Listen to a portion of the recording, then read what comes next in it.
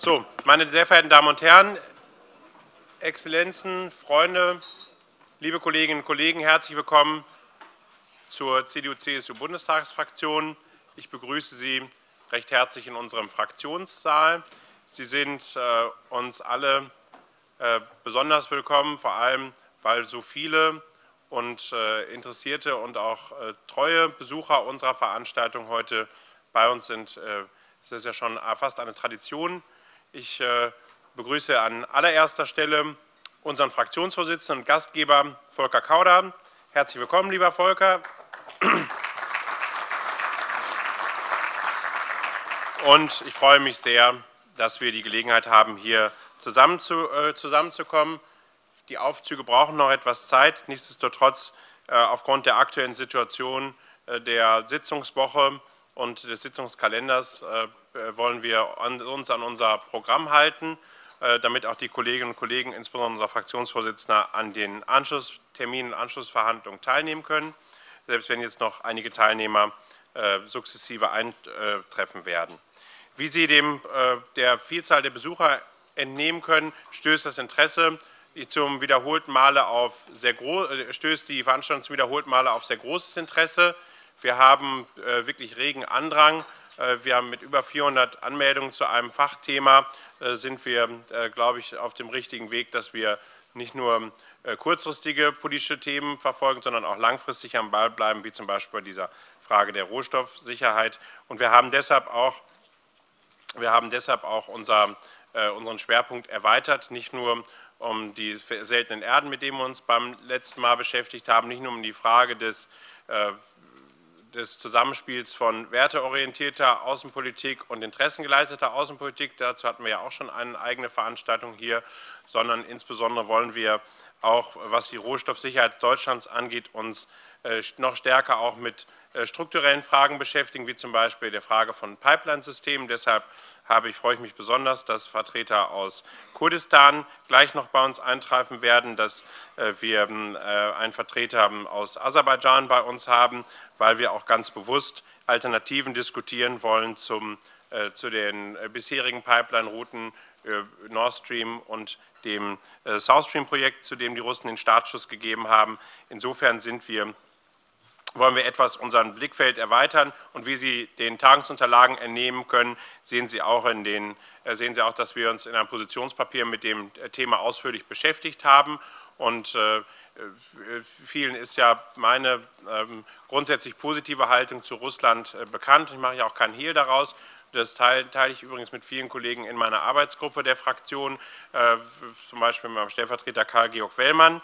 Aber es ist in der Tat natürlich für uns überlegenswert, welchen Bewegungsspielraum und Handlungsspielraum haben wir, wenn wir Pipeline-Projekte in der Ukraine vielleicht vernachlässigen oder Alternativen zu South Stream erst gar nicht diskutieren. Deshalb beschäftigen wir uns ja insbesondere heute auch mit TAP und mit Nabucco, die wir im größeren politischen Rahmen diskutieren wollen. Aufgrund von einer Terminkollision in seinem Kalender und einer zeitlich sehr angespannten Situation muss ich leider Ihnen mitteilen, dass Hans-Dietrich Genscher heute nicht bei uns sein wird, und er sich entschuldigen lässt. Ich hoffe, dass wir bei einer anderen Gelegenheit die Möglichkeit haben, mit ihm zu diskutieren, aber er lässt Sie alle sehr herzlich begrüßen. Zu der Rohstoffsicherheit Deutschlands möchte ich eingangs noch einmal erwähnen, dass wir uns sehr, sehr stark als Fraktion mit der Außenpolitik auseinandergesetzt haben. Sie wissen, dass gerade insbesondere in unseren eigenen Reihen die Frage des Frackings auf sehr starke Bedenken stößt. Damit beschäftigen wir uns auch sehr intensiv. Wir haben also keine Situation wie die USA, wo eine eigene Energieunabhängigkeit zu erwarten ist oder prognostiziert wird, sondern wir werden uns nach wie vor noch mit befreundeten Ländern, mit denen wir allerdings, obwohl wir mit ihnen befreundet sind, auch in anderen Themenfeldern vielleicht nicht überall übereinstimmen, zum Beispiel was die Menschenrechtspolitik angeht oder auch den Fortschritt der demokratischen Standards in diesem Land. Deshalb bleibt uns das nicht erspart, uns auch weiterhin mit diesen wichtigen Fragen auseinanderzusetzen. Die Bundeskanzlerin und das Bundeskanzleramt haben deshalb mit großer Energie das Thema der Rohstoffpartnerschaften vorangetrieben, was wir als Fraktion massiv begleitet haben. Zuallererst möchte ich deshalb die Mongolei erwähnen. Wir haben hier bei uns im Fraktionssaal vor einem Jahr eine wirklich bemerkenswerte Veranstaltung gemeinsam mit der DGAP und der mongolischen Botschaft durchgeführt, wo der Präsident der Mongolei auch eine sehr interessante und wegweisende Rede gehalten hat. Wir hatten beim vergangenen Rohstoffkongress im April vor einem Jahr die Diskussion mit dem kasachischen damaligen ersten Vizepräsident, der mittlerweile zum Ministerpräsidenten geworden ist. Wir legen, was unsere außenpolitischen Schwerpunkte angeht, ganz klar auf dieses bilaterale Instrument der Rohstoffpartnerschaften einen Schwerpunkt, weil wir davon überzeugt sind, dass die Fortschritte leider in Europa zu langsam vorangehen und dass wir deshalb dringenden Handlungsbedarf hatten. Ich bin deshalb an dieser Stelle ganz besonders, und er wird repräsentiert von Herrn Kerber, dem BDI ausdrücklich sehr dankbar, weil wir mit dem BDI und mit unserem Freund Uli Grillo, dem jetzigen BDI-Präsidenten und vormaligen Chef der Rohstoffaktivitäten des BDIs, sehr, sehr eng und vertrauensvoll zusammengearbeitet haben. Die Deutsche Rohstoffallianz ist auf jeden Fall ein Anfang, den wir weiter unterstützen wollen. Lieber Herr Kerber, herzlichen Dank für die gute Zusammenarbeit. Wir wollen das auf jeden Fall weiter fortsetzen. Insgesamt ist dieses Thema der Rohstoffsicherheit und der Rohstoffversorgung für uns eine Frage von Stabilität und Erhaltung der Wettbewerbsfähigkeit. Uns ist definitiv klar, dass wir diese Aufgabe politisch intensiv begleiten müssen, weil wir wissen, dass wir mit Partnern zu tun haben, wo auch der Staat sehr häufig durch direkte Teilhaberschaft oder durch indirekten Einfluss stark sich einmischt und sich stark auch in den Vordergrund bringt. Auch von uns diese Partner zu Recht erwarten, dass die Bundesrepublik Deutschland sich dazu erklärt zu diesen Fragen, dass diese Fragen leider zu unserem Bedauern nicht nur in einem freien Wettbewerb der Globalisierung miteinander diskutiert werden, sondern auch in sehr stark regulierten Bereichen wir uns bewegen und Themen miteinander vermischt werden. Und deshalb ist das für uns ein dringendes Thema der deutschen Außenpolitik geworden, wie wir mit diesen Staaten umgehen, wie wir freundschaftlich, aber auch in kontroversen Diskussionen weiter aufeinander zugehen können. Wie Sie wissen, hat Deutschland verhältnismäßig wenig eigene Rohstoffe, obwohl sich unsere Fraktion zum Beispiel mit den Themen des Urban Minings auch ausführlich auseinandergesetzt hat, ist dieses Thema naturgemäß hier nicht Arbeitsauftrag der Arbeitsgruppe Außen, sondern bei uns geht es tatsächlich darum, wie können wir die bilateralen Rohstoffpartnerschaften erweitern, wie können wir international gemeinsam mit unseren Freunden in der NATO, gemeinsam mit unseren Freunden in Europa versuchen daran mitzuwirken, die Großprojekte von Pipelines bis hin zu überstaatlichen Regelungen innerhalb der WTO eine Rohstoffsicherheit für uns zu erreichen. Das ist für uns zentral, sowohl was das Thema Erdöl angeht, als auch die Frage Erdgas. Das sind Themen, die heute auch im Mittelpunkt unserer Tagung stehen, nachdem wir uns, wie gesagt, schon mit dem Thema seltene Erden ausführlich beschäftigt haben.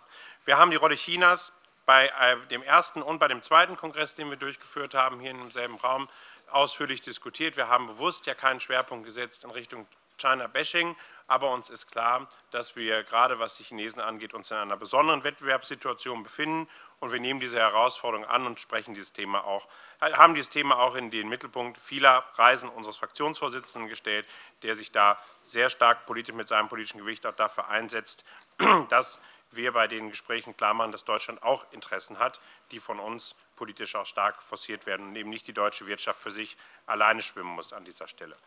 Wir setzen ganz stark darauf, dass wir die Vielfältigkeit, mit der Deutschland sich versorgt, weiter erhalten können.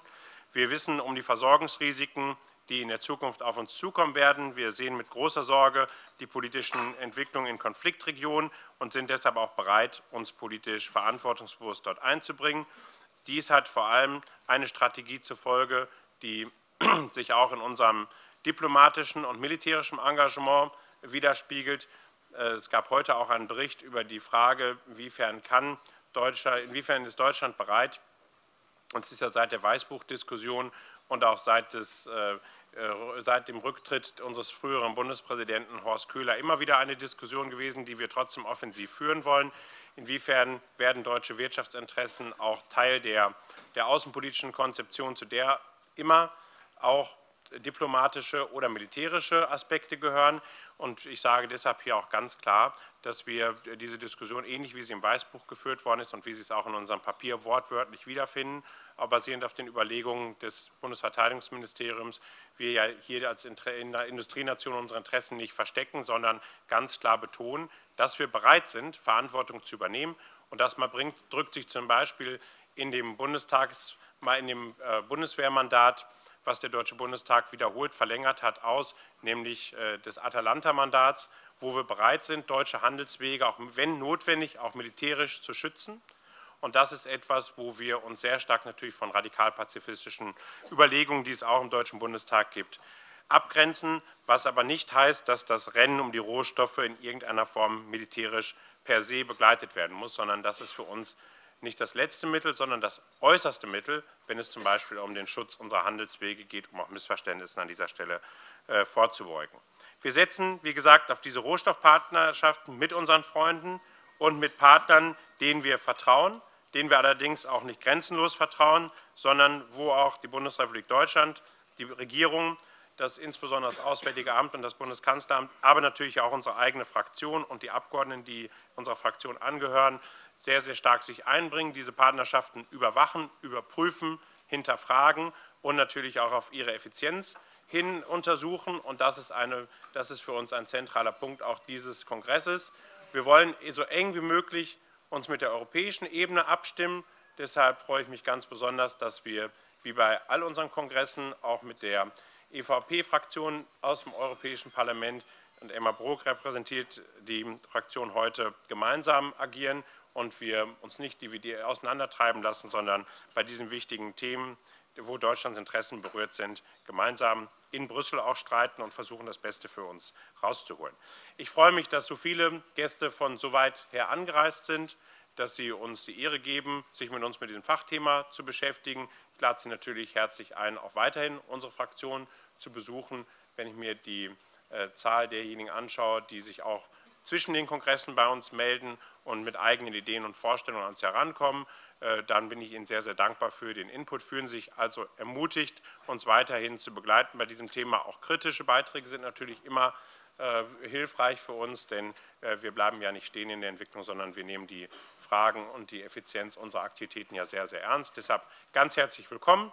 Ich bedanke mich jetzt schon an der Stelle, weil jetzt noch so viele Leute da sind und am Ende sind erwartungsgemäß hier etwas wegen der Anschlusstermine Abbrüche. Ich bedanke mich an erster Stelle bei unseren Mitarbeiterinnen und Mitarbeitern, seitens der Fraktion, denn sie haben sich sehr, sehr viel Arbeit gemacht und sehr viel Mühe gemacht, die vielen Sonderwünsche der vielen Delegationen, die heute bei uns sind, zu erfüllen. Und deshalb ganz herzlichen Dank für die Mühe. Das ist in der Sitzung bei dem Termin und dem Sitzungsdruck, den wir aktuell haben, keine Selbstverständlichkeit. Und deshalb ganz, ganz herzlichen Dank für die vielen Überstunden, die Sie in den letzten Wochen machen mussten. Ganz herzlichen Dank.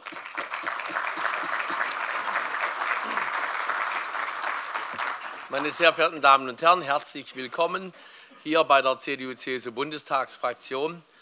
Wir haben in den vergangenen 4 Jahren eine Fülle von Kongressen zu wichtigen Themen durchgeführt, aber ich kann mich nicht erinnern, dass ich so häufig zu Rohstoffthemen gesprochen habe. Gefühlt haben wir sicher 10 Rohstoffkongresse durchgeführt. Das ist bereits ja schon ein Nachfolger von einigen Vorgängern. Und daran können Sie erkennen, dass wir das Thema Rohstoffsicherheit, Versorgung mit Rohstoffen aus den verschiedensten Aspekten heraus verfolgen. Wir haben das Thema Rohstoffe im Zusammenhang mit Umwelt, mit Wirtschaftsfragen und natürlich auch als ein Thema der Außenpolitik. Für uns in Deutschland ist dieses Thema deshalb von großer Bedeutung, weil wir, wie auch in dem Strategiepapier der Fraktion formuliert, Deutschland, ich sage es mal sehr vorsichtig, auf absehbare Zeit, trotz der Energiewende und der erneuerbaren Energien, wird Deutschland auf absehbare Zeit Importeur sein müssen für Energie. Und wir haben heute ja den Schwerpunkt auf Energieversorgung Gas, Öl, aber auch bei anderen Rohstoffen werden wir wahrscheinlich dauerhaft Importeur sein. Und in diesem Zusammenhang gilt es, was jeder mittelständische Unternehmer weiß, dass sein Risiko die Firma nicht gut in die Zukunft zu bringen, dann am größten ist, wenn er von nur einem einzigen abhängt. Und deswegen wird versucht, natürlich mehrere Kunden zu haben, nicht nur von einem abhängig zu sein, möglichst in verschiedenen Feldern, nicht nur Automobilindustrie, sondern Maschinenbau und vieles andere mehr. Und so sind wir natürlich auch daran interessiert, dass wir bei Rohstofffragen, bei Gas und Öl nicht nur eine Option haben, sondern mehrere, dass wir auswählen können, dass wir einen Mix machen können und dass es natürlich auch Wettbewerb gibt. Und deswegen ist es doch völlig klar, wenn wir sagen, jawohl, wir haben einen Teil unseres Erdgases beispielsweise aus Russland, aber es muss auch Russland verstehen, dass wir uns nicht ausschließlich auf Russland abstützen können, sondern dass wir auch noch andere Quellen brauchen. Und es ist auch völlig klar, dass wenn ein Land Importeur ist, es nicht nur mehrere Anbieter suchen muss, sondern auch die eigenen Quellen erschließen muss. Und deswegen haben wir in der Bundestagsfraktion gerade eine sehr intensive Diskussion darüber, ob wir in tiefen Erdschichten liegende Gasvorkommen jetzt fördern können oder nicht. Und da haben wir natürlich eine andere Situation als die Vereinigten Staaten. Wir sind ein dicht besiedeltes Land. Bei uns können Sie keinen Schritt machen, ohne dass Sie auf irgendjemanden treffen. Wir haben keine entleerten Regionen. Gott sei Dank, kann ich sagen. Trotz der demografischen Entwicklung sind wir dicht besiedelt und haben gleiche Lebensverhältnisse weit in unserem Land. Und das macht natürlich es schwierig. Und wir müssen natürlich auch für die Rohstoffversorgung immer wieder bei den Menschen werben. Es hat sich durch die Euphorie bei der Solarenergie ein bisschen bei den Menschen der Glaube breit gemacht, man könne ausschließlich mit der wunderbaren Sonne und diesen Paneelen auf dem Dach in Deutschland die Energieversorgung sicherstellen. Nur wenn man nur wolle, ginge das schon. Und wenn die Sonne eben nicht scheint, wie jetzt in diesen trüben Zeiten, müsse man eben sie doch hervorholen auf irgendeine Art und Weise. Und dass dies eben nicht geht, sondern dass wir auch andere Ressourcen nutzen müssen, müssen wir deutlich machen. Wir haben in der CDU-CSU-Bundestagsfraktion uns nicht gegen Fracking ausgesprochen, aber wir haben natürlich schon an die Wirtschaft appelliert, es muss eine Methode gefunden werden, die verhindert, dass wassergefährdende Stoffe in den Boden hineinkommen. Wir haben die Erfahrung gemacht, dass die qualifiziertesten Naturwissenschaftler nicht hundertprozentig sagen können, was sich in der Erde alles abspielt und wo die Dinge wieder rauskommen, die man an anderer Stelle vermutet hätte, dass sie rauskommen. Und deswegen brauchen wir hier eine Zusammenarbeit zwischen der Politik und der Wirtschaft, um neue Möglichkeiten zu finden. Wir können dauerhaft auf diese Energieressource nicht verzichten. Dies ist auch klar. Und es ist auch klar, dass wir, wie gesagt worden ist von Philipp Missfelder, auch bereit sein müssen, einen politischen Beitrag in der Rohstoffgewinnung zu leisten. Die Amerikaner werden über kurz oder lang zu einem Exporteur werden von Gas. Und sie werden versuchen, ihre Unabhängigkeit immer weiter zu vergrößern. Und je mehr ihnen das gelingt, desto weniger werden sie bereit sein, bestimmte Wege, Transportwege allein zu schützen oder gar nicht mehr zu schützen. Deswegen ist für uns auf einmal das Thema Sicherheit von Transportwegen, nicht nur Bekämpfung der Piraterie, zu einer wichtigen Frage geworden. Und da muss klar sein, dass die Bundeswehr neben ihrem Verteidigungsauftrag, neben ihrem Auftrag in der ganzen Welt für Frieden zu sorgen, auch diesen Auftrag haben muss, Verkehrswege zu sichern. Und deswegen muss die Bundeswehr auch eine entsprechende Ausrüstung dafür haben. Ich bin Philipp Missfelder außerordentlich dankbar, dass er sich mit diesem Engagement um diese Fragen kümmert. im ständigen Austausch auch mit der Bundesregierung und bei den vielen Gesprächen, die stattfinden, dass dieses Thema auch bei uns in der Fraktion eine Bedeutung hat. Und dass wir dieses Thema auch in die Bevölkerung hineintragen, dass Energie nicht wie selbstverständlich und Rohstoffe nicht wie selbstverständlich in unser Land kommen, sondern dass darum gerungen werden muss, auch im politischen Diskurs. Und es ist völlig klar, dass wir diese Energieversorgungsinteressen, die wir haben, auch mit unserer wertegeleiteten Außenpolitik immer wieder in Verbindung bringen müssen. Das kann nun nicht heißen, dass wir mit Ländern, wo die Menschenrechtslage oder die Religionsfreiheit nicht so ist, wie wir es uns vorstellen, überhaupt keinen Kontakt mehr haben. Aber wir können mit einem gewissen Selbstbewusstsein an die Aufgabe heran, weil wir ja auch merken und wissen, dass es nicht nur das Interesse gibt eines Abnehmers, sondern dass es auch das Interesse eines Lieferanten gibt und dass die Preisgestaltung durchaus von verschiedenen Faktoren abhängen kann, wie wir auch jetzt beim Gas sehen, wenn andere auf den Markt treten. Und deshalb glaube ich, kann man, wenn man dies in sachlichem, angemessenem Ton macht, auch in einen politischen Dialog über die Geschäftsbeziehung, die man hat, eintreten und darauf hinweisen, dass bestimmte Dinge auch erwartet werden. Es macht überhaupt keinen Sinn zu glauben, sich von jemandem abzuschotten, um ihn dann auf einen besseren Weg zu führen, sondern nur im Gespräch unterschiedliche Interessen ausloten und versuchen, sich näher zu kommen. Da bleibt noch manches zu tun. Wir haben immer wieder gute Kontakte nach China und stellen dort auch fest, dass es nicht immer einfach ist, über diese Themen zu sprechen, dass man es aber kann. Vor allem dann, wenn man es mit dem notwendigen Respekt tut. Ich halte wenig davon, hier in Deutschland scharfe Reden zu führen und wenn man dann dort im Land ist, schwächer zu argumentieren. Sondern ich rate immer dazu, hinzufahren, unter vier Augen scharfe Reden zu führen und dann versuchen, zu einem gemeinsamen Ergebnis zu kommen. Aber dass die Dinge angesprochen werden müssen, die nicht in Ordnung sind aus unserer Sicht, ist völlig klar. Ich glaube also, dass dieses Thema Energie neben der reinen Versorgungsfrage natürlich auch eine außenpolitische Frage ist. Und wenn wir im Augenblick an das Thema nur kurz beleuchten, das uns zurzeit besonders beschäftigt, nämlich Zypern, dann merken wir ja auch, wie Energiefragen auf einmal eine ganz neue Dimension bekommen können, in der Frage, ob man eine bestimmte Bank retten kann oder nicht, wenn man bestimmte andere Dinge bekommt. Also die Energiefragen haben eine ganz herausragende Bedeutung bekommen.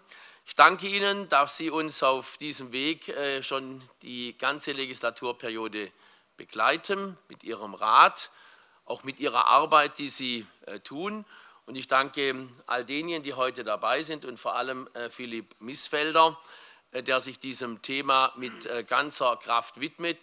Und da er noch jung ist, für Verhältnisse der Politik sehr jung ist, lohnt sich auch seine Arbeit, denn wir können davon ausgehen, dass er noch viele Jahre an diesem Thema arbeiten kann. Herzlichen Dank, lieber Philipp Missfelder, für diesen Einsatz. Ich wünsche Ihnen nun gute Erkenntnisse und bitte um Nachsicht, dass ich zu einer anderen Veranstaltung muss. Der DIHK-Präsident wird heute verabschiedet und da gehört sich schon auch ihm die Aufwartung und den Dank auszusprechen für seine Arbeit bisher. Herzlichen Dank und viel Erfolg.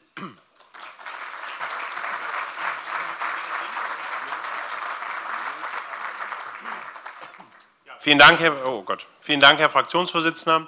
Ganz herzlichen Dank natürlich für die Bemerkung über meine Jugend, die täglich abnimmt. Deshalb fühle mich sehr geehrt, dass wenigstens einer das noch zur Kenntnis nimmt. Ich bin sehr, sehr froh, dass ich einen besonderen Gast begrüßen darf, auf dessen Rede ich mich jetzt auch besonders freue, nämlich den Staatssekretär des Auswärtigen des Königreichs Norwegen. Norwegen ist eines der Vorzeigeländer, nicht nur was Compliance-Fragen angeht, sondern natürlich auch was den Umgang mit Gewinnen aus Rohstoffen angeht. Und als Vorsitzender der Jungen Union der ich ja auch bin, freue ich mich natürlich, dass das Thema Generationengerechtigkeit so ernst genommen wird. Herr Staatssekretär, Sie sind uns herzlich willkommen und Sie haben das Wort.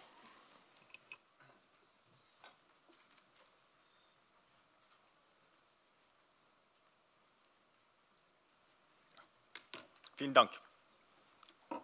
Sehr geehrte Damen und Herren, es ist gut, in Berlin zu sein, nochmal. I will, however, do it in English, because there are English speakers here as well. I'm very glad for the invitation. I will try to give a perspective from Norway as a producer and exporter of oil and gas, with a close relationship to Europe, and not least Germany. Our bilateral relationship with Germany has been, I could say, built on energy in more than 100 years. So I'm glad to be here, and I'm going to try to give a few Norwegian perspectives. First on some global trends, energy markets, then who we are, Norway, in this picture for Europe, then a bit on Norway, Germany in this picture, and finally about the developments in the region from where I come. I mean the North and the Arctic, which is increasingly also being a new region in terms of energy, increasingly, and minerals. First, some trends. When it comes to world demand for oil and gas, we see a growing need for energy. In 2 decades from now, the need will probably be 40% higher than what is currently the situation. Growth in Asia is pushing demand up. We also see that even though we all are steering towards a carbon neutral economy in the future and phasing in renewables, because of the growth, fossil fuel and demands for fossil fuel will be high for the foreseeable future. That goes for oil, goes for coal, gas, even though renewables are expected to be more important in the global mix in the future. So that's one aspect. We also see because of this that there are increased attention on new regions in the world in terms of oil and gas in particular. Because of technological developments, one can operate further away, deep water, for example, than before, and also because of prices. So it makes sense today to drill for oil and gas in Norwegian waters further out, where it's more expensive than before. Let me take another trend, which I think is a very important one, particularly when it comes to geopolitical aspects and foreign policy. That is dependency on imports. There we see one big shift in the world, which I think is an important one. It's on this picture, where we see United States of America, because of the shale gas and oil revolution, within the next 2 decades will turn from being a net importer of energy to become a net exporter of energy, oil and gas. And that dependency on import oil and gas will shift from the west to the east. If you see also today in the Middle East, China's dependency on oil and gas from the Middle East is today higher than the US dependency. And that picture is just the beginning of a trend. And then we can have all kind of analysis out of this, but this is an important shift. Europe will be more dependent on import than today.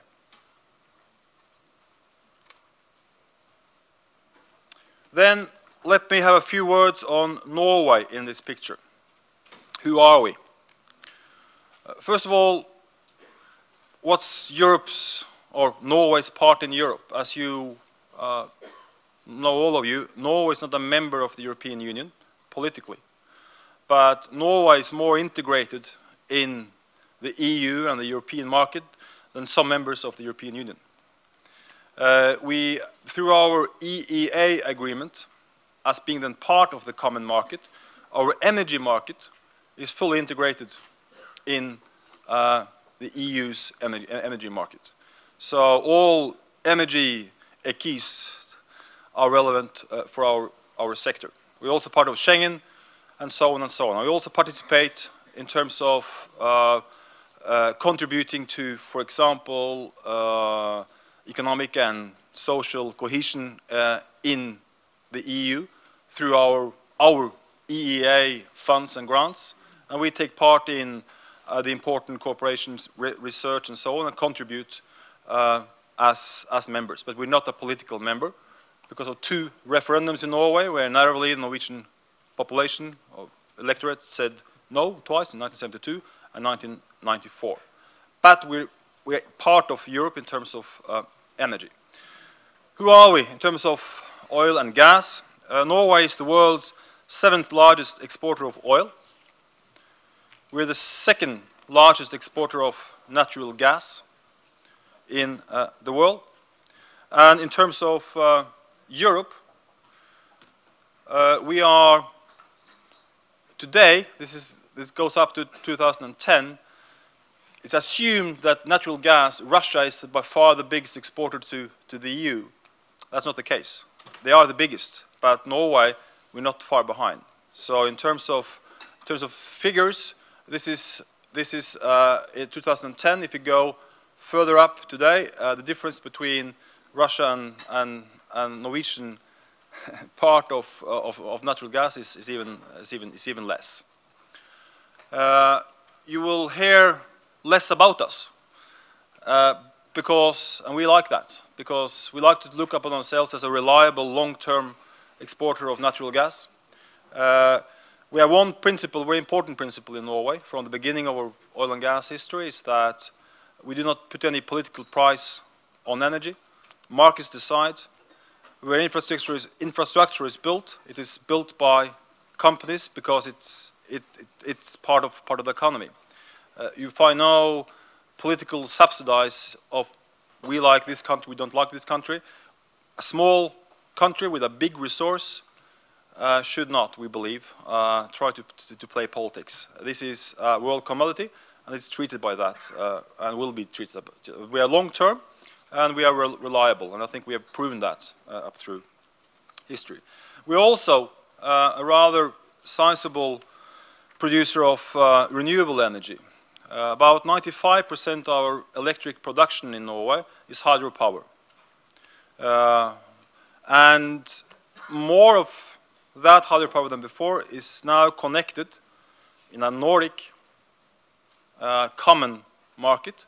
And increasingly we are linking up with the rest of Europe, Germany first, and I will return to that on our common. Let me also put another contribution to Europe, part of our footprint. This is our sovereign wealth fund, which is, let me explain that. We have large revenues going like this on oil and gas. Relatively small economy, so we have put all incomes into a sovereign wealth fund, a purely financial fund. We invest in the world and own in the world, and we take out profits from that fund and pulls it back into the economy. 2 aspects: it's to stabilize the physical nature of our economy, and it's because of future generations. Oil is peaking now, and we call it a pension fund. That, I checked yesterday, the market value of that fund today is 550 billion euros. Big proportion of that is invested in Europe. 7.4% of it is invested in Germany. That means I had the numbers. That's 32 billion euros is invested in Germany, bonds, stocks. And that's not because we like Germany or the fund like Germany. We do like Germany. But this fund is a purely financial fund. So it invests where it believes it can get returns. And it believes it can get good returns in future investments in Germany. Therefore, a lot of these funds are invested in Germany. But that's part of our also oil and gas, in a way, footprint in Europe.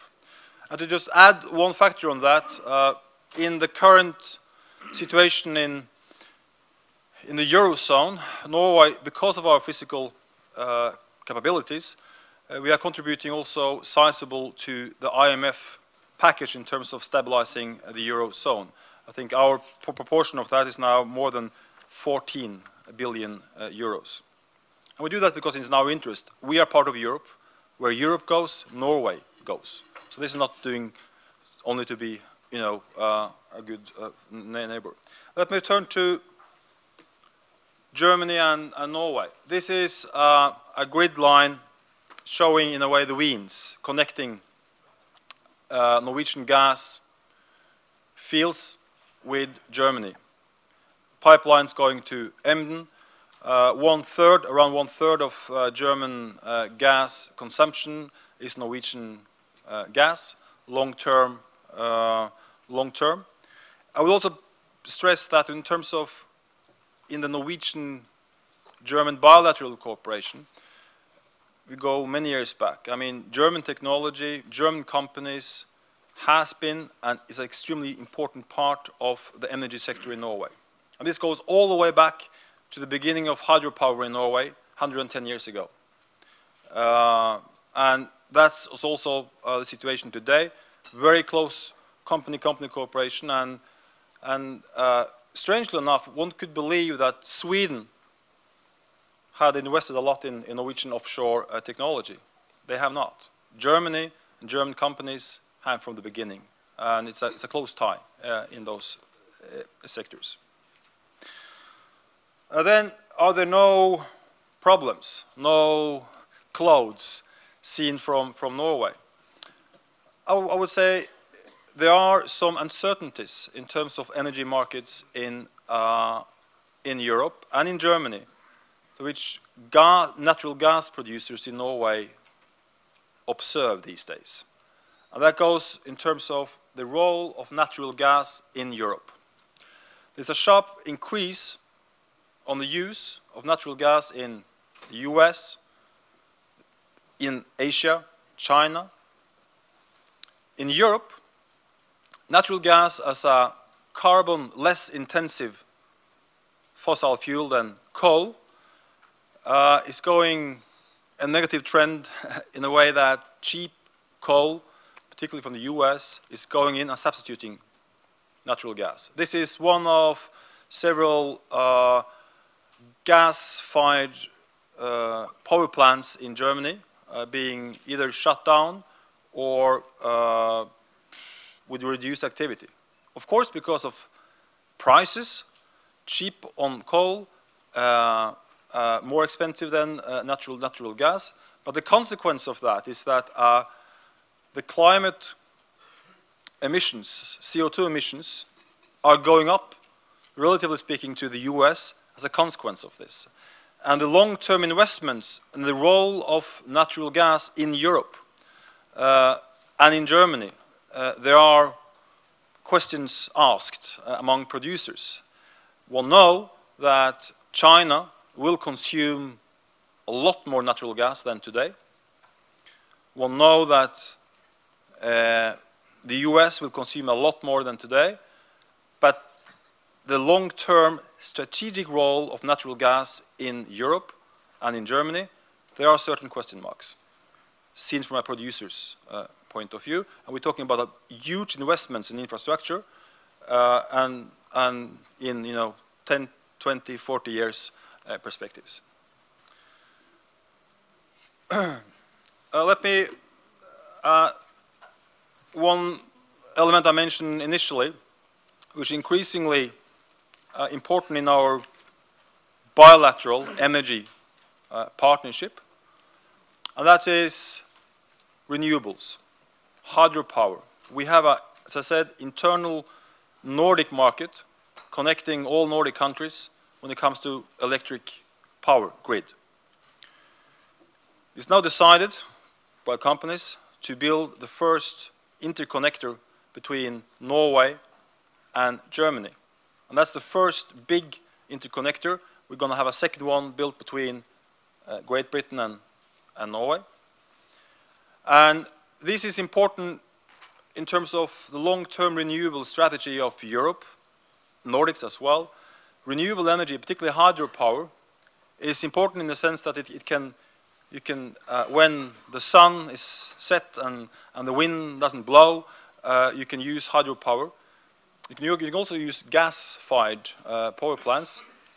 So these interconnectors are important as part of a future Europe where renewables will be more important and where Germany is leading in terms of renewable strategies. Norway and our hydropower can be part of the answer to stabilizing the challenges in the grids, only part. But we are doing our share there, and there is increased cooperation underway, and there will be interconnector between Norway and Germany on electricity within not many years. Let me then turn to developments in my part of the world, the Arctic. You probably heard or read, whether it's in the Spiegel or the Time magazine, where there have been a lot of articles over the last few years on big changes in the Arctic. You know, more activity, energy, minerals. What is going on? There is more activity, but then it's important to know what the Arctic is. The Arctic is many things. Our part of the Arctic, we're talking north of the polar circle. When it comes to Norway, that is 80% of our waters. 10% of our population lives there, and the Gulf Stream makes our part of the Arctic pretty warm if you compare it to Canada. There are more people in one of the northern countries, Arctic countries in Norway, than the whole of Canadian Arctic, which is huge. We have been operating oil and gas exploration in our Arctic waters since 1979, nothing new. We have had economic activity in our part of the Arctic for many, many years. But things are happening, and then further north. And that is because of this. Climate change, bad news for Norway, bad news for Germany, bad news for the world. And we're seeing the result of it in the Arctic. Ice is melting. These two images shows the difference between 2006, September, and last year, September. You see much less ice. What does that mean? That does mean that in the summer, there are possibilities for more activity. Human activity is on the increase. We can put this picture on next. This is indicating two things. The red here is the summer and winter. The red is indicating shipping. Two stories. One story is that 90% of all shipping in Arctic waters is happening in Norwegian waters, because our waters are generally ice-free, and always been that. But shipping is on the increase, particularly on the Russian side. More will be accessible by ships. That means activity in terms of shipping out minerals, particularly from Russia, but also otherwhere, and energy. Even though I wouldn't stress the importance of energy in the short term and the medium term, and I'll come back to that. This is energy in our part of the Arctic. This is the world's most northern production plant of natural gas. The engineering of this plant, Hammerfest Snow White, is Linde, a German company. It started production of natural gas, LNG, for shipping. Most of it goes to Europe and Asia in 2007. These are ice-free waters in Norway. There are estimates of around 13% of oil reserves in the world in the Arctic, around 30% of natural gas reserves in the Arctic. But that doesn't mean that those reserves are open and ready for exploration tomorrow, because there will be harsh conditions there. There will be ice, and it will depend on both price and long-term investments. And on the Russian side, investments are underway on our side as well, and also on other part of the Arctic. And this is an energy region of the world, has been and will increasingly be. But I wouldn't expect that this region will deliver huge amounts of energy in the medium term. I would actually expect that accessibility, because of less ice, will mean that the mineral resources in these Arctic areas will be more important. And we see that already today. Very big, particularly Asian interest in the Arctic. China, South Korea, Japan, so on. Chinese investments in the Arctic, in mineral companies in Norway, if you go to Greenland, if you go to, and so on, sharp increase. That is my presentation on our footprint and of some of the developments. I just want to conclude by saying that for us, Germany is not only an important partner, but also a strategic ally in where we're seeing eye to eye on political priorities, and that even we as a producer and Germany as a consumer of energy, interests are much more equal than one could believe. Because in a multipolar world, interdependency means that the big differences of the past between a producer and an importer are somewhat more blurred. Germany is an important European ally for us, and we're looking forward to build on that partnership for the future, where energy, also in the future, as in the last 100 years, will be a very important pillar.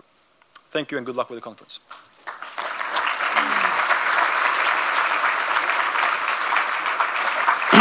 Yeah, thank you very much. The next speaker is the general manager of the BDI, Mr. Kerber.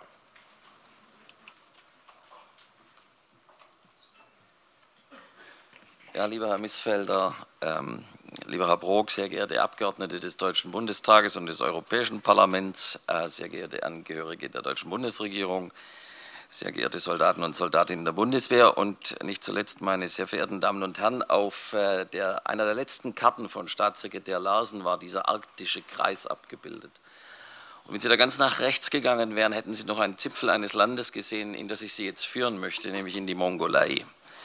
Die Mongolei ist ja eines der Länder, mit denen die deutsche Industrie, aber auch die deutsche Bundesregierung einen zukünftigen sehr engen Austausch hat, was Rohstoffe und Rohstoffgewinnung und Veredelung anbelangt. Und in der Mongolei gibt es ein wunderbares Sprichwort. Und das würde ich gerne an den Anfang meines Impulses stellen. Das mongolische Sprichwort lautet: Der Frosch, der im Brunnen lebt, beurteilt das Ausmaß des Himmels nach dem Brunnenrand.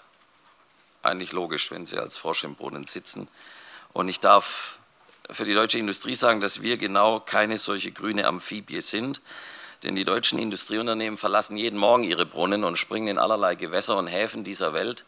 Wir sind ja weltweit tätig und als Exportweltmeister der westlichen Welt, der wir immer noch sind und der wir auch auf viele Jahre hinweg wahrscheinlich bleiben werden, sind wir deswegen in den globalen Märkten zu Hause. Wir reagieren auf Entwicklungen in allen Regionen der Welt, auf allen Kontinenten, tagtäglich mit unseren Produkten und Dienstleistungen.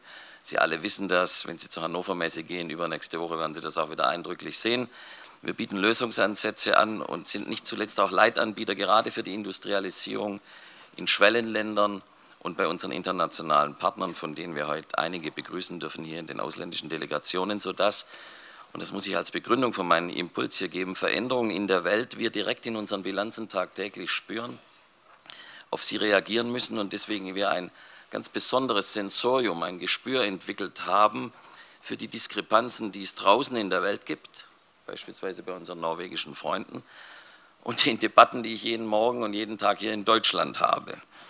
Und da merken wir, dass es da immer Asymmetrien gibt und ich bin deswegen sehr froh, dass die CDU-CSU-Fraktion wiederholt das Thema des heutigen Tages, nämlich die außenpolitischen Aspekte der deutschen Rohstoff- und Energiesicherheit in den Mittelpunkt ihrer politischen Arbeit stellt. Denn ich darf noch ein anderes, in Deutschland sehr oft übersehenes Indiz Ihnen geben.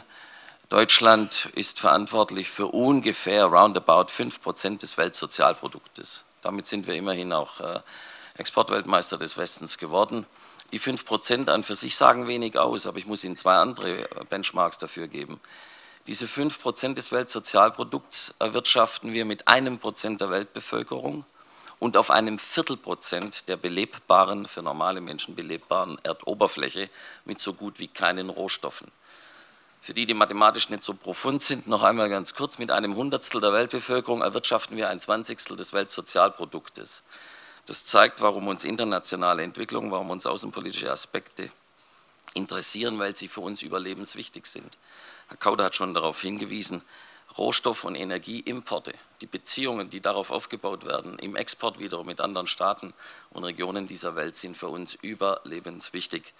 Und deswegen müssen wir als Gesellschaft in Deutschland aufpassen, dass wir eben nicht wie der Frosch in der Mongolei in so einen mentalen Brunnen verfallen und uns die Welt vom Boden aus dieses Brunnens betrachten. Und ich wäre nicht der Hauptgeschäftsführer des Bundesverbands der deutschen Industrie, wenn ich heute nicht meinen Schwerpunkt auf energiepolitische Themen im Geflecht zwischen Rohstoff und Energien legen würde. Denn ich habe schon den Eindruck, dass wir in Deutschland die komplette Energiethematik mit einer ausschließlich nationalen Brille mit hohen Scheuklappen sehen, wobei doch eigentlich jedem klar ist, dass Themen wie der Netzausbau oder das Ausbauziel für erneuerbare Energien, die wir sehr kleinstaatlich zurzeit und auch morgen wieder diskutieren, so als ob die Energiewelt zwischen Kiel und München oder zwischen Saarbrücken und Cottbus entschieden wird, diskutieren, obwohl wir ja eigentlich bei der Energiegewinnung und beim Energieabsatz in einem internationalen Flechtwerk eingebunden sind. Und um das noch einmal zu betonen, es gibt eine ganz neue Umfrage des Weltenergierates Deutschland, wo weltweit Experten befragt wurden, Energie- und Rohstoffexperten, aber in dem Fall vor allen Dingen Energieexperten. Würdet ihr den heutigen Stand der deutschen Energiepolitik als ein Blueprint für euch selber, also für ein Vorbild für die Welt draußen nehmen? Die Antwort war überwältigend, 80% der weltweit befragten Experten sagten nein. Das würden sie nicht, oder wie ein amerikanischer Professor aus Harvard am Montag sagte, we're going this way, you guys are going that way, that cannot go on forever. Und sodass ich nur davor warnen möchte, dass wir uns in diesem Brunnen der Energiepolitik am Boden dieses Brunnens schön bequem einrichten und sagen, was interessiert uns die Welt. Wir sehen ja einen kleinen Ausschnitt des Himmels. Das sage ich auch insbesondere denjenigen, die in der Politik unterwegs sind und sagen, am besten wäre es, wir könnten jedes deutsche Dorf energieautark machen. Und diese Bestrebungen gibt es. Sie müssen mit Bürgermeistern, Sie müssen mit Landräten reden. Es geht ja gar nicht darum, ob Deutschland energietechnisch autark wird. Nein, jede Religion will das werden. Ich lebe in Wannsee, wir können alle 3 Brücken kappen. Ich kann auch aus Wannsee ein energieautarkes System machen, aber ich glaube, das würde nicht in die Erfolgsbedingungen der deutschen Wirtschaft reinpassen, denn wir sind systemisch vernetzt. Das merken wir jeden Tag im Energiebereich. Und wir können uns deswegen von internationalen Entwicklungen, und ich bin sehr dankbar, dass Staatssekretär Larsen die Sicht Norwegens auf uns unten, von Norwegen oben betrachtet, gelenkt hat, weil das zeigt, dass Norwegen einer der Schlüsselspieler ist, die wir brauchen, um unsere Energiewende erfolgreich abzuschließen. Da geht es nicht nur um Gas, es geht auch um Speicherungen und Bezug von Energie auf dem Gebiet der Wasserkraft, sondern es geht auch darum, dass die anderen europäischen Partner mit uns mitziehen.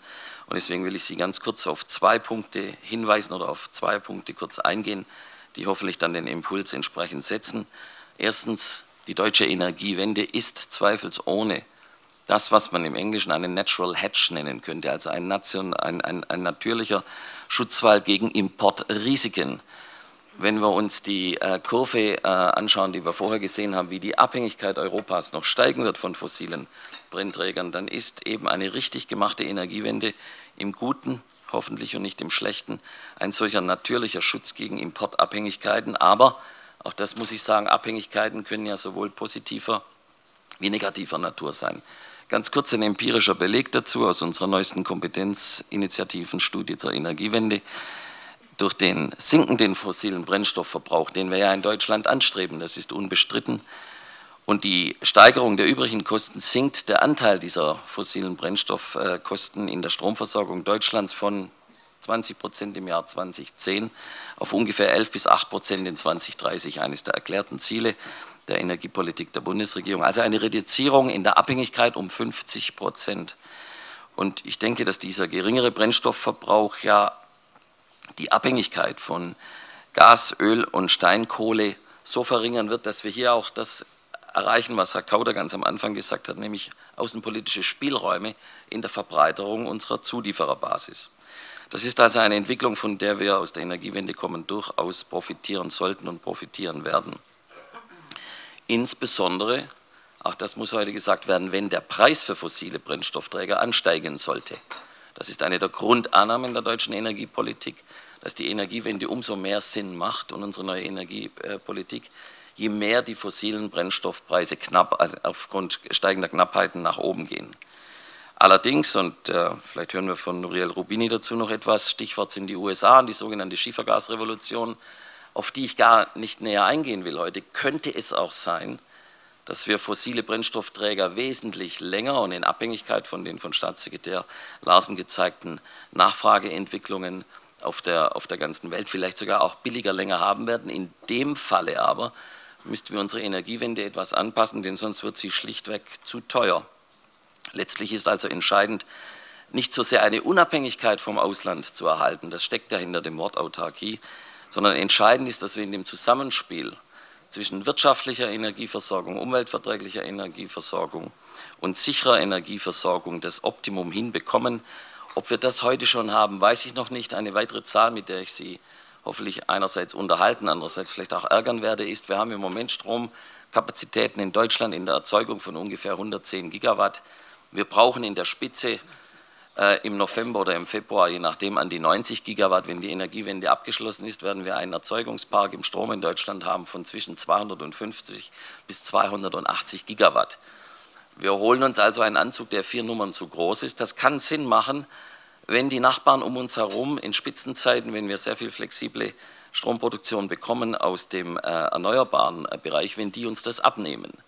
Und eine Beobachtung, das hat mit Sicherheit wiederum zu tun, muss ich schon mit Ihnen teilen. Um uns herum wird alles gebaut, nur nicht erneuerbar, weil natürlich unsere Nachbarn sagen, na eins wissen wir sicher, die Deutschen werden eine Überproduktion an erneuerbarem Strom haben, den werden sie uns geben müssen und wir diktieren den Preis. Das sind auch Sicherheitserwägungen, die man in einem systemischen Energiesystem oder in einer systemischen Betrachtung des ganzen Erzeugungsparkes nicht außer Acht lassen kann. Ein weiterer Punkt, den wir heute noch ansprechen werden, ist, wir haben eben in unserer Außen- und Sicherheitspolitik das Problem, dass in einer weiterhin fossilen Welt, an der kann ich leider nichts ändern, dass aber in einer weiterhin fossilen Welt der Großteil der relativ billig zu erschließenden, die Schiefergasrevolution außen vor gelassen, ein Großteil der relativ wirtschaftlich zu erschließenden fossilen Brennstoffträger in der sogenannten strategischen Ellipse liegen. Das kennen Sie alle, das ist der Bereich zwischen Westsibirien, dem Nahen Osten, Zentralasien und dem Arabischen Golf. Und deswegen werden auch weiterhin unsere Beziehungen zu diesen Staaten enorm wichtig sein. Enorm wichtig auch, weil sie weiterhin Erlöse produzieren werden aus diesen Verkäufen von fossilen Brennstoffen, die sie ganz gern bei anderen eintauschen würden, um ihre eigene Entwicklung voranzutreiben. Übrigens, und das ist sehr interessant, ihre eigene Entwicklung auch im Bereich der erneuerbaren Energien. Saudi-Arabien ist ein enorm wichtiger Entwicklungspartner beim Verkauf zukünftiger erneuerbarer Energien, insbesondere im solarthermischen und im photovoltaischen Bereich.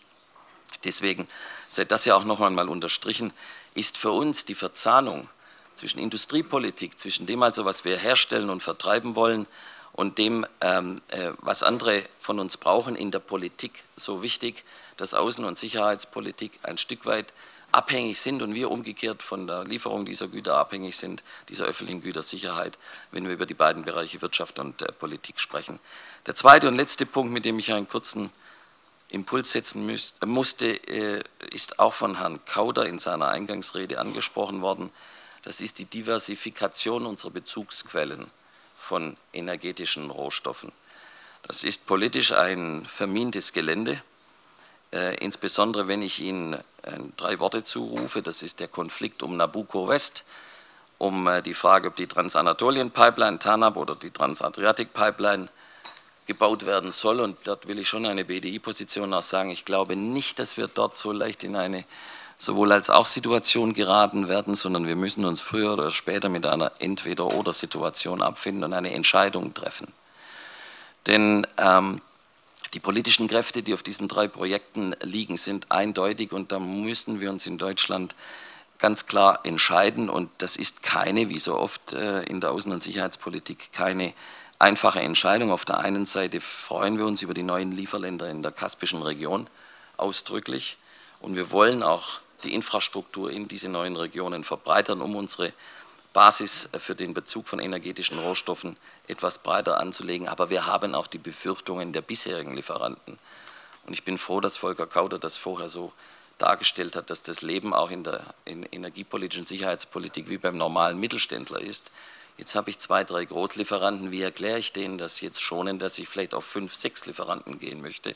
Das hat jeder, egal ob er Steckdosen herstellt oder Autos. Und genau vor diesem Problem steht die deutsche Politik. Und da brauchen wir sehr viel, auch das hat Volker Kauder erwähnt, sehr viel Fingerspitzengefühl. Denn mein Security of Supply Problem, das ich natürlich durch eine Verbreiterung der Basis wesentlich ruhiger schlafend erreiche, ist für meinen Hauptlieferanten, Sie wissen, wen ich meine, ein Security of Demand Problem, weil der hat seine Entwicklung seiner eigenen Gesellschaft, seiner Wirtschaft auf Prognosen ausgestellt, wie viel Gas und Öl er verkaufen kann in den Westen, insbesondere in Deutschland. Und hier ist, glaube ich, Fingerspitzengefühl der deutschen Diplomatie, der deutschen Außen- und Sicherheitspolitik angebracht. Ich habe Frau Riedl, die schon die Diskussion etwas vorbesprochen hat, versprochen, dass sie das Thema Fracking nur am Rande streifen würde. Aber natürlich wird eine Welt um uns herum, die mehr und mehr dem Schiefergas folgt und mehr Fracking betreibt, von uns früher oder später auch hier eine Antwort erwarten wollen. Wie haltet ihr es denn mit dem Fracking? Wollt ihr an dieser technologischen Revolution mitmachen? Wollt ihr euch an der beteiligen? Seid ihr hier ein verlässlicher Partner? Und ich bin froh, einen für Sie völlig unerwarteten Kronzeugen hier, obwohl er nicht anwesend ist, herbeirufen zu dürfen. Ich empfehle jedem die Lektüre des Kapitels im neuen Buch des Chefs der Böll-Stiftung, Ralf Füchs. Das Buch heißt Intelligent wachsen und er hat ein Kapitel drin, wo es um Energie und Energietechnologie geht und er plädiert wärmstens und härtestens für Deutschland, sich an dieser Technologie zu beteiligen. Und ich finde, einen besseren Fürsprecher meiner Position wie einen grünen Vordenker kann man eigentlich in den Räumen der CDU-CSU-Fraktion gar nicht finden. Ein letzter Punkt, den ich erwähnen möchte, ich bin nicht mit allen Punkten in Füchses Buch einverstanden, Herr Missfelder, dass wir uns da nicht missverstehen. Er hat andere Kapitel, die finde ich sehr dramatisch, aber man muss sich in diesen schwierigen politischen Tagen seine Verbündeten suchen. Das weiß die deutsche Industrie. Ja. Man kann es sich manchmal auch nicht aussuchen, aber ich habe heute auch noch eine andere Veranstaltung, wo es darum geht, ob, Stichwort Strompreisbremse, die deutsche energieintensive Industrie einfach mal so über Nacht mit 700 oder 800 Millionen Euro belastet wird. Und in so einem Kampf, wo es um viele Tausende von Arbeitsplätzen geht, suche ich mir meine Verbündeten, bis ich die Koalition habe, die ich brauche. Das ist leider, und jetzt komme ich wieder zur Außen- und Sicherheitspolitik, etwas, was man aus der Außen- und Sicherheitspolitik lernen kann. Auch hier bei der Energiewende braucht man die Coalition of the Willing und die baut dann eben auch der BDI sich zusammen. Ein letzter Punkt, der mir wichtig ist, weil es auch hoffentlich Ihre Position unterstreicht und stützt, ist das Bereisen unterschiedlicher Regionen dieser Welt mit großen und höflich auftretenden Delegationen ist das eine. Das machen wir auch sehr, sehr gut in Deutschland.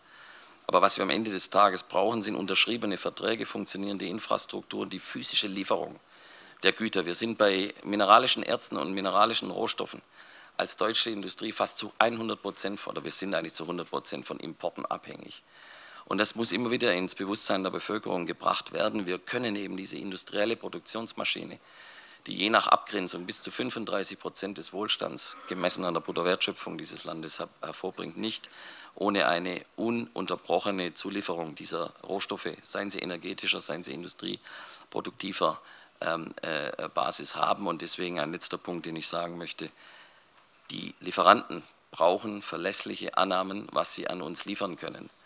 Und deswegen ist die wichtigste Örtlichkeit, an der Außen- und Sicherheitspolitik im Sinne von Rohstoff- und Energiesicherheit gemacht wird, nicht in Baku und die ist nicht in Moskau und die ist nicht in Peking, die findet hier in Berlin statt. Die Energiepolitik der nächsten 10 bis 20 Jahre wird von unseren ganzen Lieferpartnern enorm mit Argusaugen betrachtet und wenn wir hier die richtigen Zeichen geben, mein Stichwort, Sie können es sich schon erahnen, sind der Gasmarkt, dann werden wir dort auch zu Umsatzzuwächsen kommen. Aber was sich im Moment im Gasmarkt abspielt, ist natürlich dramatisch. Unsere Gaskraftwerke, wir haben das modernste Gaskraftwerk hier in der Nähe von München, das anscheinend unbestritten weltweit modernste Gaskraftwerk. Das kann sein, dass wir das vom Netz nehmen müssen, weil es sich im Moment nicht rechnet. Es hat zu wenig Betriebsstunden. Nun kann man sagen, das ist ein nationales Problem. Aber natürlich die Gaslieferanten Deutschlands schauen sich das auch an und sagen, lohnt sich das überhaupt, den Deutschen noch Gas zu liefern, unabhängig auch von der Schiefergasrevolution, wenn die ihre modernen Gaskraftwerke gar nicht betreiben können. Deswegen hat das, was wir national glauben, bei der Energiepolitik lösen zu können, immer Auswirkungen auf die Beziehungen, die wir zu anderen Staaten und zu anderen Lieferanten haben. Und ich würde mit einem mongolischen Sprichwort begonnen haben, gern mit einem norwegischen Sprichwort schließen. Die Norweger, so wurde mir berichtet, haben ein Sprichwort, das heißt, der Fisch beißt am liebsten in einen silbernen Angelhaken. Das haben ja auch die Angler im BDI bestätigt, das sei so, das muss immer blinken und der silberne Blinker hat den besten Beißerfolg. Und ich glaube, wir müssen schon für unsere Energielieferanten auch ein silberner Haken sein. Und wenn wir das sind, dann werden wir weiterhin eine verlässliche und eine sichere Energieversorgung haben. Ich hoffe, hiermit genügend Impulse gesetzt zu haben und freue mich auf die Diskussion. Vielen Dank.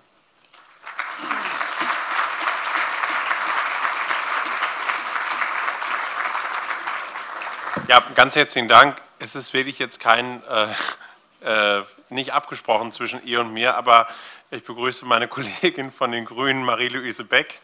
Dein Mann ist gerade schon ausführlich zitiert worden beim Thema Fracking. Ganz herzlich willkommen. Ich habe, now it's up to Nuri Rubini. The floor is yours.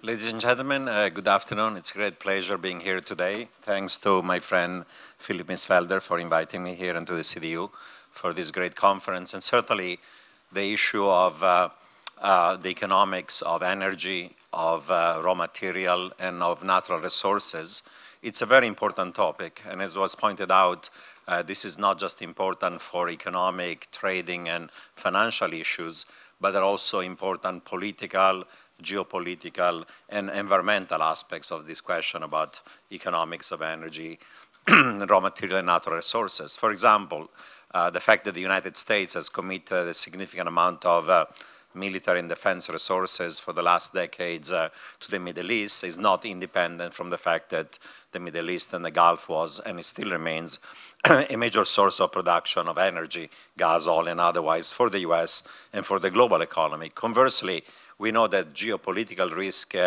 like, for example, the Yom Kippur War or the Iranian Revolution, have been a source of shocks for the oil market, leading to spikes in oil prices and having important consequences for growth and inflation around the world. In the past, of course, wars might have been fought on the issue of energy and oil, but there are other types of natural resources that are going to become politically even more important in the future. For example, in the world there is a lack of water. An issue of water supply is key in many parts of the world as there is economic growth. And I would argue actually that maybe you're going to have not only political but even military conflicts in the future on the question of control of water resources. Conversely, it's not just an issue of energy security we have to worry about.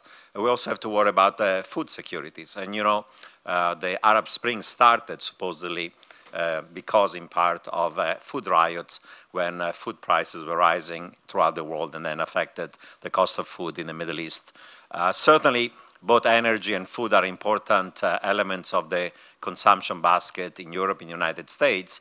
But if you're looking, for example, at emerging market economies like China, India, and others, up to 2/3 of their consumption basket is composed of food, energy, transportation, and so on. So anything that's to do with the cost of oil, of energy, and of food, of course, has important consequences. I was just recently, a few weeks ago, in Bulgaria, where the government collapsed, in part because electricity prices are so high that the average electricity bill per month is equal to the average pension of the average pensioner in a place like Bulgaria. So there are economic aspects, there are political aspects, and of course, there are environmental aspects. Now, when we talk about resources, of course, we can talk about oil, about energy, about food, about raw materials and other minerals. It's a very broad topic, and I'll have to touch upon some elements, but not all. Now, the first observation I'll make is the following one. There is a demand side and there is a supply side to the production of oil, energy, and other raw materials. If you think of it from the demand side, we live in a global economy where there is ongoing economic growth.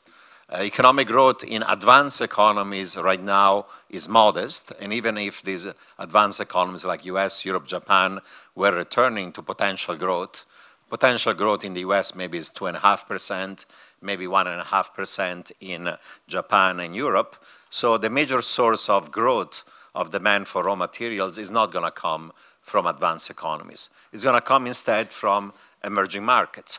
The typical average growth rate of an emerging market for the last decade has been around 5%, as opposed to only 2% for advanced economies. And some parts of emerging markets are growing faster than 5%, say emerging Asia. And within emerging Asia, for the last 3 decades, a country like China was growing even faster, with an average growth rate of around 9 to 10%. And these emerging market economies, not only they're growing, but there are many other trends that imply higher demand for a wide range of natural resources. These countries are industrializing, and as you industrialize, of course, you have more demand for energy and raw materials. They are urbanizing, and as you urbanize, for example, there is more demand for cars, transportation, that requires oil, gasoline, and you name it. These are countries where there is a sharp increase in per capita income. As per capita income becomes higher, you demand more food, more energy, more raw material. In some of these countries, the growth pattern has been actually resource intensive and capital intensive, like in the case of China, where fixed investment is almost 50% of GDP, and where significant investments in infrastructure have implied even more demand for natural resources than in a situation which is consumption-driven economic growth. And finally, there is population growth that implies that you have more people, and therefore you're going to have more demand for a variety of natural resources. So this combination of urbanization, industrialization, high per capita income, and population growth implies that you're going to have in emerging markets significant increases over time for a wide range of natural resources. More demand for oil, more demand for energy, more demand for water, more demand for food, more demand for higher proteic value-added food, more demand for copper, iron ore, and a wide range of industrial and raw materials of one sort or another. Now, in advanced economies, the increase in demand is going to be maybe smaller because of slower economic growth, but as we know, on a per capita basis, the use, for example, of energy in advanced economies, take the United States, is much higher per capita than it is in emerging markets. And part of the increase in demand for energy in emerging markets are also becoming richer. And as they become richer and they can afford having cars, electric appliances, and you name it, of course, that demand tends to increase. So we're going to have in the next few decades a significant increase in the demand for a wide variety of natural resources. Then the question is going to be, where will the supply come and how much of a supply increase is going to occur? Because if the demand is going to outstrip the supply growth, basic of demand and supply economics, the price is going to go higher. And if prices go too high, of course, eventually there are issues of energy security, of food security, of social and political instability might derive from a high and rising price of oil, energy, food, and other raw materials. Now, economists in principle say that there are two types of natural resources. One that is reproducible, say food. If you have more land, you can put more land at work and produce more food year after year. And there are other ones that are non-reproducible. For example, there is a limited supply, of course, of reserves of oil in the world.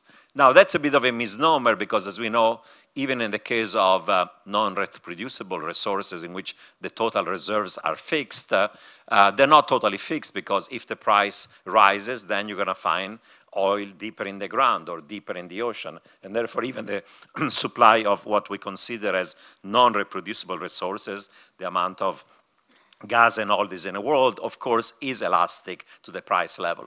And in thinking about, of course, demand and supply, if demand is going to be rising over time for a variety of natural resources and the price is going to increase as well, that increase in price is going to incentivize finding new varieties of oil and energy. And therefore, there'll be a supply response. So we should think of it as in terms of that one.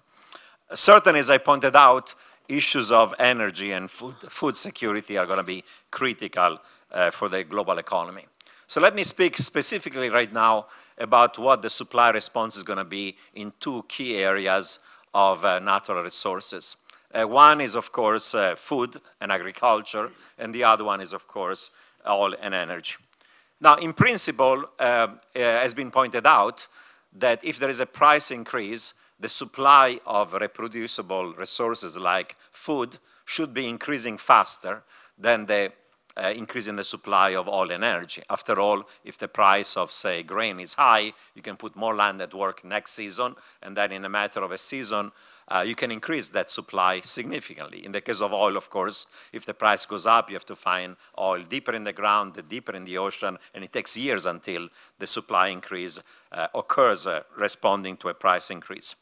Unfortunately, however, even in the case of food, and the issue of food security has been, of course, very important politically in many countries, the supply response to even a price increase is slow. And it's slow for a number of reasons. The first one is in some countries, the process of urbanization implies that agricultural land is now less available because more of it essentially is used for industrial and urbanization. Take, for example, China, where the growth of urbanization implies that a lot of land that was used for agriculture is not now available for producing food. You have factories, you have commercial stuff, you have cities, you have residential. A second aspect of this supply response is that increasingly there's been a diversion of many crops to biofuels. That diversion implies that, yes, having those biofuels created is another source of energy, but then less of grains, less of sugar, less of other kind of food is going to be available for food use as opposed to biofuels. That's also a constraint. The third constraint is that the cost of some inputs in the production of food is rising right now. To produce food, you need water. And water is becoming increasingly scarce and increasingly expensive in many parts of the world.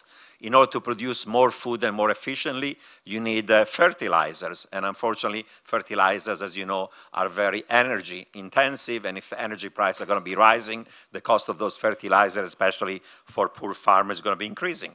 In order to produce more food, you need tractors, you need machines, and those machines again need oil, diesel, and so on. And if the price of those things is going to be going up, the input in the production of food, their cost is going to be going higher, and therefore the supply response is going to be limited.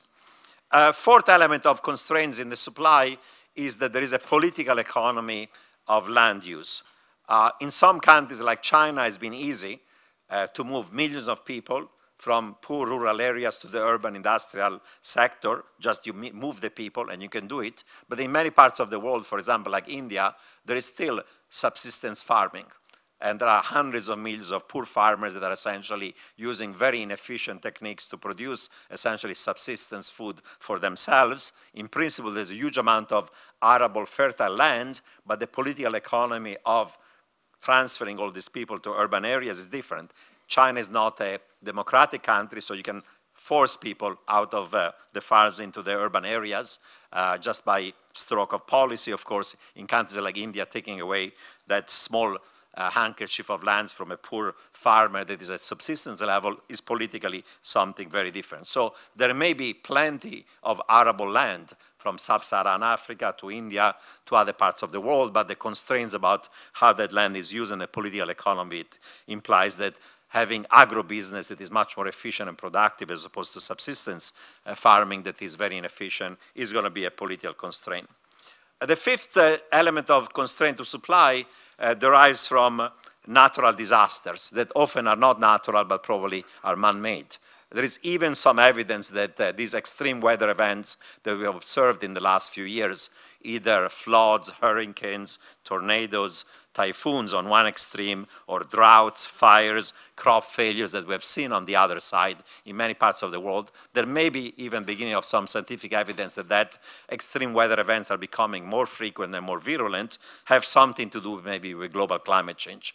Now, the consequences of the extreme weather event is that when you have fires and droughts, there is less supply, there are export restrictions like the one that Russia, Argentina, and others impose, then the price of food goes higher, and that is a problem.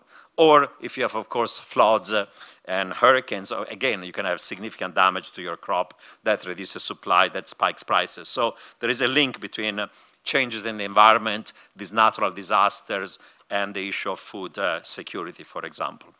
So that's something that is important to keep in mind. So potentially you can produce more food, but there are these 5 constraints to a rapid increase in supply following an increase in price and demand. Let me speak now about specifics now about the oil and the energy market. Is of course an important one. As I pointed out, even oil and energy is partially reproducible because as a response to an increase in the price, there is an incentive to find oil, energy, gas, coal in places that the marginal cost of production is higher than before. Now, when we talk about oil and energy, of course, there's a wide range of sources of energy. There are traditional fossil fuels like oil, like coal, like natural gas. There is now the whole phenomenon of new fossil fuels, shale gas, shale oil, oil sands, and a variety of other ones. There is, of course, sources of energy that are alternative, renewable, green economy, solar, wind, all the other ones we know. And, of course, there is also the politically fraught option of having also nuclear power. Now, when we talk about oil and energy, of course, there is a lot of debate about where the sources of this energy is going to come. I think that the responsible kind of energy policy for any country in the world, and also for the world, has to emphasize not only providing more supply of traditional and non-traditional sources of energy, but also making sure that there is also a significant control on the demand side. Energy conservation, energy efficiency, a variety of clean tech technologies, and more importantly, using even tax policy as a way of achieving a reduction of demand is going to be important. There is a debate in the United States that is not going anywhere today about whether we need a carbon tax. Economists believe that actually, given all the externalities coming from fossil fuel on the environment, on global climate change, actually having a carbon tax on the use of a wide range of fossil fuels will be actually something that is economically efficient with lots of benefits. Unfortunately, the political economy of the US doesn't allow a serious debate about something like this to occur. Now, when we look at the supply side of the energy sector, I think that there are 2 interesting developments, because for a long time, of course, the supply was partially dominated by, of oil, was dominated by the OPEC countries.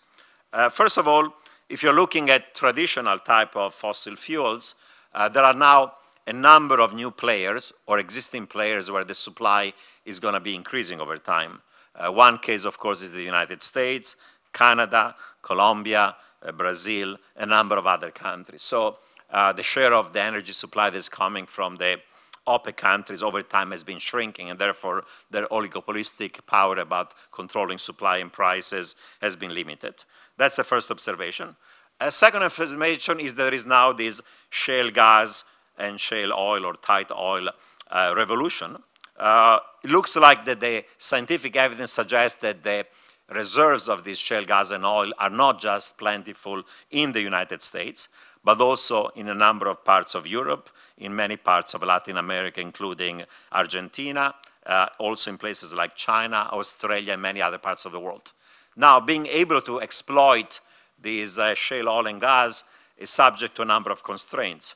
In some parts of the world are the environmental constraints, certainly in highly dense population parts of the world, like parts of Europe, whether the science about fracking that is safe or not, and there's still debate, even if in the US, most people now believe that appropriate ways of fracking can limit any environmental damage, but politically, of course, in Europe it's going to be much harder to exploit those shale gas and oil reserves because of greater environmental constraints and greater population density. In other parts of the world, like China, there is a huge amount of shale gas and oil, but the question is, do you have the technical expertise? Because in the US you have thousands of firms that for many years in the private sector have been developing the technical expertise for being able to exploit this stuff. So it's much more expensive, for example, to produce shale gas and oil in China than it is in the United States. One of the questions is going to be, are there alternative techniques to be able to exploit these resources that are not the traditional fracking, and there are some ideas out there, or whether those kind of technologies can be transferred to countries that require them and so on. But certainly this shale gas, oil, and revolution is going to be important, as I'll point out. Of course, there are also geopolitical kind of implication of it. Now, when we talk about the oil market, There is traditional demand and supply, determines, of course, the prices. But, of course, there are also geopolitical dimensions of oil and energy that have an important effect in terms of fear premium that they can affect oil prices. Let's not forget that major shocks to oil prices for the last 3 or 4 decades have occurred because of geopolitical shocks in the Middle East. In 1973, the Yom Kippur War between Israel and the Arab state led to an oil embargo and a tripling of oil prices. In 1979, the Iranian Revolution also led to a shock to the supply with a spike in oil prices. In 1990, the Iraqi invasion of Kuwait also led to a supply shock and increase in prices. And all these 3 episodes were associated, as you remember, with a global recession, not just a recession, with global stagflation. There was a recession in advanced economies, and there was also a significant increase also in inflation level. After 73, with the 74-75 stagflation, in 1980-82, following the Iranian Revolution, and even the global recession that followed the Iraqi invasion of Kuwait. So shocks that come from the Middle East that have a geopolitical dimension, of course, are also important. And the other thing to consider about supply of oil and energy is that, unfortunately, the supply of most oil and energy comes from countries that, from a geopolitical point of view, are to different degrees relatively unstable. Countries like Nigeria, countries like Venezuela, countries like Iran, countries like Iraq, countries like Russia, countries even like those in the Gulf that are, right now politically stable, but of course there's a wide range of things that make them politically more unstable over time. So we live in a world in which supply of oil and energy comes not from stable countries, with a few exceptions. Of course, there's the US, there is Canada, there is Brazil, and so on, but many of them are coming from one reason or another for countries that have different degrees of political, internal, or geopolitical instability. Now, if you think about these geopolitical shocks that affected oil prices, of course, the big issue today is this confrontation that is increasing between Iran on one side and Israel and potentially US on the other side on the potential for nuclear proliferation in Iran. Certainly, the West, and I agree with that approach, has taken the approach of using sanctions and negotiations as a way of convincing Iran to credibly give up on a nuclear option. There is also a covert war, a virtual war occurring between the 2 sides using cyber warfare and even direct kind of violent attack on each other. This may work or may not work. If it doesn't work, I think that the US and Israel will have to face a very difficult choice, one between letting Iran become nuclear and then use traditional containment and deterrence to limit the collateral damage of an Iranian becoming a nuclear power, or alternatively, there is always the option, and different people have different view on that, of actually military attack on Iran. Certainly, based on previous experiences, if there was a military conflict in the Gulf and the Middle East, like after the Yom Kippur War or Iranian Revolution or Iraqi invasion of Kuwait, you'll have a massive spike in oil prices. It could last for weeks, but it could last for months, and it could certainly lead to another global recession, and certainly a fragile global economy where advanced economies are barely recovering from a very severe economic and global financial crisis, and even emerging markets are fragile. The last thing that probably the global economy could afford is 6 months of oil prices at $200 per barrel that will lead to certainly another global recession.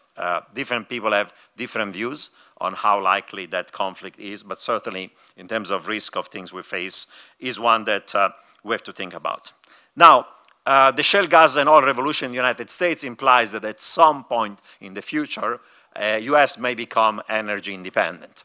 When it's going to happen depends on a variety of factors, including also whether the US is going to allow exports of oil and exports of liquefied natural gas. It looks like the US is going to phase out restrictions on exporting liquid natural gas. That implies that while it's going to have to import less, it's going to export more, and therefore the point at which US is going to reach energy independence is going to be maybe further out, not 5 years from now, but maybe 10 to 15 years from now. But at some point, the US is going to is going to become energy independent. Certainly that's an important geopolitical effect for the United States, also has important competitiveness effect. In many dimensions, US industry has been dynamic, has been competitive, has been efficient, has been doing restructuring, unlike some parts of Europe. Some parts of Europe, like Germany and the core of the Eurozones, are dynamic and they're productive and they are having low unit labor costs, but other parts of the Eurozone do not so. And certainly if there's going to be an additional cost advantage in the production of a variety of goods, starting with chemical and you name it, products coming from the United States from having low energy and gas prices, that's going to be an additional factor in the comparative advantage of the United States. Now, the US benefits from that.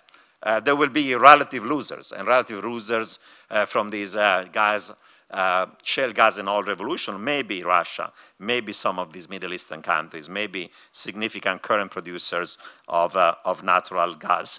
And certainly the other additional question is, if the US is going to become energy independent, does it mean that US is not going to care anymore about the Gulf and care about the Middle East? Some people say yes. The only reason why we care about these parts of the world is because we relied on oil and energy. I think it's a bit too much of a simplistic answer. The US, being a global power, has to care about many regions of the world, regardless of whether they buy energy or not. And certainly the Middle Eastern stability is important. Israel is still a major ally of the United States, and therefore Israel is going to be caring about, US is going to care about Israel, and so on. And certainly any kind of oil shocks, spikes in oil prices because of geopolitical risk in the Middle East would have effect even on an energy-independent United States, because they would imply distributive effects on consumers versus producers. So I don't think that for any time soon the US can ignore the Middle East, but certainly the willingness of waging wars, and in part maybe the Iraq war was in part, I'm not saying mostly, driven by also energy security consideration, that may change. That may change over time. Now, there are even geopolitical dimension in this energy game coming from, I would say, the recent Cyprus kind of saga. There is now major offshore kind of reserves of gas that have been discovered in the Mediterranean that Israel is trying to exploit. Israel tried to get a deal within itself and the Cypriot government on this question. The Turkish were upset because they were being cut off by it. Lebanon was upset. Hopefully, if there is a resolution of the Cypriot issue about the division of the island, there could be also a joint exploration by Turkey, Cyprus, Lebanon, Israel of these major offshore gas resources. But now, in this monkey wrench, there is the whole dimension of Russia. Supposedly, the president and the finance minister of Cyprus are going today to Moscow to debate what, maybe to avoid the bailing of their bank depositors by giving those gas resources. Some people even say as far as giving them even a naval base in Cyprus itself. We don't know what's going to happen, but certainly even the Cypriot issue is related to important geopolitical questions having to do with oil and energy. Let me conclude with a few other brief considerations, and each one of them probably will require a separate lecture. There is a great game occurring right now globally for the control of natural resources. China is the second largest economy in the world. At some point in the future, it's going to become the first economy in the world. China depends massively on importing a whole variety of resources, raw material, oil, energy, and therefore part of the rise of China, and rise of China not only economically and financially, but also militarily, is that they want to defend the shipping lanes, and they want to make sure that they have those access to resources. So they're trying to have access to these resources from a geopolitical point of view by strengthening their naval power, and of course, they're buying resources all over the world. Their own companies, their own sovereign wealth funds are investing in buying mines and natural resources from Asia to Latin America to Africa, and so on. And that has become an issue politically. When China, CNOOC tried to buy Unocal, US resisted that one, and there was that type of a conflict. The role of sovereign wealth funds in places, in countries like China, Russia, and the role in resource is going to be an important one globally, with restrictions of one sort or another to foreign direct investment coming from other parts of the world. There is also the concerns about resource nationalism. In many countries of the world, government want to protect those national resources. They don't want to sell them anymore to foreigners. And not just to foreigners that are government entities. For example, recently in the case of Canada, again, there were concerns about selling natural resources to a country like China, where their industry is state-owned, but even selling natural resources to foreign firms that are from friendly countries that are in the private sector is now being resisted. There have been a couple of recent famous cases in a place like Canada. So there is this element of resource nationalism. There's also another element that is important. In many countries of the world, there is now a resurgence of state capitalism. You see it in China, you see it in Russia, but you see it also in Venezuela, in Argentina. And if you're going to have state capitalism, that state-owned enterprises and state-owned banks are going to be involved in production and allocation of savings to investment. And what are the consequences for increasing the supply of oil and energy of having in Russia, in Venezuela, in Argentina, state-owned enterprises doing most of the job? In some cases, you could argue that the lack of private sector involvement in the exploitation of natural resources limits the increase in supply. Certainly, that's one of the reasons why Mexico now is debating whether to open its oil and energy sector to now private competition. That's beneficial. If we're going to go in the direction of state capitalism, maybe the supply response is going to be more limited. The resource industry also is becoming increasingly oligopolistic because of concentration and merger between major resource firms. When you get more oligopolies, they tend to underinvest in order to restrict supply and have a greater profit margins. And I think we'll have to discuss politically what are these consequences of an increased concentration in the resource sector. Are we going to have underinvestment? Are we going to have higher profit margins, higher prices? And what's going to be the political reaction to that? When we talk about resources, you have to, whether you like it or not to be moralistic, think about corruption and think about who is benefiting. In many countries, ethnic conflicts are occurring because resources are in one part of the country and the people who live in that country, say in Nigeria or that region, are not benefiting from those natural resources. So sharing those resources in a fair way is important. And finally, there is an element of Dutch disease that you have to worry about. Countries that rely excessively on natural resources may lose comparative advantage in other sectors. That's one problem. But more importantly, Dutch disease often leads also to rent-seeking and leads eventually to social and political instability. You know, oil can be a blessing for a country, and countries who successfully use their oil and gas and natural resources like Norway, they know how to save it for the future and productively use it, but there are plenty of countries in which actually you've had the resource curse. Oil and energy and natural resources have become a curse because the country becomes lazy. There is rent-seeking behavior, there is corruption, and there are other negative consequences that eventually lead also to political and social instability in the country. Now, these are all big topics, things that have to be discussed and addressed, but certainly I think that I put some of them on the table, and I very much enjoy the fact that this great conference today is going to address some of these very important global issues that, as pointed out, are economic, but are also environmental, social, political, and geopolitical. Thanks very much for your attention.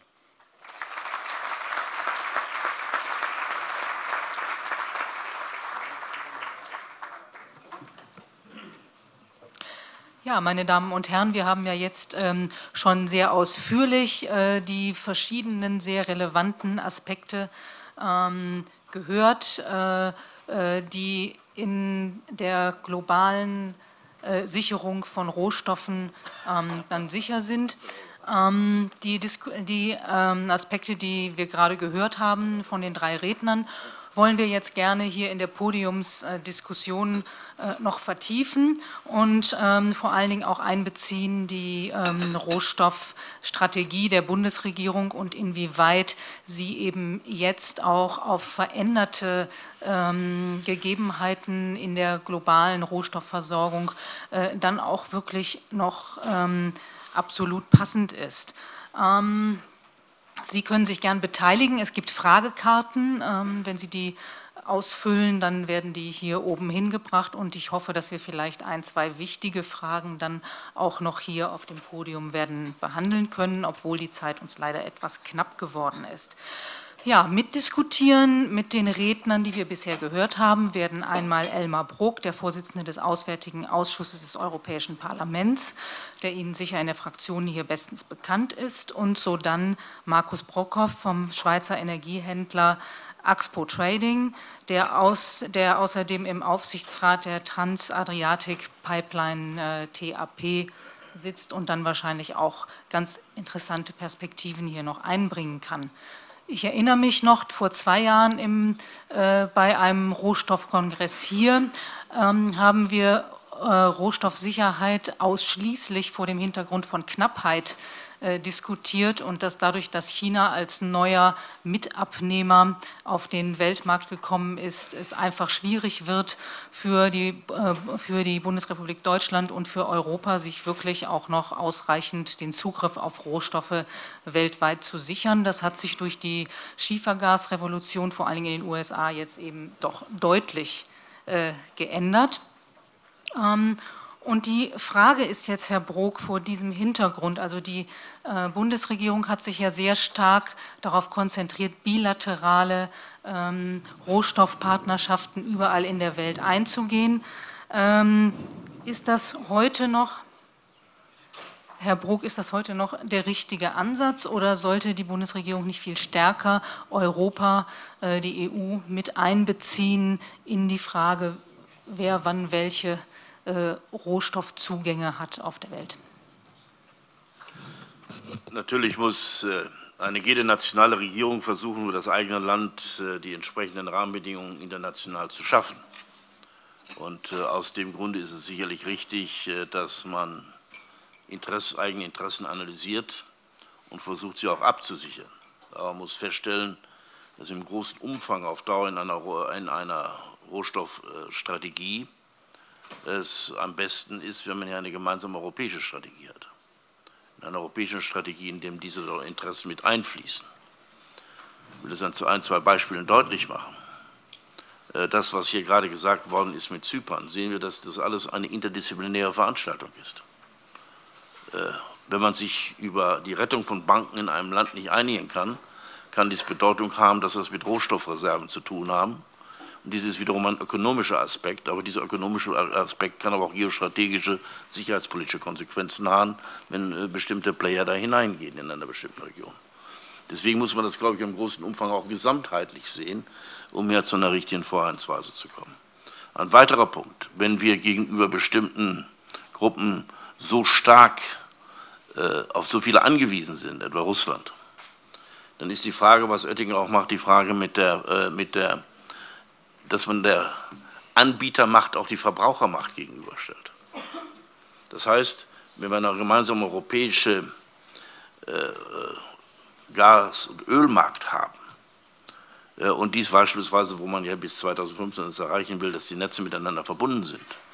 Das heißt, in einer Situation kommt, dass nicht ein einzelnes Land von irgendjemandem abgestellt werden kann, weil die anderen dieses Land dann mitversorgen, dann ist der große Markt Europa, der immer noch 25% des Welthandelsvolumens hat, natürlich so stark, dass Verbraucher sich nicht leisten können, Anbieter sich nicht leisten können, diesen ganzen Markt abzustellen. Das Russland könnte nicht aus Eigeninteresse heraus die Lieferung an die gesamte Europäische Union beenden. An solchen Stellen muss auch überlegt werden, wieder interdisziplinär. Ist es dann in einem solchen Zusammenhang klug, dass ein deutsches Gaslieferungsunternehmen seine eigenen Pipelines und Speicher an Gazprom verkauft? Auch dieses muss unter diesem Sicherheitsgesichtspunkt mitgesehen werden. Und es ist bedauerlich, dass da keine gesamtheitliche Strategie dahinter steckt. Manche Länder, wie Russland, wie China, haben eine gemeinsame Strategie, weil alle Macht sich in einem Zentrum zusammenfasst. Sie verbinden all diese Dinge, der ökonomischen Interessen, des Ressourcen, die zur Verfügung stehen, und mit den politischen Interessen. Wenn wir in unserem System der freien Entscheidung von Unternehmen, die betriebswirtschaftlich denken und nicht gesamtstrategisch denken, das ist auch gar kein Vorwurf, das ist einfach ein Unterschied des Systems zu sehen, hier Nachteile haben und wie können wir diese Nachteile auflösen. Und auch dieses kann man, glaube ich, nur in einem europäischen Konzept entsprechend machen. Ich meine aus diesem Grunde auch, ist neben dem EU-Rohstoffplan, den ich genannt hatte, die Frage des eigenen europäischen Marktes auch zur Sicherheit als Verbrauchermacht. Wir auch überlegen müssen, wie man ein Regelwerk zustande bekommt, das auf dieser Weise auch Sicherheit mit sich bringt. Ist es nicht sinnvoll, dass wir sehr viel stärkere Regeln im Rahmen der WTO einführen, die Verpflichtungen für Lieferanten mit sich bringen? Das war die Diskussion, die wir bei Rare Earth und China gehabt haben, aber es gilt, glaube ich, auch für andere Bereiche. Ist es nicht notwendig, dass wir an der europäischen Ebene eine EU Observatory for Energy haben, um von vornherein langfristige Planung zu haben in einem Gesamtkontext, um hier Frühwarnsysteme zu errichten? Ist es nicht richtig, dass wir entwickeln müssen, gerade in diesem Bereich auch eine International Regulatory Platform, um auf diese Art und Weise eben Regeln gemeinsam international zu sichern und durchzusetzen? Es geht also um Diversifizierung, es geht um gemeinsame Regeln, es geht um Marktverbrauchermacht. Und das alles zusammen in einem Guss zu machen, kann, glaube ich, nicht ein einzelnes Mitgliedstaat der Europäischen Union zu machen, selbst das große Deutschland nicht, sondern das wäre besser aufgehoben, wenn wir das im Rahmen der Europäischen Union gemeinsam machten, wo Deutschland ja sicherlich eine große Rolle spielen würde. Und dieses Problem wird noch dadurch verstärkt werden, dass, wie Sie gerade sagten, Amerika jetzt nicht mehr auf Energiezufuhren im großen Umfang angewiesen sein wird. Das heißt, das amerikanische Interesse, Rohstoffzufuhren global zu sichern, wird geringer werden. Das heißt, in dieser Frage müssen wir überlegen, wie wir dann vielleicht ohne amerikanische Hilfe solche Sicherheiten von Zufuhren gewährleisten können. Und ich glaube, das wird auch noch eine ganz neue politische Diskussion notwendig machen, auf die wir, glaube ich, noch nicht wirklich vorbereitet sind. Herzlichen Dank.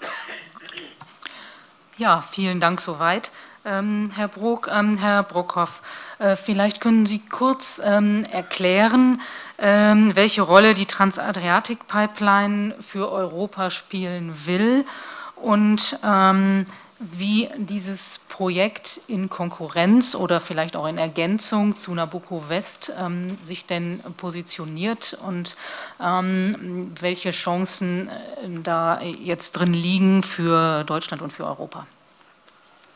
Vielen Dank.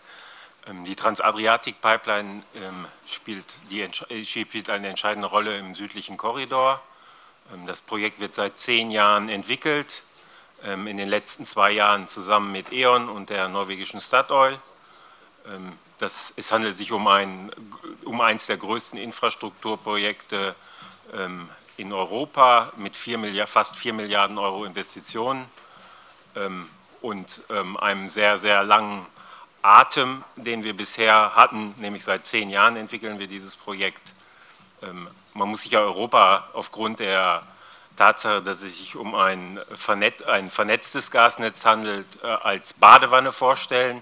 Das heißt, jedes Pipeline-Projekt, was Europa erreicht, trägt auf der einen Seite zur Versorgungssicherheit bei, aber auch zur Diversifikation. Und da kann Aserbaidschan eine entscheidende Rolle spielen in Zukunft. Neben den ganzen Problemen, die es natürlich in Europa gibt, was den Rückgang des Gasverbrauchs angeht, Oversupply,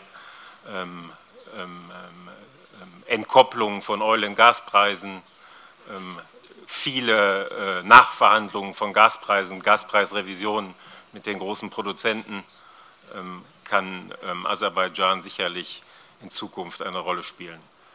Die Versorgungssicherheit Deutschlands ist eben sichergestellt dadurch, dass man sich Europa als Gasbadewanne vorstellen muss und jedes Infrastrukturprojekt, was in Europa anlandet, trägt zur Versorgungssicherheit und Diversifikation von Deutschland ebenso bei.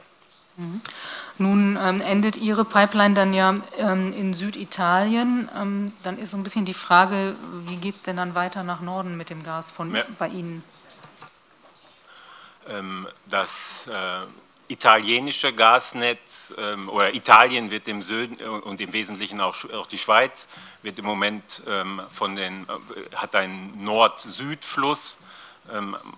Vertraglich kann man jederzeit die Flüsse auch umdrehen. Das heißt, man kann heute schon, wenn das der Preis zulassen würde, Gas von Italien über die Schweiz nach Deutschland transportieren. Die Gasnetze sind ja da und der physische Gasfluss wird eben in Zukunft auch sichergestellt, nachdem Fluxys, die belgische Fluxys, einen wesentlichen Anteil der ENI von der Transitgaspipeline, die Transitpipeline durch die Schweiz ist, übernommen hat und sich committed hat, sogenannten Reverse Flow anzubieten, kann man in Zukunft auch physikalischen Umkehrfluss der Gasflüsse sicherstellen.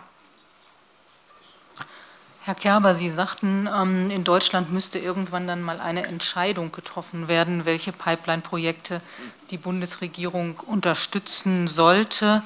Für welche Entscheidung würden Sie denn da plädieren? Ich wusste, dass Sie mir eine unanständige Frage stellen, die schwer zu beantworten ist. Ja, dafür sind Sie da. Ich hatte dafür plädiert, dass wir uns im Prozess der Entscheidungsfindung verabschieden von dem Gedanken, wir könnten Entscheidungen treffen, die niemandem wehtun. Das gilt ja für alle Politikbereiche im Moment. Ich werde hier einen Teufel tun und mich für das eine oder das andere Pipeline-Projekt aussprechen, aber irgendwann werden unsere Partner auf der anderen Seite des Tisches ungeduldig, weil sie sagen, ja, was ist denn nun? Und wenn wir wie immer im Bereich sagen, ja, lass mal noch Zeit ins Land kommen, dann springen uns vielleicht noch mehr als ein Partner ab und darum ging es mir nur. Entscheidungen treffen, wohl wissen, dass man dann vielleicht einen regionalen Partner eher negativ stimmt, aber da gibt es ja dann andere Geschäftsmöglichkeiten. Aber haben Sie Verständnis dafür, dass ich, da ja die deutsche Industrie in beiden Projekten relativ gut vertreten ist, hier unmöglich aus meinem neutralen Amt raus kann? Das hatte ich ja nun fast schon befürchtet. Aber nochmal eingehend auf dieses Thema mit den bilateralen Rohstoff- und Energiepartnerschaften, Herr Missfelder. Herr Brok hat ja gesagt, man sollte doch stärker da jetzt auf europäische Aktionen setzen und auf europäisches Vorangehen. Wie stehen denn Sie dazu? Und was glauben Sie, wie die Bundesregierung, die ja von Ihrer Fraktion getragen wird, das jetzt weiter betreiben wird? Ja, also vielen Dank, Frau Riedel, wir hätten ja sehr gerne im europäischen Rahmen mehr miteinander getan. Wir haben ja zum Beispiel immer auch einen europäischen Rohstofffonds unterstützt. Aber das Problem ist natürlich, wenn wir über die seltenen Erden sprechen, dann bewegen wir uns ja auch sehr schnell in Afrika. Und da ist unser wichtigster und engster Partner in Europa, nämlich Frankreich, 0,0 bereit, mit uns auf Augenhöhe zu diskutieren. Sondern im Gegenteil, jegliche deutsche Idee zu Rohstoffpolitik gegenüber Afrika wird dort als auf brüske Art abgelehnt und als Einmischung in innerfranzösische Angelegenheiten verstanden. Und deshalb war es notwendig, das ist ja nicht im zeitlichen Zusammenhang, ist ja vor allem im zeitlichen Zusammenhang mit den Exportbeschränkungen in China unsere Entscheidung gefallen, diese bilateralen Rohstoffpartnerschaften auf den Weg zu bringen. Deshalb haben wir hätten natürlich gerne noch in Brüssel weiter darüber diskutiert und tun das ja auch, aber wir haben, Herr Bütikofer von den Grünen zum Beispiel, ist ja auch sehr, sehr fleißig, aber wir sind waren einfach sind einfach in enormer zeitlicher Not. Und deshalb mussten wir diesen nationalen Alleingang an dieser Stelle machen. Und Sie sehen ja auch bei Mali, dass die französische Außenpolitik keineswegs oder Kongo, wo Sie keineswegs sagen können, dass die französische Außenpolitik so funktioniert wie die deutsche. Das kann ja vielleicht, auch gerade am Beispiel Malis betrachtet, auch ab und zu mal ein Vorteil sein. Ja, klar, man muss ja immer das Pro und Contra diskutieren. Das hatten wir hier auch schon mal als große Diskussion. Also ich meine, die Franzosen können viel von uns lernen und wir können auch viel von den Franzosen lernen. Aber Elmar Brok hat trotzdem recht. Wenn wir zum Beispiel einem Konzern wie Gazprom, den wir ja nicht verbieten wollen, gänzlich nach Europa zu kommen, wenn wir dort selbstbewusst auftreten wollen, dann geht das vor allem durch ein einheitliches Verbraucherauftreten. Und das muss sich auch in den Rohstoffstrukturen der Nationalstaaten widerspiegeln. Und das tut es momentan noch nicht ausreichend. Ja, wir nähern uns damit dem Thema an, Sicherung von Transportwegen und möglicherweise eben auch einer stärkeren Rolle, die dabei die Bundeswehr in Zukunft wird spielen müssen, für den Fall, dass die USA dort, weil sie nach und nach immer unabhängiger werden in der Energieversorgung von Importen, dann möglicherweise dann doch nicht mehr ganz so intensiv einsteigen werden. Herr Rubini hat das zwar etwas anders gesehen als Herr Brok, aber Herr Brok, was glauben Sie denn, was da notwendig werden wird seitens der Bundeswehr oder seitens eben auch europäisch koordinierter militärischer Einsätze? Also erstens hoffe ich, dass meine Analyse nicht völlig zutreffend ist und die Amerikaner sich stärker engagieren würden. Dann müssen wir uns darauf vorbereiten. Und ich glaube, dass die Europäische Union hier auch anfängt, etwas zu tun. Die Atalanta-Mission beispielsweise ist ein Hinweis darauf, dass im Rahmen der Europäischen Union Mitgliedstaaten, auch die Bundeswehr, sich in einer sehr erfolgreichen Weise beispielsweise mit der Sicherung von Handelswegen beschäftigen. In einer sehr erfolgreichen Weise, wie man das, glaube ich, gar nicht so weiß. Und das zeigt, dass sich solche Missionen lohnen, dass es darüber gemeinsames Interesse gibt und dass dieses, glaube ich, zeigt, dass europäische Lösungen machbar sind in solchen Fragen. Aber ich möchte mal darauf hinweisen, diese Notwendigkeit von Sicherungen sind immer nur der letzte Weg, der notwendig ist. Es wäre viel besser, wenn wir von der europäischen Seite aus in der Lage wären, mit anderen internationalen Organisationen doch ein solches Netzwerk von Rechtsverbindlichkeiten zu schaffen, gemeinsamen Regeln zu schaffen, dass diese Notwendigkeit nicht gegeben ist. Ich weiß allerdings auch, dass Rohstofffragen immer Machtfragen sind. Sie sind nicht nur rein ökonomische Fragen, wo es sinnvoll ist, dass man den oder den Deal macht, sondern das sind auch Machtfragen. Und wenn Präsident Putin beispielsweise in seiner Beantrittsrede, als er das zweite Mal Präsident wurde, gesagt hat, dass Energiepolitik auch politische Machtpolitik ist, dann zeigt das, dass wir uns darauf einstellen können und dass wir, glaube ich, aus diesem Grunde diesen interdisziplinären Ansatz sehr viel stärker sehen müssen, aus nicht nur ökonomischen Gründen, nicht nur betriebswirtschaftlichen Gründen, sondern auch aus den Überlegungen heraus, die damit zu tun haben, dass über dieses Regelwerk die Notwendigkeit militärischer Absicherung in der Tat nur die zweite Lösung zu sein haben. Gut, ich denke, wir alle hoffen, dass die militärische Lösung im Zweifel nur die 5. Lösung sein muss. Noch besser. Das wäre natürlich dann noch besser. Herr Rubini, Sie schätzten das ja anders ein, das Interesse der USA auch weiterhin mögliche Transportwege für die Rohstoffsicherheit der westlichen Welt zu sichern.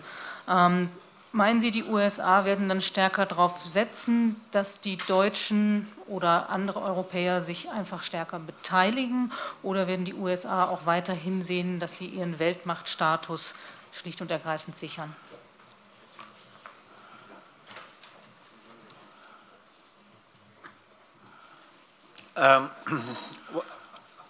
Well, I mean, when I characterized the U.S. views regarding security in the Middle East, I wanted just to point out, as I did, that the fact that maybe 5 or 10 years from now, U.S. is going to be energy independent doesn't mean that it's going to ignore the Middle East for many good reasons, even if over time I would say that the willingness of the United States to maybe start military conflicts in the Middle East because of his own national security interests that are related to oil and energy might be reduced over time.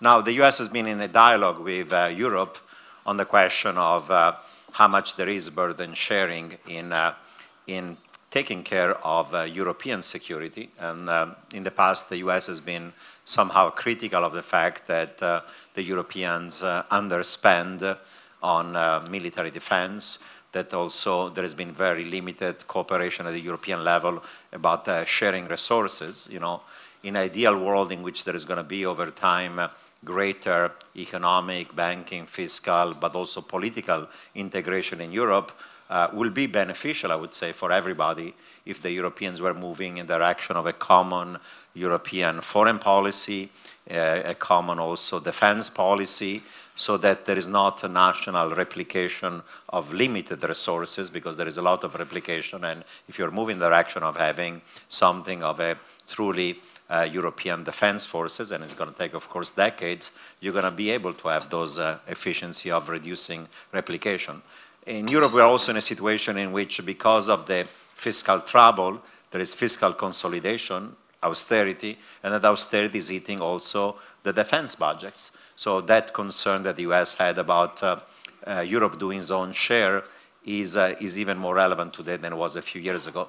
I would say, however, that the US has taken a little bit of a more positive stance towards Europe in the following direction. Yes, they recognize they're spending less on defense, and they're pushing them to share more, but they also recognize that Europeans, for example, spend much more on foreign aid on a per capita basis than the US does, and there is an important, of course, foreign policy dimensions of foreign aid.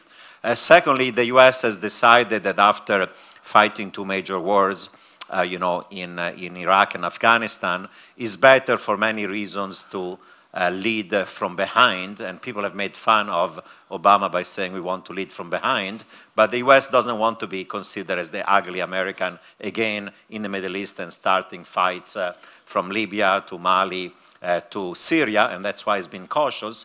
And therefore, from the US point of view, if other European powers, either jointly or separately, say the French and the Brits in Libya, maybe the French and others now in Syria, or the French in Mali, if they do take the initiative of doing things that are important also to the security of US and the West, and then the US is providing then logistic support, because maybe the French don't have the resources to move all the troops and their materials to Mali, so be it. And that's a form of military cooperation that is beneficial to both sides, and it's something in which the US is not going to be accused of interfering militarily right and left in situations that are not having a strategic, systemic importance for the United States.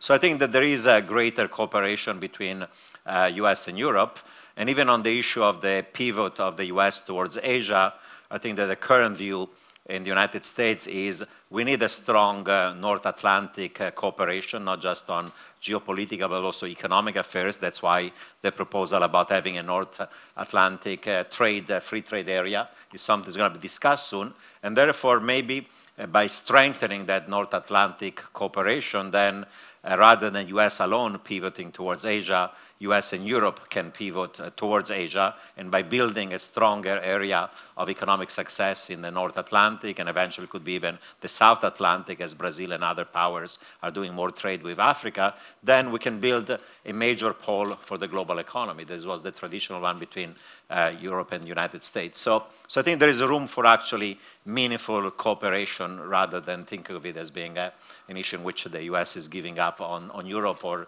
telling Europe just do our job and so on. So we have to constructively work together to make sure that that North Atlantic and transatlantic economic, trading, political, and also geopolitical cooperation becomes an important balance in the global world, in the global system. Ja, danke. Dann hoffe ich, dass diesen Appell sowohl Ihre Regierung als auch meine Regierung hören und aufnehmen und weiter daran arbeiten. Herr Brockhoff, um das jetzt vom militärisch auch ein bisschen wegzubekommen, mehr hin zu politischen Konflikten, die allerdings auch eskalieren können.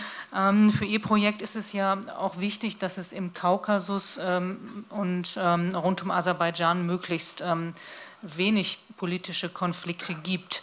Was wünschen Sie sich da von der Bundesregierung, und tut die Bundesregierung da zurzeit genug, um ja, sich in die potenziellen eingefrorenen Konflikte in dieser Region insofern einzuschalten, dass man sie vielleicht dann auch von unserer Seite aus etwas befrieden kann? Delikate Frage. Sicherlich hat die TAP als erstes mal die Aufgabe, sich über zwischenstaatliche Abkommen abzusichern und über sogenannte Host-Governmental Agreements ein vertragliches Rahmenwerk zu geben, das uns als Investoren eine Rechtssicherheit gibt in den Transitländern, im Wesentlichen Griechenland, Albanien und Italien. Dieses Framework ist eine Voraussetzung überhaupt, dass wir investieren. Auf der anderen Seite, wir kaufen ja nicht, wir kaufen aserbaidschanisches Gas an der türkisch-griechischen Grenze und nicht direkt in Aserbaidschan. Hinter diesem aserbaidschanischen Gas steht ja auch ein internationales Konsortium mit großen internationalen Ölfirmen, die ja auch ein Eigeninteresse haben, eine gewisse politische Stabilität für ihre Investitionen zu haben. Ja, noch eine kleine Anmerkung noch zu welche Firmen in welchem Projekt sind. RWE hat ja, glaube ich, offiziell announced, dass sie aus dem Nabucco-Projekt aussteigen werden. Bayern Gas wird nicht einsteigen, sodass in dem südlichen Korridor eigentlich nur noch ein deutsches Unternehmen vertreten ist. Ja, vielen Dank auch noch für diesen Hinweis. Herr Kerber, für wie gefährlich schätzen Sie denn so diese potenziellen Konflikte in den Regionen, einmal Nahe Osten, dann eben auch im Kaukasus, vielleicht auch immer an den Rändern Russlands ein für die Rohstoffsicherheit hier in Deutschland und in Europa? Naja, die Welt außerhalb Europas ist natürlich generell immer ein etwas konfliktreicher und schwieriger Teil. Ich will das deswegen mit den zwei Vorrednern verbinden. Ich bin dezidiert nicht der Meinung, dass unsere deutsche und unsere europäische Antwort auf die Existenz von Regionen mit jahrhundertealten Konflikten zum Teil sein kann, dass wir unsere militärischen Anstrengungen vergrößern. Das halte ich für den völlig falschen Weg, denn zum Wollen muss ja das Können kommen. Und wenn man weiß, dass wir nicht können, sollten wir es auch nicht wollen. Die Amerikaner können es und wollen es deswegen. Ich drücke mich deswegen so vorsichtig aus, weil wir müssten ja Streitkräfte von der Größe Amerikas haben und unterhalten, um dieselben Abhängigkeiten, die die europäischen Volkswirtschaften haben, wie Amerika sie hat, mit denselben Mitteln zu lösen. Der europäische Weg muss sein und somit auch der deutsche Weg für den Mittleren Osten, für den Kaukasus muss ein anderer sein. Und vielleicht nur ein Hinweis. Wenn wir sagen, die Amerikaner ziehen sich aus dem Nahen Osten zurück und wir werden weiterhin von dort Rohstoffe beziehen müssen, müssen wir in die militärische Lücke springen. Das unterstellt ja, dass sich der Nahe Osten nie ändert. Aber ich glaube, in den letzten 4, 5 Jahren tut sich in der Region Dramatisches. Von Algerien bis Syrien, Irak, Iran versuchen diese Gesellschaften einen neuen Weg zu gehen. Der wird nicht immer so erfolgreich sein, wie wir uns das wünschen. Aber man kann ja die Sicherheitslage in einzelnen Regionen auch dadurch nachhaltig verändern, dass man die Gesellschaften dort entwickelt, dass man ihnen hilft, ihre Konflikte anders zu lösen, dass sie friedfertiger nach innen werden. Dann übertragen sich diese Spannungen in den Gesellschaften auch nicht nach außen. Und ein Hinweis, Europa muss bei der Lösung der Probleme, ich konzentriere mich jetzt auf den Nahen Osten, einfach stärker berücksichtigen, dass wir in unseren Gesellschaften Millionen von Menschen aus dieser Region haben. Wir haben sehr viele Türken, die Franzosen haben relativ viele Nordafrikaner, die Briten und andere haben Ethnien, die aus diesen Ländern kommen. Wir müssen lernen, dieses Humankapital, auch wenn es mal das Unwort des Jahres war, dazu nutzen, in diese Konflikte stärker auf zivilgesellschaftliche Art und Weise einzugreifen, neben der klassischen Außen- und Sicherheitspolitik.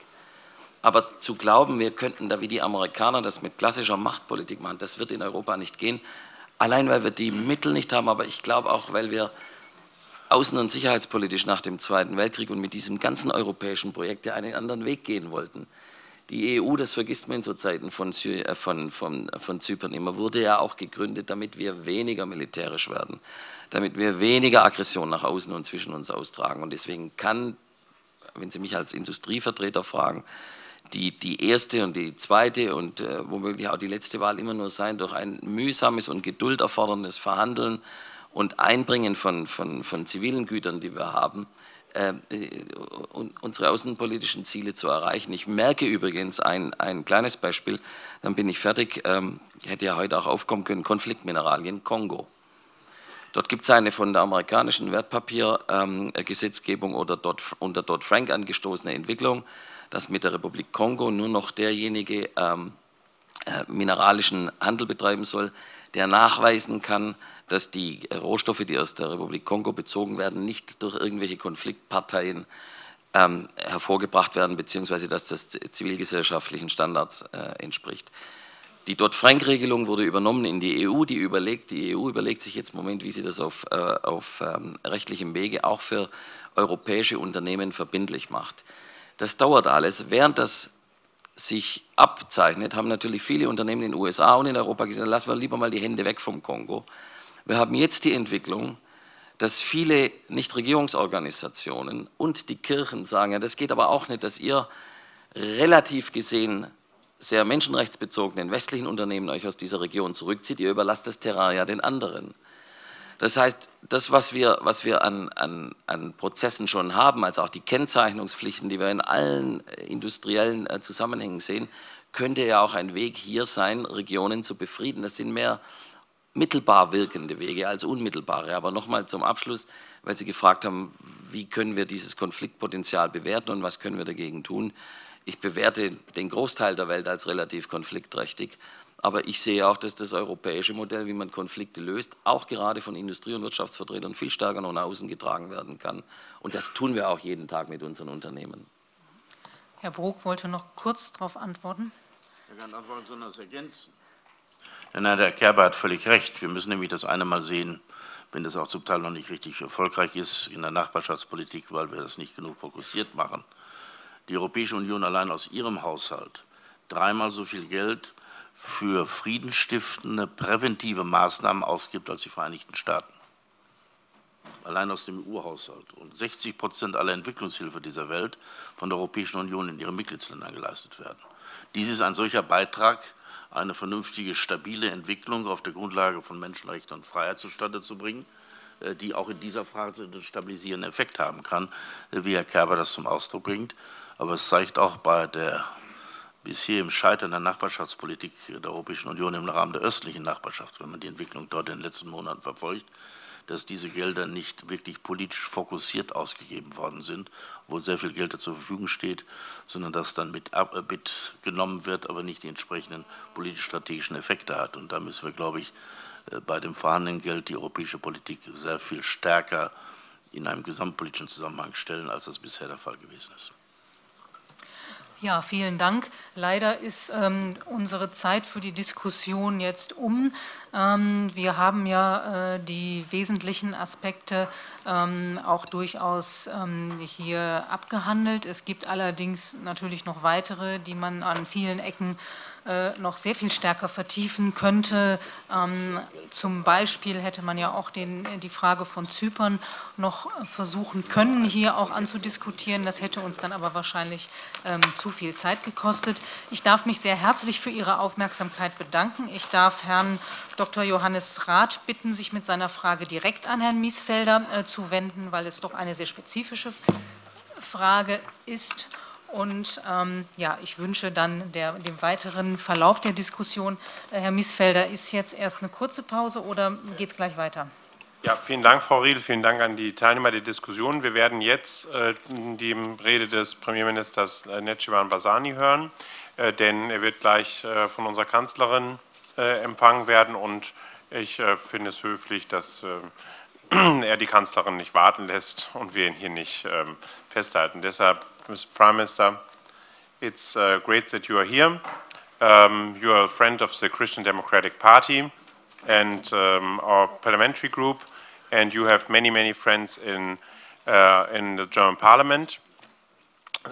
Looking back to 10 years of the liberation from Saddam Hussein, there is the situation in Iraq, the situation in Baghdad is not very good, but there's one place in this country which is,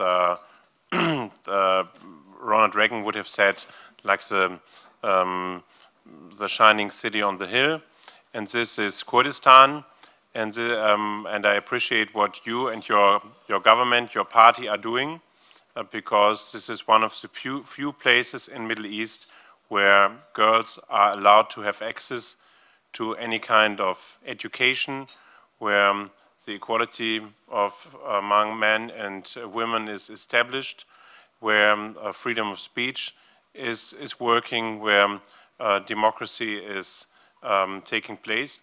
And therefore, thank you very much for your great work, and we are delighted to have you here in our conference. We earlier discussed also about pipelines and energy security, and therefore we appreciate your work on the pipeline project in your region, and of course I think Germany should support it, and what we can do as German parliamentary group, we will, the CDU-CSU parliamentary group, we will try to do our best. So thank you very much for having you here. The floor is yours.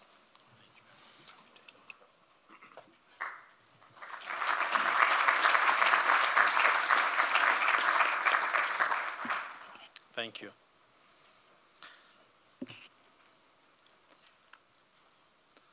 Distinguished guests, ladies and gentlemen, thank you. Thank you for inviting me to address this important forum on energy and foreign policy. We, in the Kurdistan region of Iraq, have a great respect for Germany, one of the world's most successful and established federal democracy. 10 years ago, the US and its ally removed Saddam Hussein from power, ending 30 years of an oppressive regime.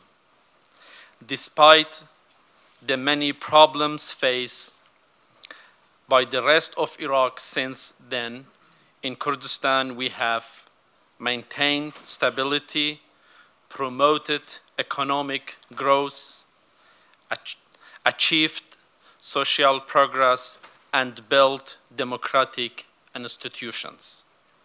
Our energy goals are simple: to use our natural resources wisely so that our people prosper and never again face terrors of genocidal rule. As Prime Minister of the Kurdistan region, I want to discuss today how Germany can help, because our success will be your success. Distinguished guest, I have heard today that energy security is a key focus for Germany foreign policy.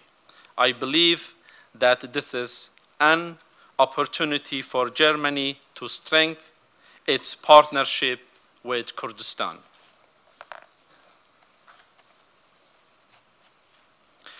Germany can capitalize on our domestic economy, our energy resources, our security stability, our moderating influence in the area. Germany can maximize relation with other key players in the region. My government is also urging friends to work closely with Germany and its EU partner to push for a European energy policy that recognizes the new realities of Central Asia and the Middle East. Our message to Germany and Europe is this: Kurdistan is the gateway to the rest of Iraq, and the large reserve of oil and discovered in Kurdistan since 2007 can help Europe secure its future energy supplies. With estimate reserve at 45 billion barrels of oil and 3 to 6 trillion cubic meters of gas, our federal region is pressing ahead. Our sound investment policy since 2003, Iraq's federal constitution in 2005, and Kurdistan oil and gas law of 2007 have underpinned our rapid growth. From a standing start 6 years ago, Kurdistan's oil and gas industry can now export 250,000 barrels of oil per day. Next year, we will anticipate being able to export an average at least 400,000 barrels of oil per day.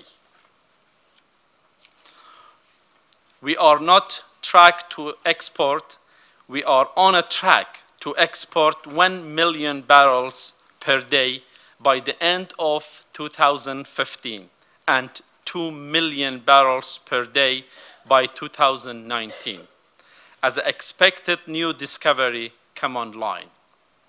As for gas, once our domestic needs have been met, the KRG can help to contribute to the long-term gas supply needs of Turkey and Europe as a reliable partner for both.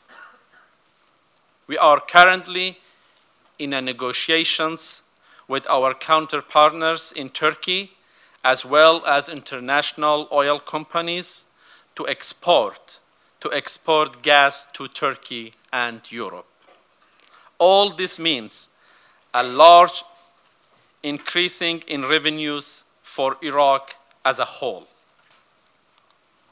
Ladies and gentlemen, the discoveries are there in the oil fields of Kurdistan, but we must also focus on getting the oil and gas to market, not just from the fields in the Kurdistan, but from all the other areas of Iraq. With the right export infrastructure in place, by 2019, over 3 million barrels per day could be flowing through Kurdistan to international market. So we are working hard to identify bottlenecks in the infrastructure to create the right investment scenario and to get more oil to the market. This means building additional export pipeline for Iraq. And that is what we are doing, and that is what we are doing in line with our rights as stated in Iraq's constitution. This policy should not be seen as a threat to Iraq's unity or as somehow destabilizing. Pipeline brings prosperity and economic growth well contributed to the stability and unity of Iraq. Under the Constitution, the export and marketing of Iraq's oil or gas from Iraq is not the monopoly of any single entity, as long as the revenues are shared fairly among its people. So, if Europe wants to access gas from the fields in Kurdistan, it will be the KRG that takes the lead in negotiations. Our policy, our achievements, and our contract are entirely consistent with Iraq's constitution. And I stress again, the benefits will be sharing by all Iraqis. Our approach is also in line with the need to help stabilize oil market through increased production at the moment of significant international tension. Our fast developing energy industry is leading the way to create private sector downstream business opportunities. Some 50 foreign companies from 22 different countries have so far committed to invest our $15 billion in the energy sector in the Kurdistan region. Our neighbor, Turkey, has been the quickest to embrace the new realities of the region.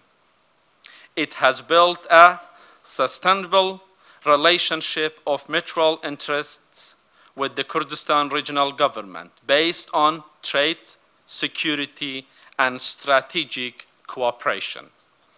The Kurdistan region, in this context, has proven that it can be a crucial partner to Turkey and indeed the broader international community. The KRG believe that the Turkish entry to the European Union would create new opportunities to exporters and investors and better link Germany and Europe to markets and especially energy sources in Central Asia and the Near East. With Europe's energy consumption expected to increase in the years to come, it is clear that new and more diverse sources of energy are required. For Kurdistan and Iraq, the prospect of being at the center of EU future energy plans is supreme opportunity.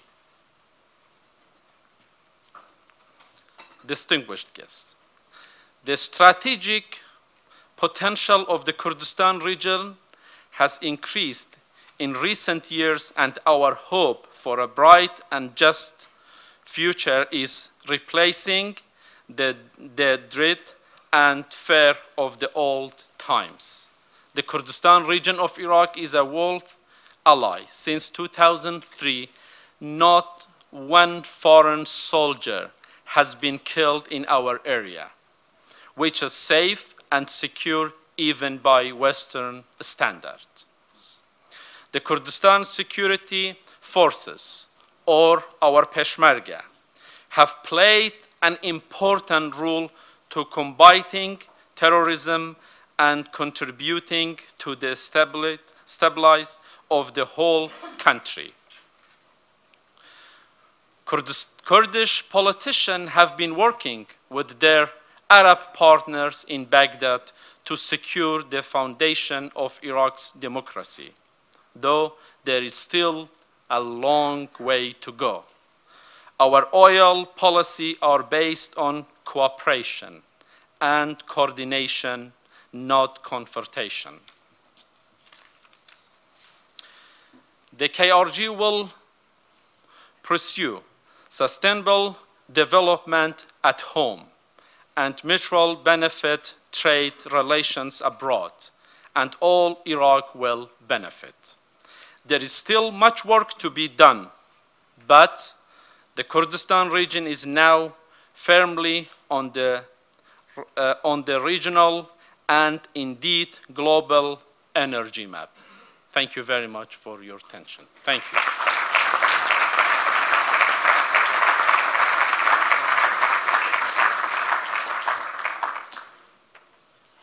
Ja, vielen Dank an Sie alle. Und ich würde jetzt vorschlagen, wir machen eine kurze Pause von 10 Minuten und dann kommen wir wieder zusammen mit dem Vortrag von Herrn Schäfer, der schon die ganze Zeit bei uns ausharrt. Also 10 Minuten scharf, bitte. Um 15:15 fangen wir wieder an.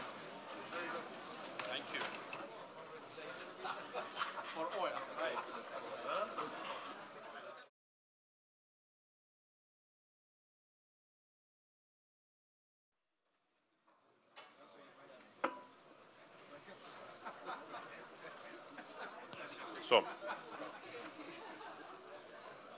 Mein Vorgänger bitte ich auch, sich hinzusetzen.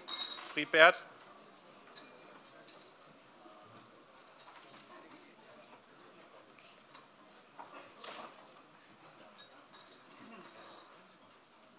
Ja. So, und vielleicht, wenn jemand so nett wäre und die Tür zumachen würde von unseren lieben Helfern, dann... Ah ja, wird schon mal. Ja, Also, herzlichen Dank. Wir freuen uns, dass so viele Leute die Pause mitgemacht haben. Wir haben trotz der Pause jetzt da geblieben sind. Und Herr Nasirov sind uns auch herzlich willkommen, Vice President of SOCA. Und Sie haben die Möglichkeit jetzt für Ihre Präsentation. Thank you very much, Mr. Misfelder, for providing this opportunity to provide a presentation, but it's written in the agenda that I have to make a statement. English is not my native language, so I don't know the difference between speech, statement, and presentation, so I would propose that we have a sincere talk with the German members of the German Bundestag, especially when we in Azerbaijan are very down to earth, and I'm not in a position to lecture the German Bundestag, especially its best fraction. Therefore, I would prefer to, instead of making statements, which are very well known for those who are working in Azerbaijan and with Azerbaijan, but for those of you who have not much information about Baku, Azerbaijan, and our plans of cooperation with the European Union, I would propose that I will give you a brief information about our plans and the state-owned company of Azerbaijan and the country in general. I think that for those who are working in the oil and gas industry, it's very well-known fact that the hydrocarbon civilization started in Baku in 1848. We all know that the civilization is going with rounds, Stone Age, Bronze Age, Iron Age, and nobody knows where and when it started and ended. But the hydrocarbon civilization started in Baku in 1848, and everything related to the oil and gas industry was taking place mostly in Baku. The first oil pipeline was constructed in 1902 from Baku to Batumi in Georgia in the Black Sea. The first oil tanker was constructed in Sweden, especially for the transportation of oil from Baku. The first offshore production in the world started in 1949 after the Second World War in the oily rocks. And during the Second World War, Baku was providing approximately 80% of the crude oil production in the Soviet Union. And Professor Rubini mentioned today the fluctuations of oil prices related to different crises, wars, and force majeure situations. But if you look at the fluctuations of the oil prices starting from the 1901, when Azerbaijan was providing approximately half of the world production of oil, the biggest hike in the price happened not in 1949, 1939, 1973, 67 or 79. The highest peak of the real oil dollar value or gold value for barrel in oil prices happened in 1920 when Baku was occupied by the Bolsheviks. So therefore we in Baku are quite used to the role that this particular country, not a very big one, but not a very small one, is playing in the oil and gas industry in the European and world markets. Speaking to a German parliament reminds me of the situation when we had very sincere conversations in the US Congress last year, and the US congressmen and senators were praising Azerbaijan for being ahead of the United States in drilling the first industrial well, being ahead of the United States and the UK and France in providing women and ethnic minorities with voting rights. Azerbaijan did it in 1918. But they were also praising the fact that the Azerbaijani soldiers are shoulder to shoulder with the American soldiers in Afghanistan. Here we also couldn't resist the temptation to tell the truth. Azerbaijani soldiers came to Afghanistan in 1979 ahead of the United States troops with the invading Soviet troops. And now after 30 years, our guys are again in Afghanistan, but as the Americans put it, now with the good guys. I hope that somebody put the map of the Southern Caucasus on the screen. in order for you to better understand that Azerbaijan is much closer than it seems from here, and is much more European than it sounds. There are 47. No, I know the geography. Thank you.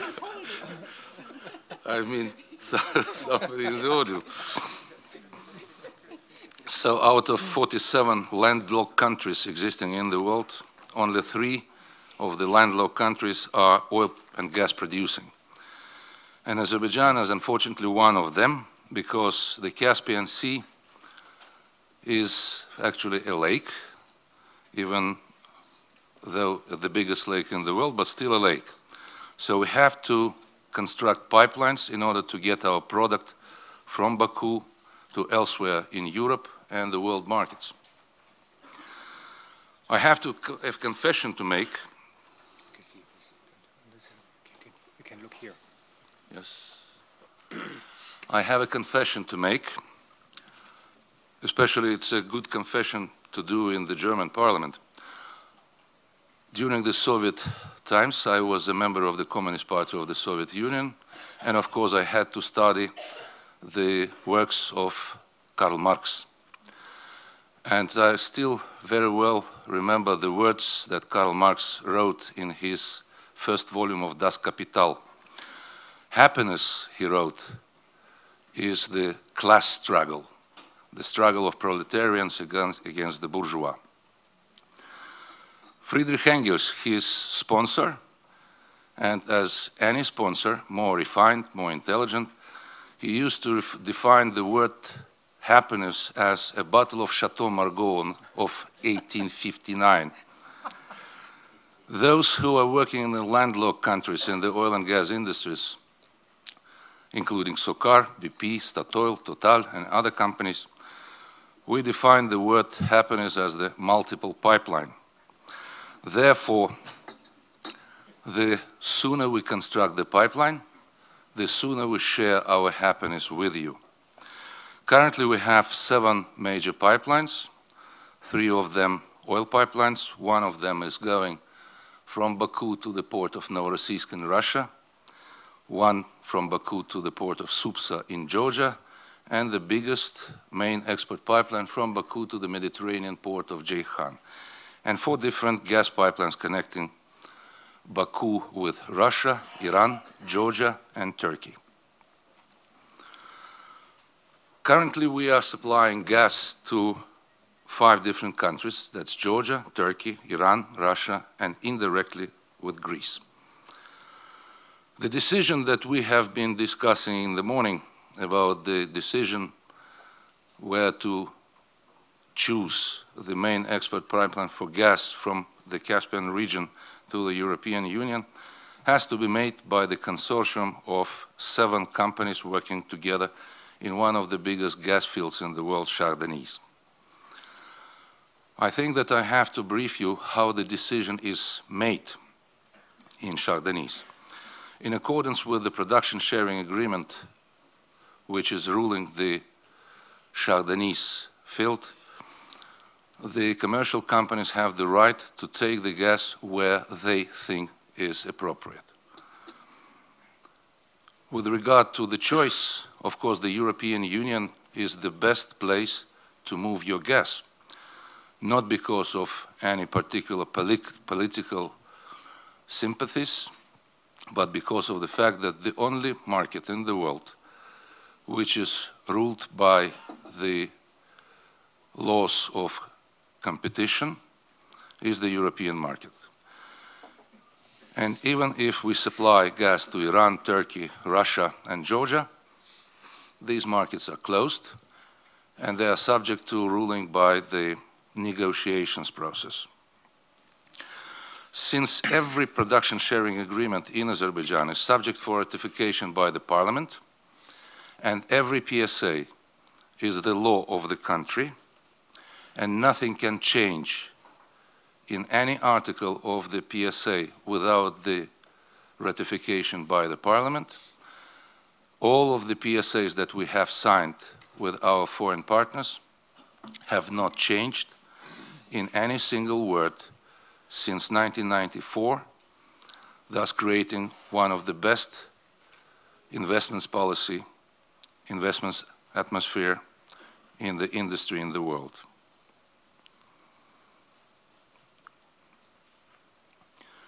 For us in Azerbaijan, as we came to this conclusion, the most important thing is to bring the Caspian gas to the European Union by constructing a first pipeline.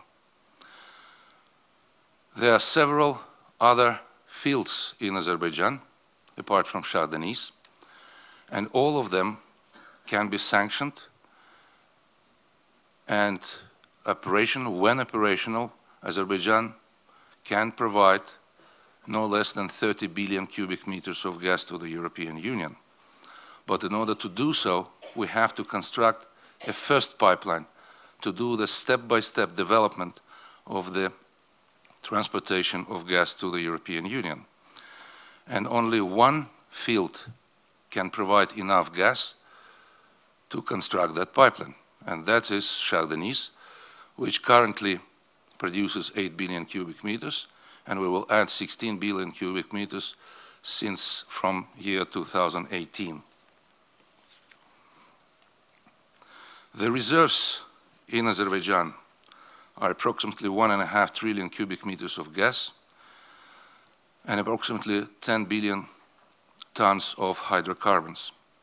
So therefore, any pipeline starting from Baku to the European Union has to be scalable and has to cross two transit countries from Azerbaijan to the European Union, Georgia and Turkey. I think that one of the most important, I would say, crucial moments in the history of the energy relationship between Azerbaijan and the European Union happened in the beginning of this year when the Turkish Parliament on the 2nd of January ratified the intergovernmental agreement and host governmental agreement with Azerbaijan on the construction of Trans-Anatolian pipeline. This is the only solution to solve the so-called Turkish transit issue. The level of the political and strategical decision by the Turkish government can only be compared if you take the same situation, apply the same situation to Ukraine. Turkey made the decision to become a major transit country, thus providing us with the opportunity to transit our hydrocarbons from Baku to the European Union border with Bulgaria or Greece.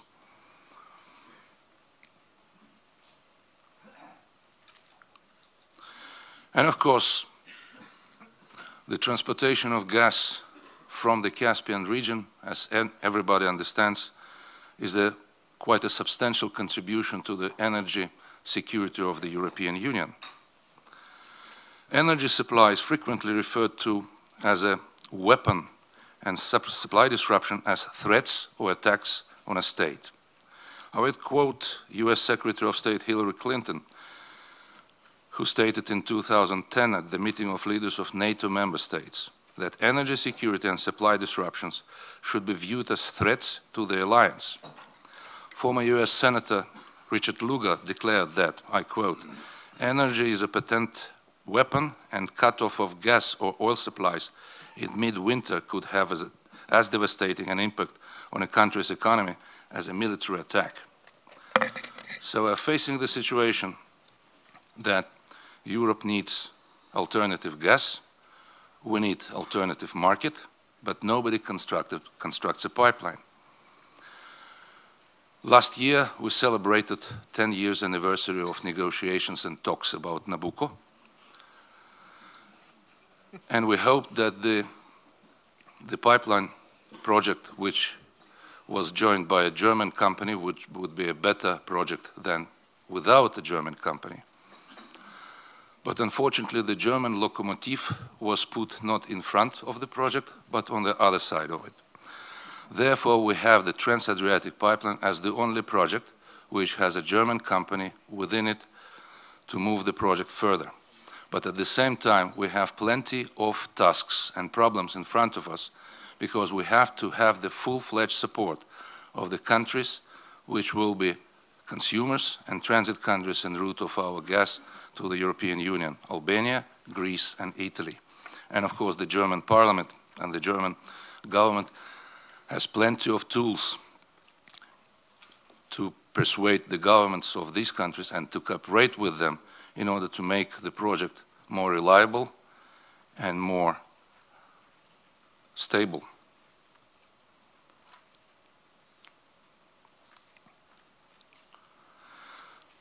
In the morning session, Donata Riedel asked the question whether Germany and European Union are doing enough to provide security and stability in the Caucasus region.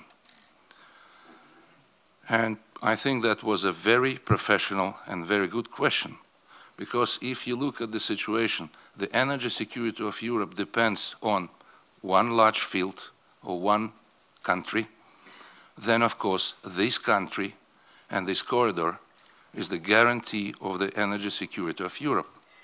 Especially when you look at the map. Unfortunately, I don't have another picture of Europe with a bigger scale. If you look at the bigger map, and if you look at the meridian cutting Azerbaijan from the Barents Sea in the north and ending up with the Persian Gulf in the south, there are only 3 countries there. Russia to the north, Iran to the south, and the small portion of Azerbaijan.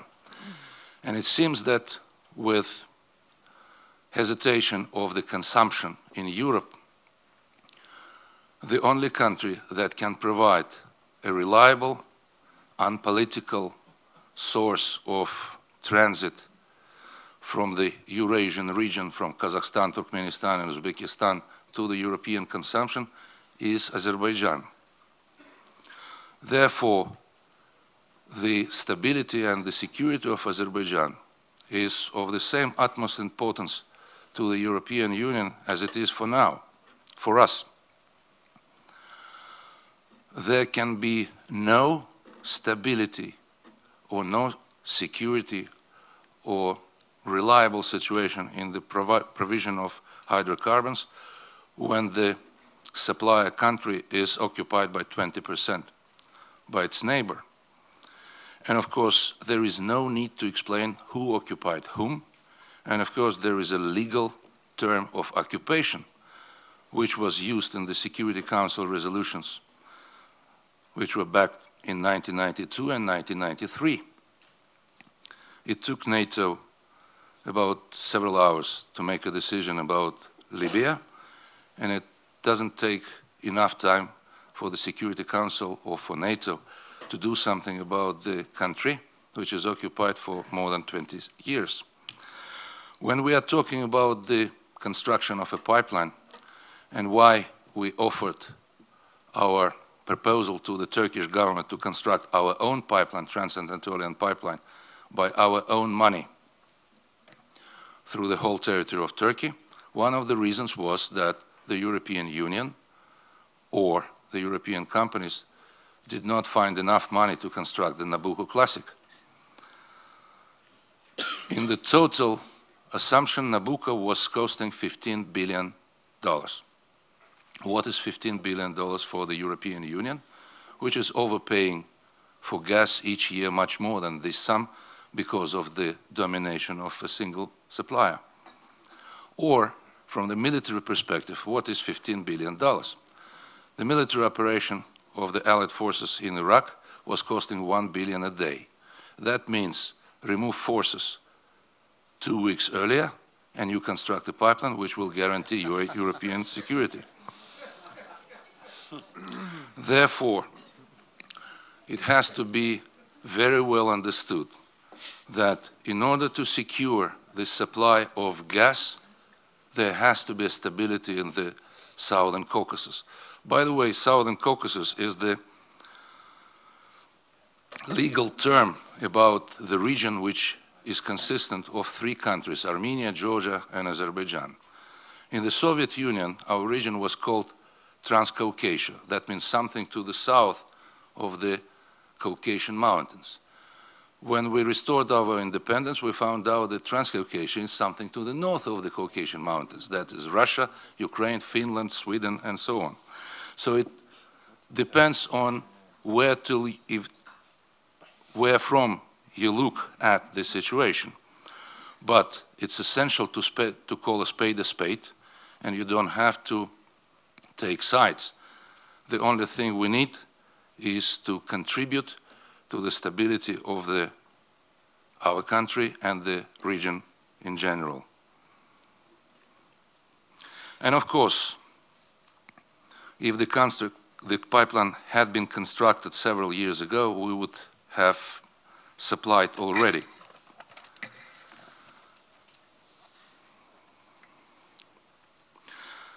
As far as the time schedule of our decisions is concerned, by the end of June this year, the consortium of Chardonnays has to make a decision whether to transport gas through the Trans-Adriatic pipeline and its separate arm Ionic Adriatic pipeline in the Balkans, or to use the Nabucco West pipeline.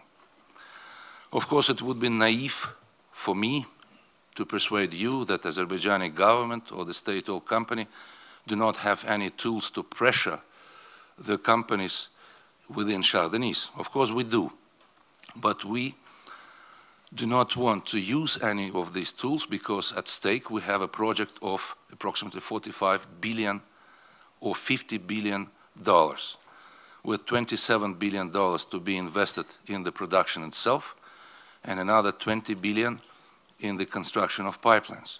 So therefore, any mistake that we make, and of course there will be many mistakes during 30 years, will be built to us if we pressurize anybody. I think I used all my time, and quoting Dr. Kerber, who quoted the Mongolian saying in the morning, I would quote another Mongolian wisdom who said, "Don't talk much, talk less." Thank you very much.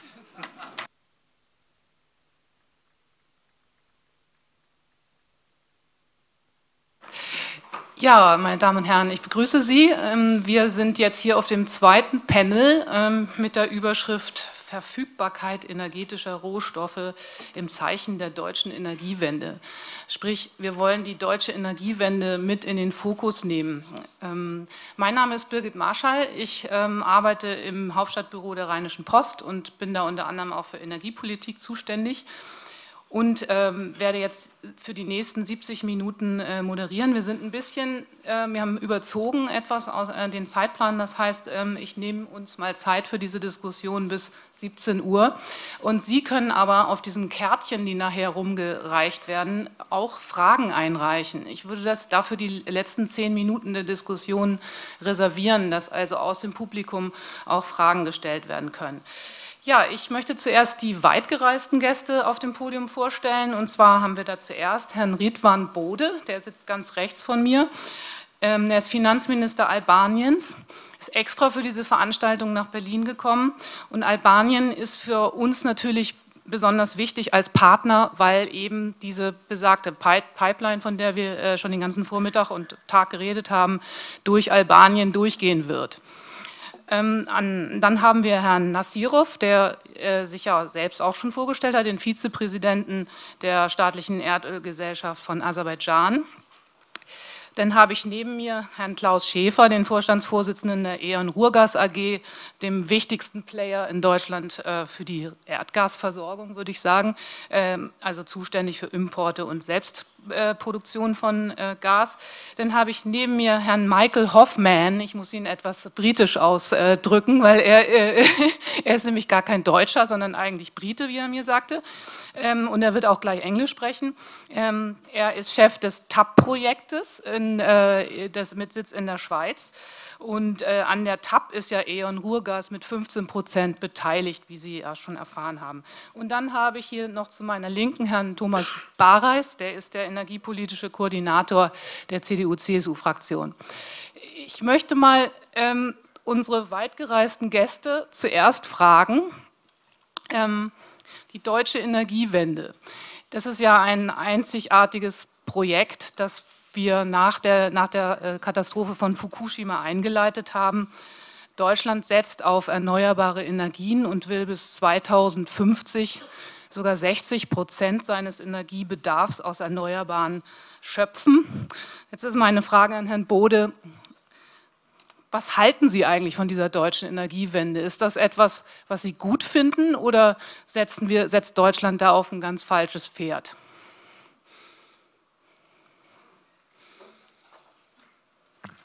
So thank you very much for the invitation, for this possibility to discuss together. Albania is, let's say, a country that is net importer of energy, but we are 100% renewable energy country, and we have a very huge capacity for increasing the production. The last years we started with concessionality contracts, and more than 350 hydropowers are now under construction. We have very huge capacity on our country. Some big investors are, let's say, in terms of starting their investment in one river of Albania, but all the other, let's say, possibility for investing in Albania are disponible. We, as country, are the first country in Europe for the capacities and what are the sources for per capita for production energy. But we need investment, and we are trying to attract interest of big investors to explore our possibility to be part of the international market also. But in this regard, in this theme we are, let's say, discussing today, Albania has also a number of capacity to offer raw material, especially in chromium. We are the third country in the world per capita, but also for the copper, for ferronickel and nickel silicate also. We are now, let's say, a country that during the period of crisis were more than doubled the export of Albania, and raw materials are the, let's say, the first place on this supporting export to, let's say, drive our growth through this period of crisis. But also Albania is active also in this Trans-Adriatic pipeline project. We are part of this project as transition country. Till now we have, let's say, concluded a number of steps toward this project. We approved, let's say, the agreement, government agreement with TAP in January this year, and we are the first country in the region, 3 countries, that have finished the discussion, approved this agreement with TAP. We also finished the governmental agreement with Italy, Greece.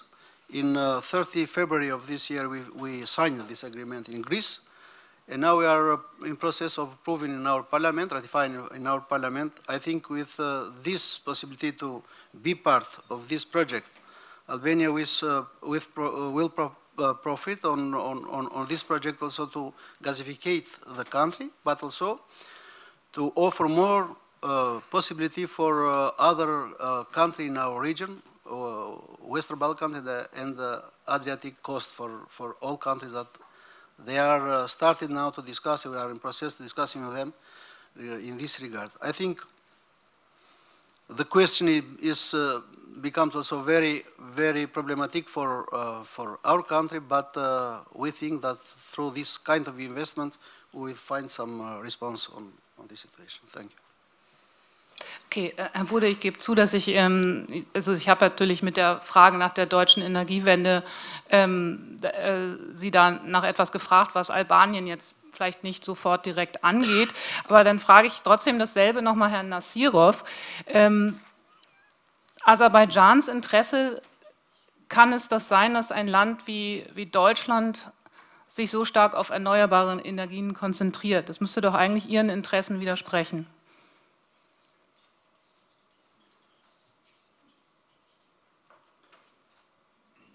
Well, thank you very much. Thank you very much for this question. I think, of course, that Germany has to be more active in getting additional volumes of energy. And of course, even with the new forms of energy, shale gas or the old one, but delivered by ships, LNG, natural gas supplies by pipelines is the most reliable and the cleanest energy supply. And of course, in order to do that, the two parts of the pipelines have to cooperate with each other to have the mutual decisions to be made much quicker. For Azerbaijan, the situation was quite unique. We have, I think that we are the only country in the world which was the net importer of Gazprom till 2007, and now we're exporting gas to Gazprom since 2007. So we very well know what is to be a supplier and what is to be a consumer. The price in 2007 was more than doubled for us, and the government decided to stop imports and to increase the production of gas in Azerbaijan. The price for gas for population that was very cheap was tripled in January 2007, and the price for electricity for population and industries was doubled. So by the end of June 2007, we found out that we have the ability to export our gas. And of course, the first supplier or the first client that we offered our gas was Gazprom. And of course, the question was, and the price is the same as was offered to you half a year ago, but the reply was for you as the long-standing partner, we have a $5 discount. So it is very essential in our understanding that Germany finds ways to have more pipelines and more different sources of natural gas. Since shale gas has risks, LNG can be a quite fragile way of supply. And with the natural gas being the cleanest energy available to all of us now, we have to do everything possible to support this turnaround or transformation. So we are supportive in this initiative. Okay, thank you. Herr Schäfer, wieso brauchen wir denn künftig als Deutschland noch so viel Erdgas, wenn wir doch die Erneuerbaren so doll ausbauen wollen? Also warum, vielleicht können Sie uns den Zusammenhang noch mal erklären, warum müssen wir unsere Erdgasversorgung langfristig weiterhin sichern, wenn wir doch Erfolg haben wollen mit der Energiewende? Ich glaube, zu dem Punkt kann man, ich sag mal, zwei Dinge sagen. Zum einen, ich sag mal, die Energiewende ist ja eine politische Entscheidung, die eine klare Richtung vorgibt. Und wie gesagt, sowohl den Ausbau erneuerbarer als auch zum Beispiel mehr Energieeffizienz sind richtige Ziele. Ich glaube, wir können streiten über die Frage, wie aggressiv, wie schnell und mit wie viel Mitteleinsatz das Ganze passieren soll. Und ich habe schon noch die Hoffnung, dass auch die deutsche Energiewende und auch die Erneuerbaren irgendwann zu dem Punkt kommen, wo der Markt hinterher entscheidet, wie viel davon bis wann auch tatsächlich kommt, nämlich die Wettbewerbsfähigkeit von Energien gegeneinander entscheidet, was passiert. Ich glaube, das Thema USA ist heute früh schon mal angesprochen worden. Wir sehen dort aktuell, was eine gesamte Nation, die energieseitig auf einen Markt und eine marktgetriebene Veränderung setzt, wie brutal, aber gleichzeitig auch wie positiv sie verändert wird im Sinne der Wettbewerbsfähigkeit der Wirtschaft. Deutlich günstigere Strompreise, deutlich günstigere Gaspreise, günstigere Düngemittelpreise, das heißt auch die Bauern dort profitieren davon, der Transport von Gütern wird deutlich günstiger, also es geht quer durch die gesamte Wirtschaft. Nochmal, dort wurde auf den Markt gesetzt, im Sinne, die Entscheidung zu treffen, wo es hingeht. Gleichzeitig führt das in den USA zu einer Verbesserung der Klimasituation, denn es wird Kohle durch Gas ersetzt und deswegen auch weniger CO2 an der Stelle emittiert. Die Energiewende in ihrer kurzfristigen Auswirkung, ich sage bitte kurzfristig, ich glaube, die langfristigen Ziele sind absolut anerkennenswert und gehen auch in die richtige Richtung. In ihrer kurzfristigen Auswirkung sehen wir mehr CO2-Emissionen im Moment und mehr Verstromung von Kohle. Und und deswegen Schwierigkeiten auf der Gasseite. Das bringt uns zu Ihrer Frage, warum brauche ich dann überhaupt noch Gas? Erstens mal glaube ich nicht, dass wir dauerhaft auf die Kohleverstromung hier setzen wollen. Ich glaube hier, sagen wir, der Umweltgedanke, die CO2-Emissionen, auch das Thema wird wieder in den Vordergrund kommen. Und ich glaube, dass Gas an der Stelle tatsächlich auch im Wettbewerb mit anderen Energien die preiswerteste Form ist, CO2 einzusparen. Und ich glaube, das ist einfach ein Thema, was man kurzfristig, sagen wir, wieder in den Vordergrund stellen muss, was die Gasnachfrage, sagen wir, auch mittelfristig wieder beleben wird. Unabhängigkeit von dem Thema, dass Gas natürlich extrem flexibel ist und in Zeiten einer dynamischen Veränderung von Energiesystemen im Zweifel auch auf etwas zu setzen ist, was flexibel ist. Das Thema, was wir heute aber diskutieren, ist die Frage Sicherung dann auch der Verfügbarkeit von Gas. Warum ist das überhaupt noch wichtig? Ganz einfach, weil die Produktion in Europa drastisch zurückgeht.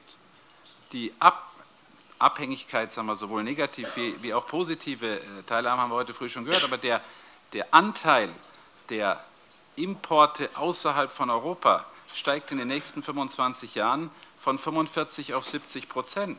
Das heißt, selbst wenn wir von gleichbleibenden Gasnachfrage in Europa oder selbst wenn wir von einer sinkenden Gasnachfrage in Europa ausgehen würden, wir werden mehr Gas von außerhalb von Europa brauchen und deswegen die Themen, die angesprochen wurden, Diversifizierung zum Beispiel, neue Quellen und gleichzeitig wettbewerbsfähiges Gas aus dem Ausland sicherzustellen, ist eine ganz, ganz wichtige Aufgabe, nach wie vor auch zu Zeiten der Energiewende. Vielen Dank. Herr Hoffmann, haben Sie so ein bisschen Angst um dieses TAP-Projekt, weil wir so doll die erneuerbaren Energien ausbauen? Also gefährdet das sozusagen Ihr Projekt auch ein bisschen oder passt das alles gut zusammen? Also wir setzen mit voller Kraft auf die Energiewende und gleichzeitig auf den Ausbau der Pipeline.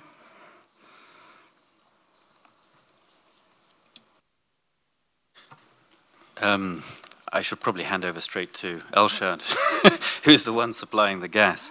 We're just going to transport the gas, but I won't let him off. I'll try and give an answer. I think TAP is on time, and I think the Chardonnay's field is on time.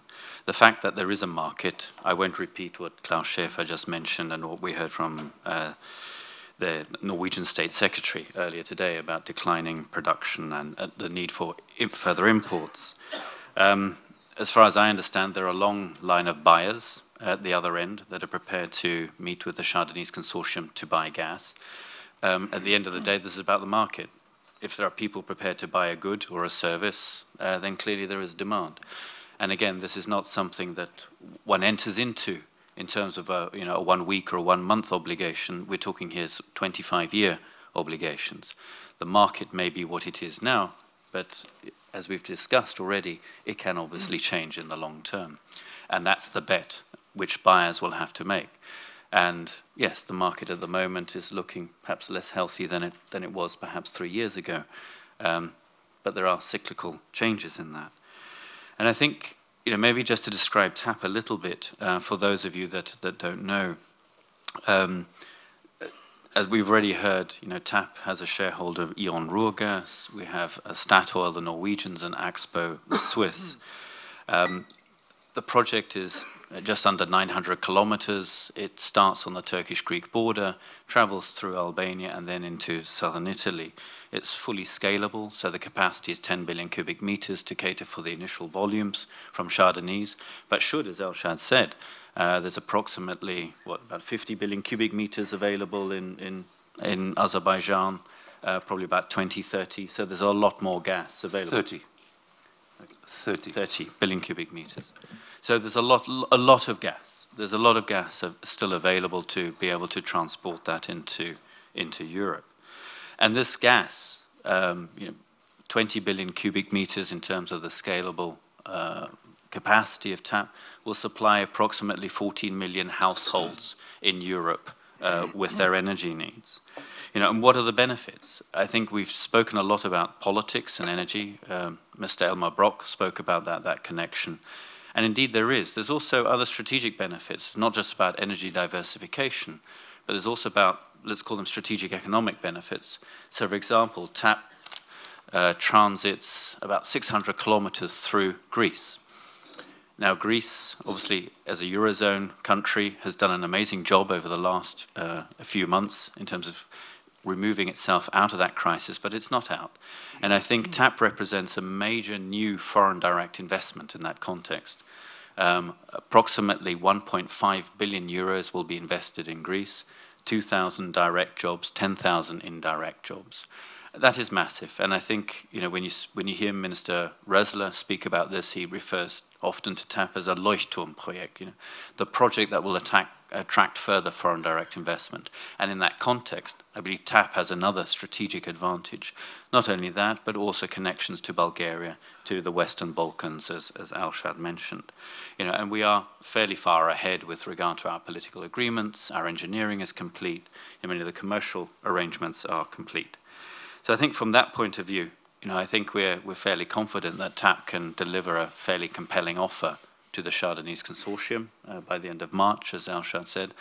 And, again, to quote State Secretary Larsen, there is no political price on energy. I like that quote very much, and I think Alshad also sort of reinforced that, and that the decision-making that will happen will be made on a commercial and technical basis. It has to be, because this whole value chain is extremely expensive. And I think TAP will contribute to the success of that. Thank you. Danke. Wir können es nicht vermeiden, dass wir immer wieder zu TAP kommen. Ich habe auch die Frage auf TAP ausgerichtet. Trotzdem möchte ich noch mal zu unserer Energiewende zurückkommen. Ich bin da jetzt beharrlich und frage jetzt noch mal Herrn Bareis, ob Sie auch noch mal sagen können, wie also die Politik jedenfalls von Unionsseite im Zeichen der Energiewende ausgerichtet sein sollte, ob Sie auch denken, dass eben wir eben weiterhin so wie bisher auf Diversifizierung setzen müssen und auch eben sicherstellen müssen, dass die Gasversorgung da ist, oder ob wir da ein bisschen nachlassen können, weil wir ja unsere eigenen Energien ausbauen. Also ich habe den Eindruck, dass wir Sie noch ein bisschen überzeugen müssen von der Energiewende, liebe Frau Marschall. Aber ich glaube, egal wie schnell wir vorankommen beim Thema Energiewende, klar ist, dass wir die nächsten Jahre sicherlich immer einen stärkeren Anteil von erneuerbaren Energien bekommen in Deutschland.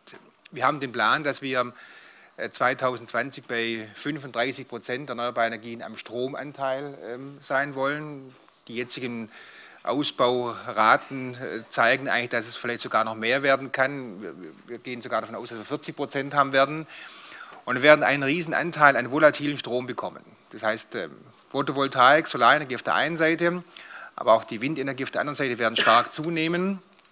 Wir haben heute schon einen Anteil von knapp 60 Gigawatt Kapazität an volatilem Stromerzeugen. Das heißt, eine enorme Herausforderung für unsere Leitungen, für unser Stromnetz, aber auch eine enorme Herausforderung für unsere Versorgungssicherheit. Und in diesem Kontext spielt natürlich auf der anderen Seite ein schnell zu- und abschaltbares fossiles Kraftwerk eine ganz, ganz große Rolle. Und deshalb werden wir auch die nächsten Jahre sicherlich unseren ganzen Kraftwerkspark in Deutschland verändern. Ja, einerseits modernisieren, CO2-freundlicher gestalten, effizienter gestalten. Ich sage mal, es muss unser Ziel sein, unsere fossilen Kraftwerke auf einen Wirkungsgrad von über 45–50% zu bringen.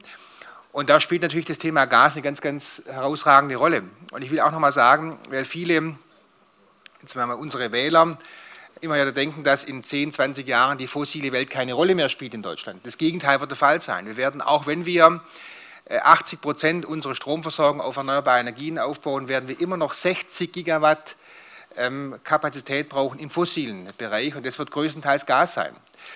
Und deshalb spielt das Thema, wie wir unsere Gaslieferanten aussuchen, spielt es eine ganz, ganz große Rolle.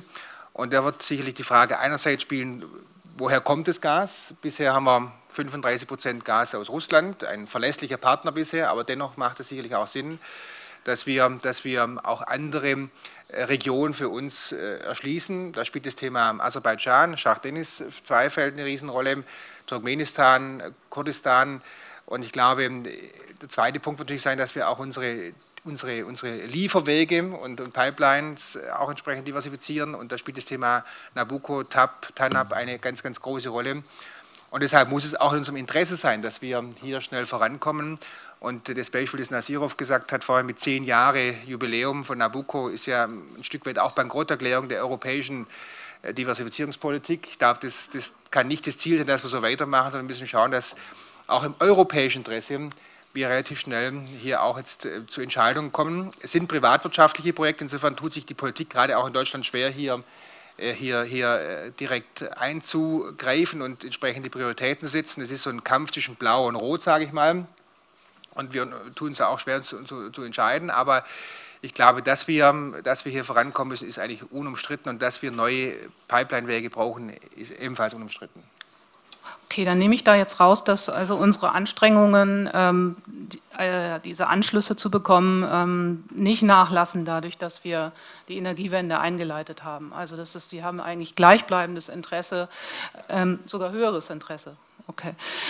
Dann, Herr Nasirov, Herr Schäfer hat schon angesprochen, es gab in den letzten Jahren einen großen Umbau, vor allen Dingen in den USA, die eben auf Schiefergasexploration gesetzt haben und dadurch es geschafft haben, ihre Energieversorgung sehr stark umzustellen.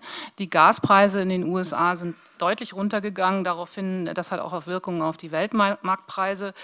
Nun meine Frage an Sie, welche Folgen hat dieser Umbau und dieses Fracking eigentlich für Ihr Projekt in Aserbaidschan? Well, thank you very much. First of all, I think that for fracking or extraction of shale gas and oil, there is a huge difference between overpopulated, densely populated Europe and the situation in North Dakota. As far as our country is concerned, first of all, I have to make a comparison. I think that those in the oil industry quite very well know that. The calorific value of 1 ton of crude oil is approximately equal to calorific value of 1,000 cubic meters of gas. The netback value that our country and our company is getting from export of crude oil via the most expensive pipeline to Ceyhan in the Mediterranean Sea is approximately $800.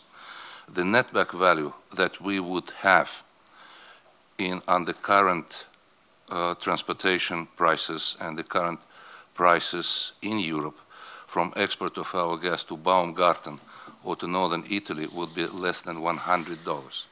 So therefore, you can imagine that for us, the export of natural gas is not a desperate thing to get money.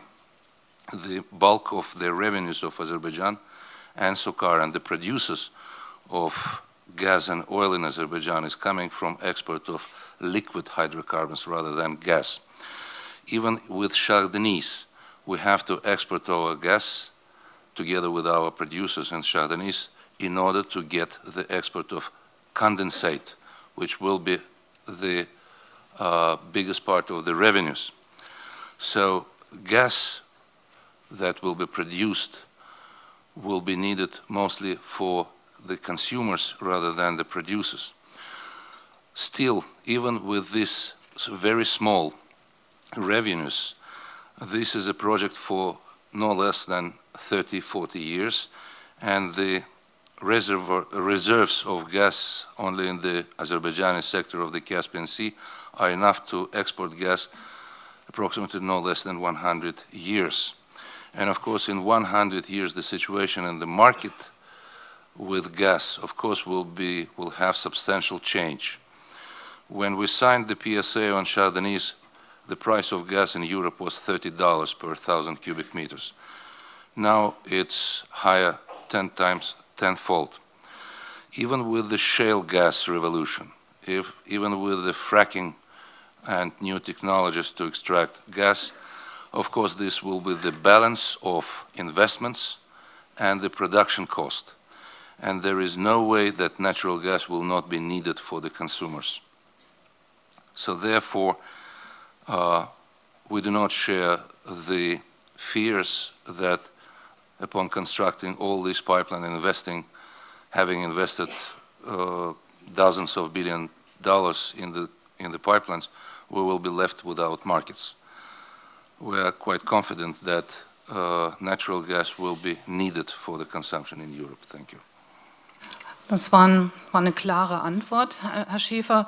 Wie wirkt sich denn aus Ihrer Sicht diese Schiefergasrevolution für die Energieversorgung in Deutschland aus?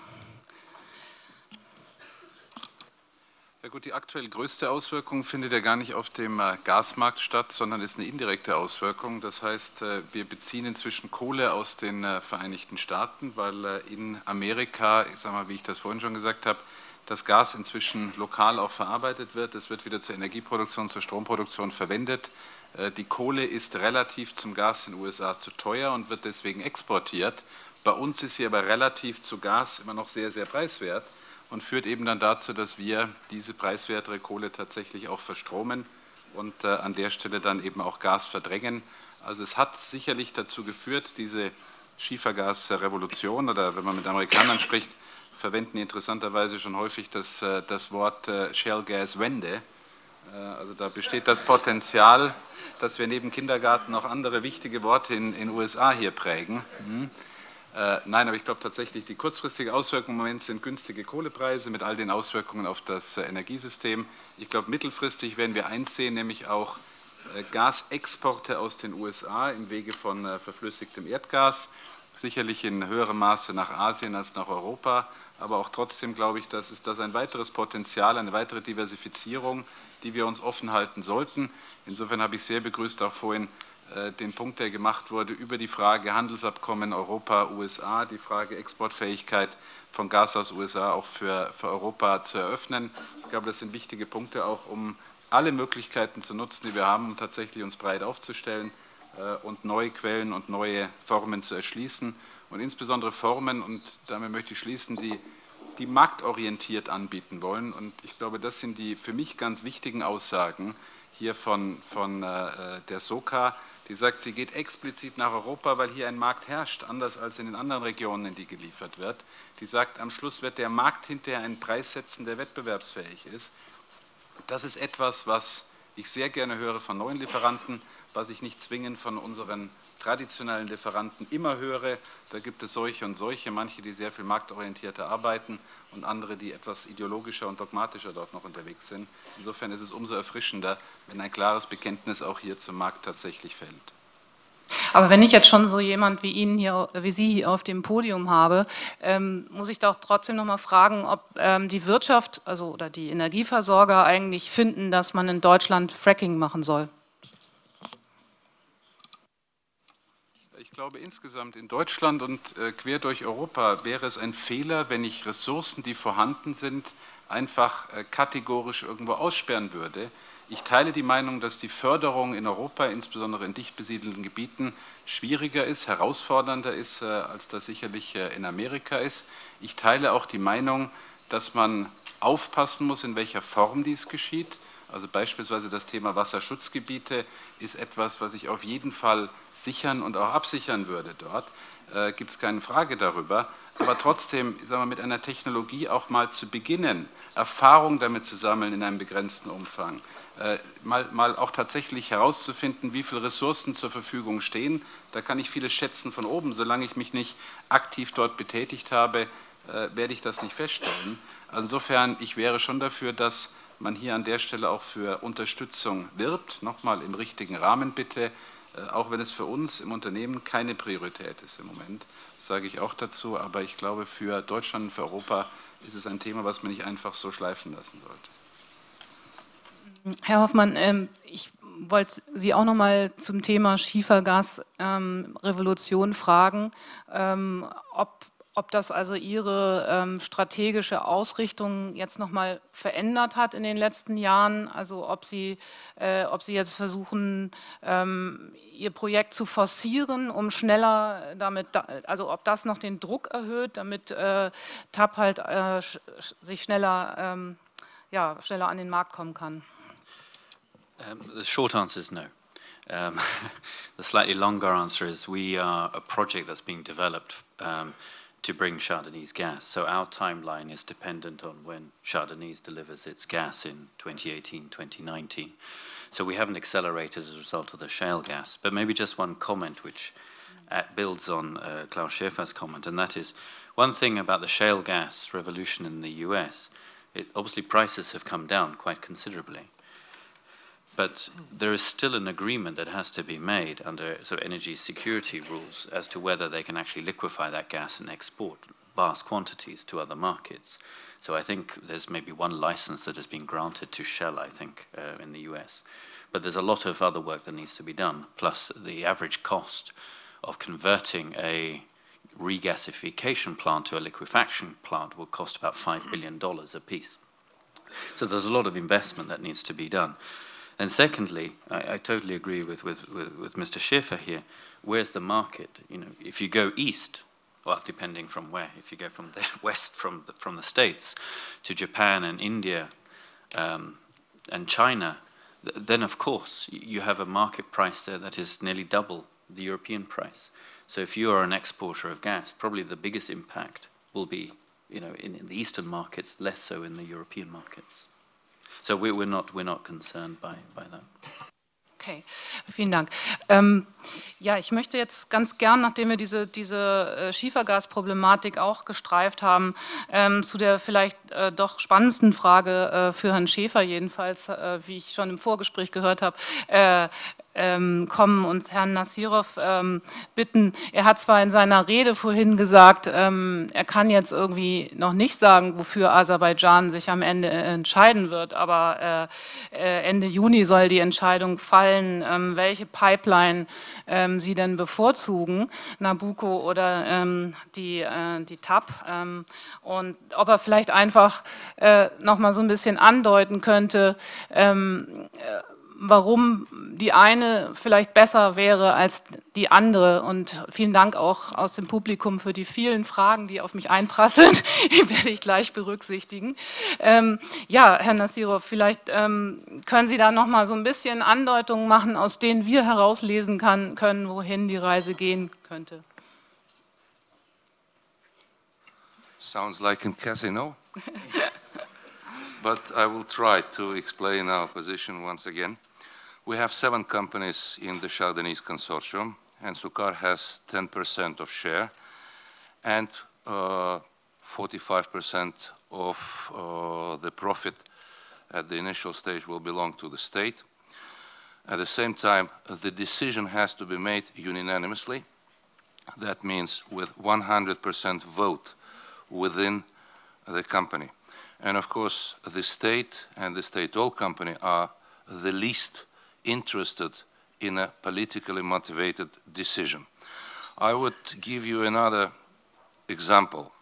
The construction of the main export oil pipeline from Azerbaijan, which happened, the completion took place in 2006, Baku-Tbilisi-Ceyhan, through Georgia, through Turkey, into the Mediterranean corner port of Ceyhan. Before making that decision, Azerbaijan was pressurized, and the management and leadership of Azerbaijan was pressurized by many countries. But now when the pipeline is there, there is no fuss about the direction of the pipeline. But the government of Azerbaijan managed to make the only commercially viable, therefore the only optimum decision. We were offered to construct a pipeline from Baku to the north of Iran, to the refineries in Tehran, Qum, Tabriz. The second option from Baku to the Persian Gulf. Third option from Baku to the Black Sea coast of Georgia. And another option from Baku to the port of Novorossiysk. As far as the Iranian ports are concerned, you understand that we would have difficulties now under the sanctions. As far as the options for the delivery of crude oil to Novorossiysk or Georgian coast, I think that the situation in August 2008 gave you the answer. What was the right answer? Of course, Baku-Tbilisi-Ceyhan is the optimum, even if the pipeline is the longest and the most expensive. But if you look at the market situation, we have 5 different oil and oil products markets in the world. eastern coast of the United States, northwestern Europe, Mediterranean market, Persian Gulf, and Southeast Asia. Mediterranean market is not the most expensive, but it's more expensive than the Persian Gulf. So by delivering our crude oil to the Mediterranean markets, we are delivering more money to the state. Secondly, with all due respect to other producers and to other suppliers in the Mediterranean market, but it's not our term or our description. The pipeline BTC is described by the consumers as the only pipeline to the Mediterranean market, which delivers a pipeline delivered crude oil of non-OPEC, non-Russian, non-Arab origin, therefore delivering more stability and reliability to the non-political deliveries of crude oil.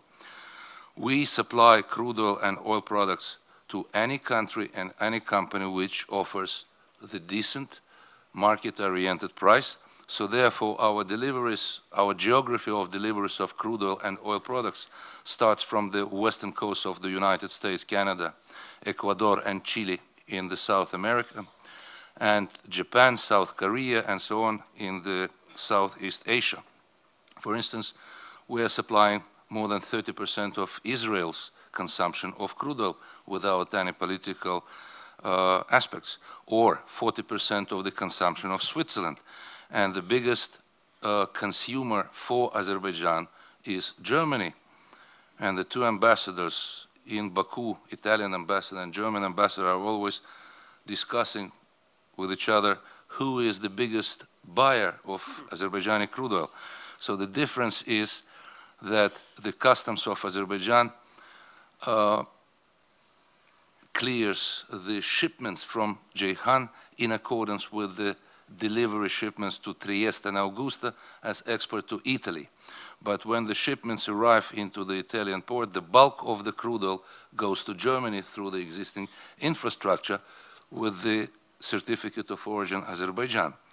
So as far as the pipeline selection is concerned, the two pipelines are very well designed.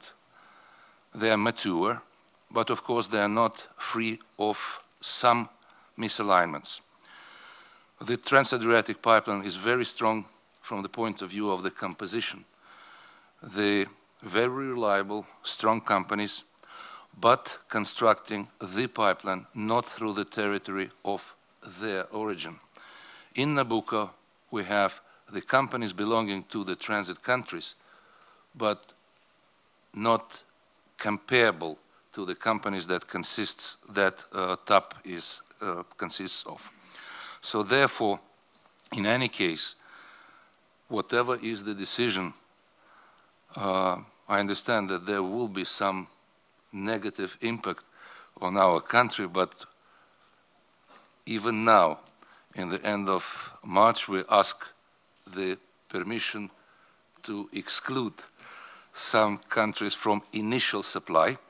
But in accordance with the comments that were made, maybe there will be two pipelines.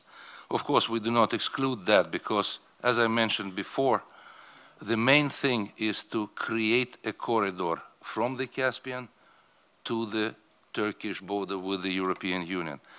As soon as that is done, there will be another project like capillary system in the Balkans, or another country will provide another contribution to the construction of the pipelines.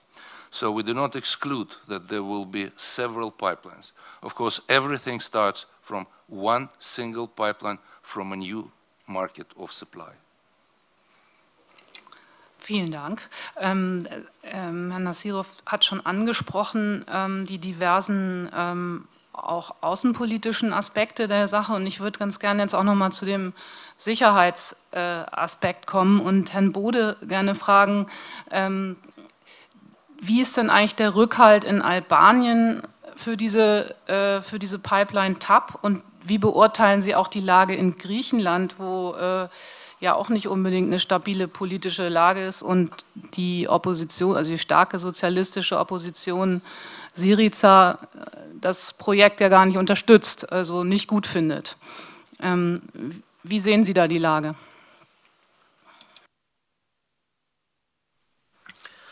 So in Albania, the current situation, I think, is good. Albania is a member of NATO. Also, we are in process of membership of EU, and I think Albania is out of any conflict in the region before. Never have been such. I think point of view of let's say stability is the traffic, the transit of this transatlantic pipeline is in a very safe, let's say, terrain. Also in Greece and in other countries, yes, Greece is a EU member. It's also fully integrated. The game of democracy is such. In Italy also we have some difficulties on political, let's say, side. But anyway, I think the region is very safe. It's not question of, let's say, instability in our region. I think it's very, very important, let's say, things that to be considered for transiting of this transatlantic pipeline. I think this also is a part of competition between two alternatives. Without of all this consideration that we have had here from the company, that the consortium also, because the cost is low, the distance is very low compared to the others, but also the region that we're transiting this pipeline is safe and secure. Ich habe hier in dem Zusammenhang Sicherheit dieses Pipeline-Projektes nochmal eine interessante Frage, die ist an Herrn Nasirov und an Herrn Hoffmann gerichtet. Und zwar, who guarantees for long-term security for supply from Azerbaijan against Russian or other interventions? Zum Beispiel auch from Armenia. Vielleicht kann Herr Hoffmann etwas dazu sagen und Herr Nasirov vielleicht auch. Also Garantien für die Long-Time-Sicherheit. Vielleicht Sie zuerst. Yeah, no, a very interesting question, and I think perhaps you mentioned the little experiment in 2008 with the Russians, but I think the region does have some conflicts, and I think there are there are occupations in the region. But I think one thing that is very important in this respect is that despite that, actually gas and oil has flowed through BTC and through the South Caucasus pipeline. So I think in terms of the energy picture, we have seen actually quite a lot of security in terms of energy security. So I'm less concerned about that.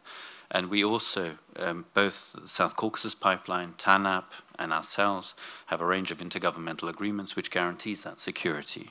And I think given the importance given to the export of this gas from Azerbaijan to European markets and the importance of that, which we've already discussed, clearly you have the support of the European Commission and maybe less so than during the BTC days, but you also have a great deal of support from the US government in this respect. So I think there are some fairly big players out there that are there to protect the interest of exporting this gas to Western European markets. So I think we feel from our side fairly comfortable in that, with that prospect. Mr. Nasirov? Yes, thank you very much. I think that apart from the, let's say, supply through Georgia or through Russia, the supply of big oil to the ports of Russia or Georgia in the Black Sea are also connected or related to the problem of the straits. And of course, the only question or the only solution to avoid the straits was to construct a pipeline through Georgia and Turkey. I think that I have to add the several selection criteria that the consortium of Shah Deniz will be guided by in choosing the pipeline. So one of the criteria is commerciality, another one, project developability, financial developability, engineering design, alignment and transparency, operability, scalability, and public policy considerations. So these criteria will be used by the 7 companies in order to find the best commercial solution for the transportation of hydrocarbons from Azerbaijan, which can be followed by other countries of the Caspian to deliver natural gas to the European Union. Of course, here we have the question or the problem of Trans-Caspian pipeline, very much discussed and debated in the European Union and by our neighbors. To be clear on this situation, I have to tell you, to inform you that we are delivering Turkmenistan oil from Turkmenistan to the Baku-Tbilisi-Ceyhan pipeline, and the Turkmenistani crude oil is delivered to the European markets by ships. So we don't see any difference between shipments of oil or shipments of gas, especially when the gas pipeline is constructed across the Caspian. There is no harm to the environmental issues, since the only fact that the distance between Turkmenistani shore and the city of Baku in the western Caspian coast is no more than 210 kilometers, and only in our sector of the Caspian Sea, in the sector of Azerbaijan, we have 5,500 kilometers of oil and gas pipelines. So therefore, 200 kilometers of another gas pipeline will not make any harm to the environment. We also had the, let's say, a disputed argument that to construct a pipeline in the Caspian, gas pipeline in the Caspian, is different from constructing a gas pipeline in the North Sea, or I'm sorry, in the Baltic Sea, because in the Baltic Sea they have only herring, and in the Caspian Sea you have very fragile and delicate fish of sturgeon, ossetra, beluga, and this fish doesn't resist the vibration of the pipeline. I have to assure you that in Azerbaijan our autonomy anatomy is the same as yours, and we consider vibration not the obstacle of regeneration of fish, but the tool of regeneration. So therefore, any pipeline that can be constructed across the Caspian Sea would be in full accordance with the environmental standards, and therefore, again, the first pipeline that will connect the Caspian Sea with the European market will be only the beginning of the very long-term relationship. Gut, Herr Bareis, ich weiß nicht, ob Sie diesen Optimismus teilen, was die Sicherheit angeht, der Energie- oder der Gaslieferungen, die eben aus Aserbaidschan kommen können oder eben auch aus anderen Ländern Osteuropas oder des Nahen Ostens. Ich wollte Sie auch noch mal im Hinblick auf unsere näheren Nachbarn fragen, speziell jetzt auch Griechenland oder eben Albanien. Sehen Sie da eben die Umstände so, dass wir uns da keinerlei Sorgen machen müssten? Also ich teile den Optimismus. Ich glaube, das Wichtigste ist einfach mal, dass wir jetzt die Diversifizierung hinbekommen im Bereich der Pipeline-Strukturen. Und wenn man mal sieht, wie viel Gas in der ganzen Region vorhanden ist, ja, glaube ich letztendlich, dass dann, sofern das Gas dann den Weg finden wird nach Mitteleuropa, wird auch entsprechend das Gas dann da sein. Also ich glaube, der zahlungskräftige europäische Kunde wird schon allein dafür sorgen, dass dann entsprechend auf der anderen Seite genügend Interessen da sind, dann das Gas dann reinzubringen. Insofern glaube ich eigentlich, dass wir von der Warte aus keine Sorgen haben sollten, sondern wir sollten einfach den Augenmerk darauf richten, dass wir die Pipeline-Strukturen entsprechend ausbauen. Und ich glaube, deshalb sollten wir alle Kraft auch in Europa darauf verwenden, dass wir hier relativ schnell vorankommen. Ich will auch nochmal den europäischen Aspekt reinbekommen. Ich glaube, wichtig ist es auch, dass wir hier innerhalb Europa an einem Strang ziehen. Ja. Also meine Erfahrung ist es, ich bin ja auch ab und zu mal in der Region Türkei, Aserbaidschan, Turkmenistan, und meine Sorge ist immer wieder auch, dass wir auch innerhalb Europas da an einem Strang ziehen, und das ist so ein Punkt, wo ich eher skeptisch bin, weil ich immer nur die Erfahrung mache, dass wenn ein Kollege aus Frankreich oder Spanien sich da unten bewegt,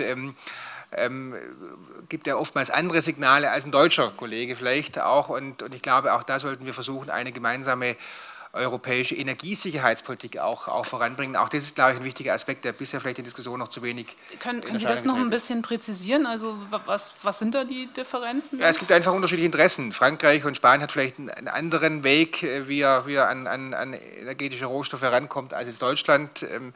Und insofern denke ich mal, dass wir hier einfach auch gemeinsam definieren müssen in Europa, wie unsere Wege aussehen sollten, wie unsere Rohstoffwege aussehen sollten da auch, sagen wir, unterschiedliche Interessen auch berücksichtigen, die sicherlich vorhanden sind, aber dann eine gemeinsame Strategie aufbauen. Ich glaube, da sollten wir nicht nur nationalstaatlich denken, sondern wir sollten da auch gemeinsam auch eine Strategie entwickeln, die bisher für mich noch zu wenig in Erscheinung tritt und auch bisher vor allen Dingen auch nach außen hin zu wenig in Erscheinung tritt. Ich habe jetzt hier noch eine interessante Frage aus dem Publikum, eine Sache, die ich auch selber noch gar nicht gefragt habe und die möchte ich dann gerne an Herrn Schäfer richten. Und zwar, erwarten Sie eigentlich eine Verschiebung der Öl- und Gashandelsrouten in Richtung Asien, also bedingt durch höhere Nachfrage in China, Indien, Indonesien und so weiter? Also dass sich sozusagen auch das Interesse der Anbieter noch viel stärker dann in Richtung Asien verschiebt. Gut, das ist sicherlich der Fall. Das ist auch etwas, was wir aktuell ja schon sehen in der Frage. Und wenn wir uns den Markt anschauen, der am schnellsten auf Nachfrage und Änderungen auf der Nachfrage oder auf der Angebotsseite reagiert im Gasbereich, ist es der Markt für verflüssigtes Erdgas, weil ich das eben, ich sag mal, durch die anderen Transportwege natürlich sehr viel flexibler global verteilen kann. Ich meine, wir kennen alle die Geschichte, dass ursprünglich mal verflüssigtes Erdgas vorgesehen war, um die USA zu versorgen. Und es ist vorhin angesprochen worden, dass inzwischen Projekte, die damals gebaut wurden, um das verflüssigte Erdgas dort anzulanden und wieder zu verdampfen, umgebaut werden in genau das Gegenteil. Umgekehrt ist, ich sage mal, was die Nachfrage nach verflüssigtem Erdgas war, ist eine extrem hohe Nachfrage in Asien da. Die Preisstellung ist höher in Asien. Um die Dimensionen hier nochmal zu geben, wenn wir in den USA irgendwo bei $3,50 des Gaspreises liegen, in Europa bei 10 und in Asien zwischen 15 und 17, ist völlig klar, wo dann auch tatsächlich der Fluss hinläuft. Und wie gesagt, auf der Seite verflüssigtes Erdgas sind die wesentlichen Flüsse im Moment Richtung Asien. Ich glaube, bei Pipeline-Projekten wird das schlicht länger dauern, aber auch da gibt es ja einige große Projekte, die seit langem in der Diskussion sind, Richtung China oder auch in andere Regionen. Und insofern diese Verschiebung, also diesen Fokus auf Asien auch für die nächsten Dekaden sehe ich wohl. Umgekehrt glaube ich, dass auch für Europa noch genug übrig bleibt. Also das ändert meine Einschätzung zu Europa, zur Notwendigkeit hier und auch zur Möglichkeit, das Gas zu bekommen, nicht. Und wie gesagt, Projekte wie die TAP sind das lebende Beispiel, dass wir trotz dieser Situation sehr aktiv und sehr interessante Entwicklungen Richtung Europa dort auch sehen.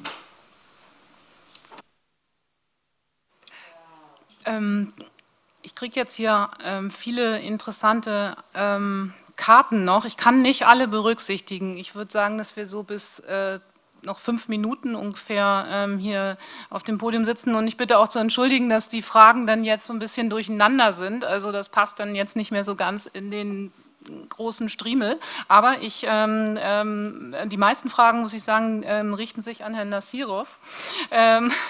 Und zwar gibt es hier eine Frage, ob sich SOCAR eigentlich in Deutschland engagiert und Investitionen in Deutschland plant, um seine Position im Absatzmarkt zu stärken. Und warum beteiligt sich SOCAR eigentlich nicht selbst an Pipelines? Die Frage kommt von Dr. Johannes Rath aus Hamburg.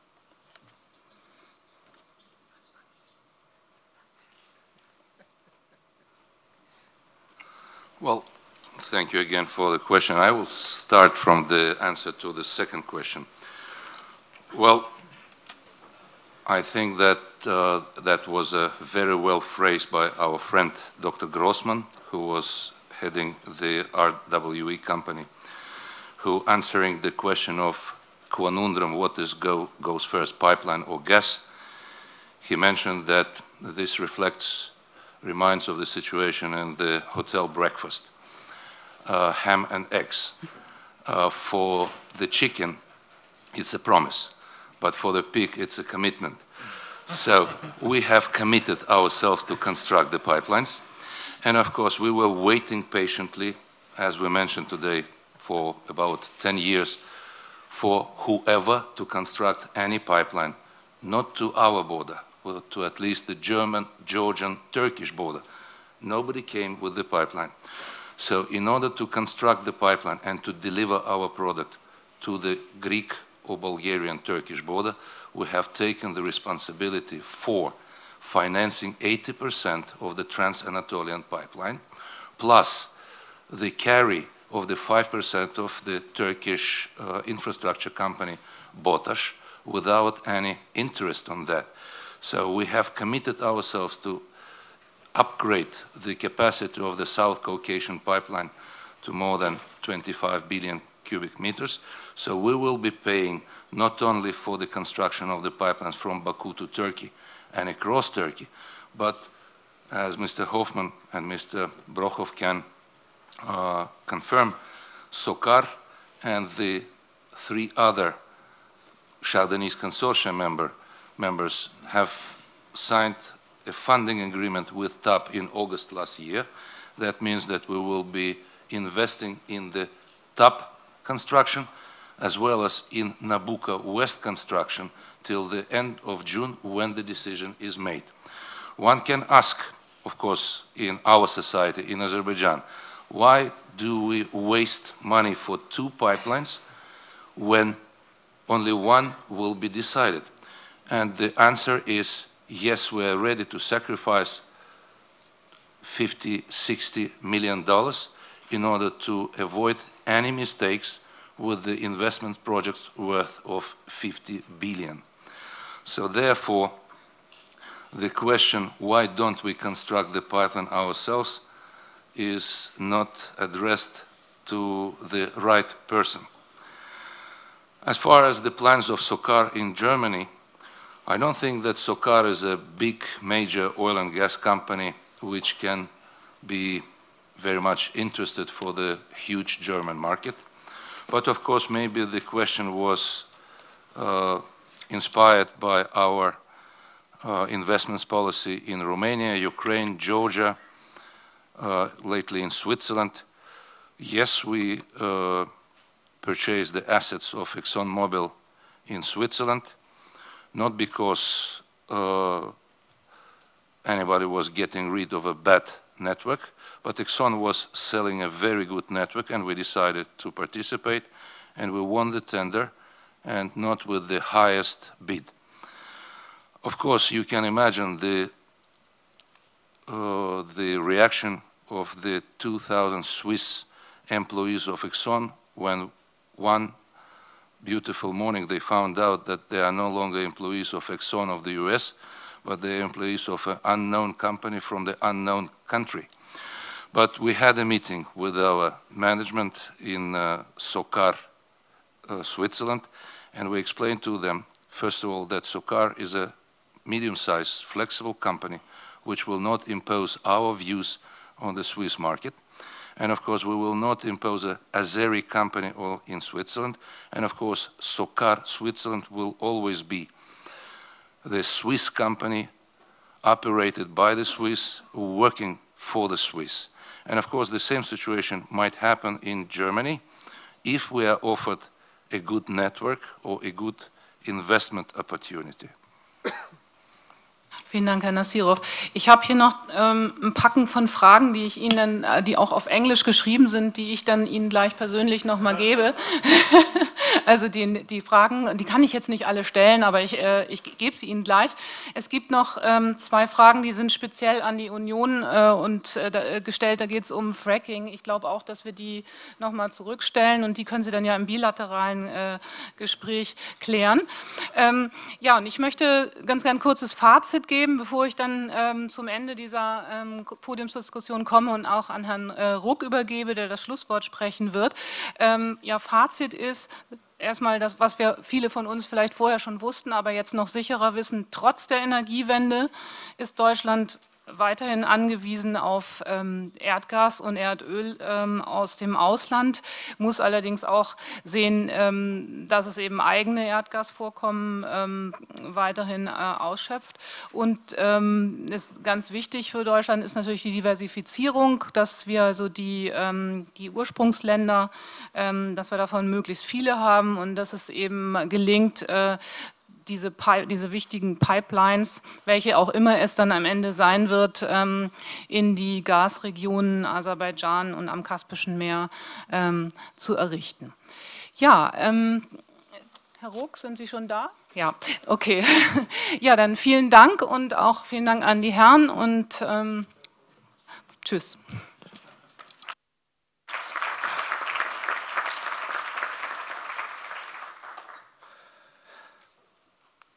Meine sehr verehrten Damen und Herren, ich darf jetzt diesen 5. Rohstoffkongress der CDU-CSU-Fraktion im Deutschen Bundestag beschließen. Eigentlich ist es schon der 6. Wir hatten nämlich einen Vorläuferkongress in der letzten Legislaturperiode zum Thema Rohstoffe und Entwicklungspolitik. Und wir haben viele komplementäre Runden, Fachgespräche und auch Kongresse zu dem Thema, wie zum Beispiel gestern, als es am selben Ort mit hochrangigen Fachleuten um die Frage der Forschung und der Innovation im Energiebereich ging, was natürlich für uns auch binnenpolitisch, sage ich jetzt mal, von höchstem Interesse ist. Ich möchte mich zunächst ganz herzlich bedanken bei dir, lieber Philipp Missfelder, für deine Initiative und dein oberstes Management. Und mit dir bedanke ich mich auch bei allen, die dir assistiert haben, den Organisatoren, den Dolmetschern und all denen, die wichtig sind, damit so ein Kongress mit so vielen Besuchern zum Erfolg wird.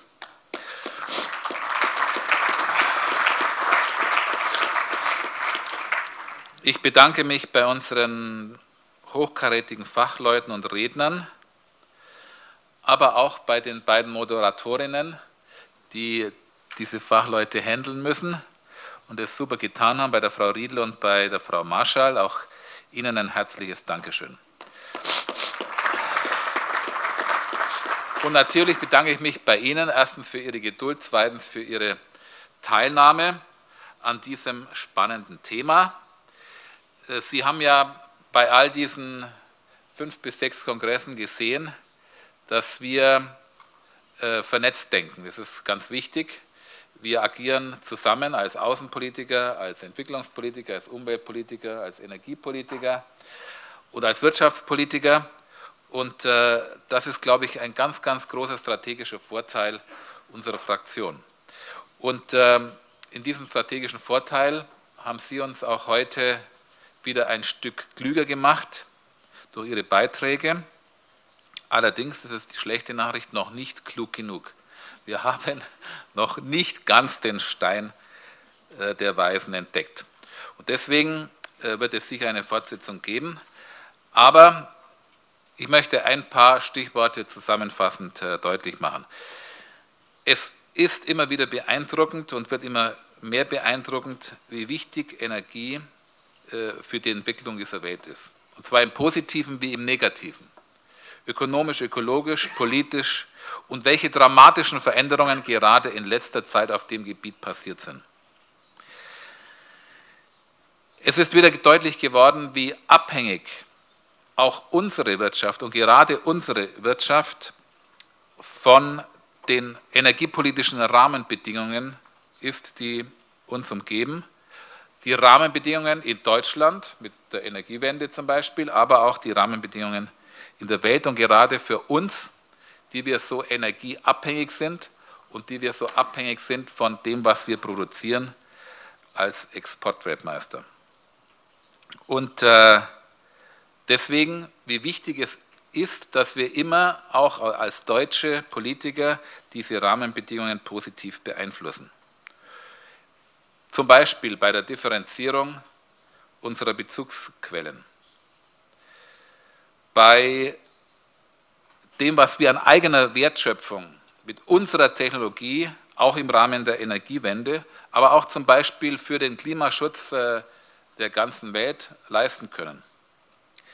Dass wir aber nicht nur eine deutsche, sondern auch eine europäische Sicht brauchen, wegen der Economy of Scale, wegen auch der gemeinsamen Interessenvertretung, die wir in Deutschland nicht alleine leisten können, sondern wir brauchen dazu eine europäische Sicht.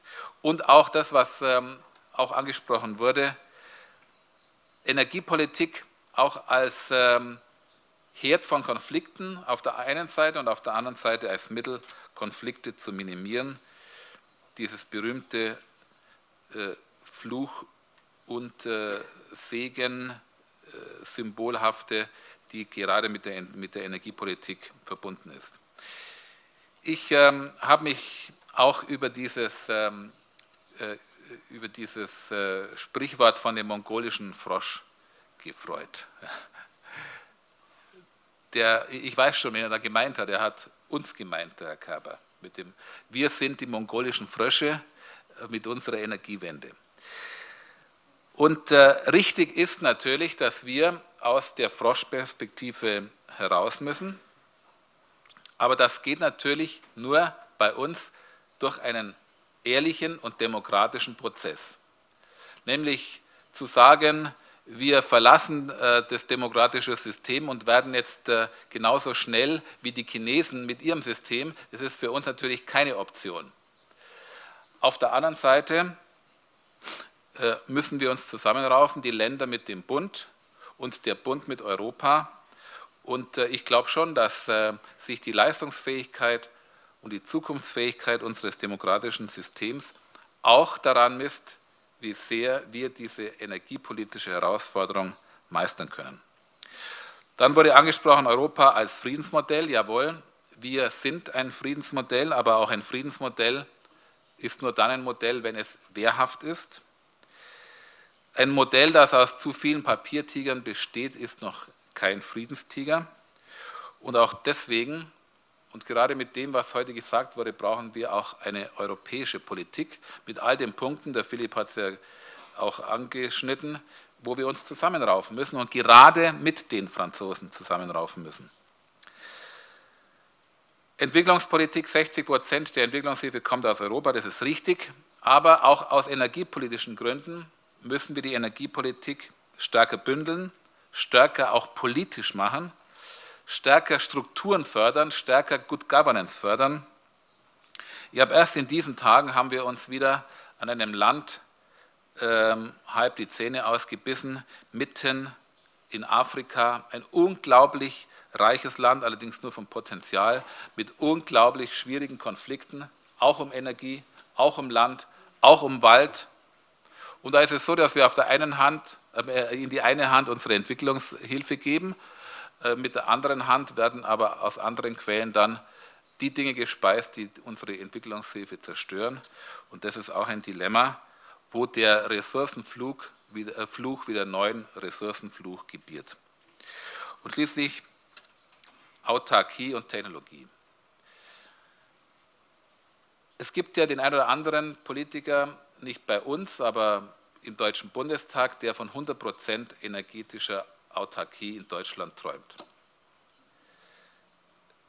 Ich glaube, dass es weder erreichbar ist, noch dass es auch wünschenswert ist.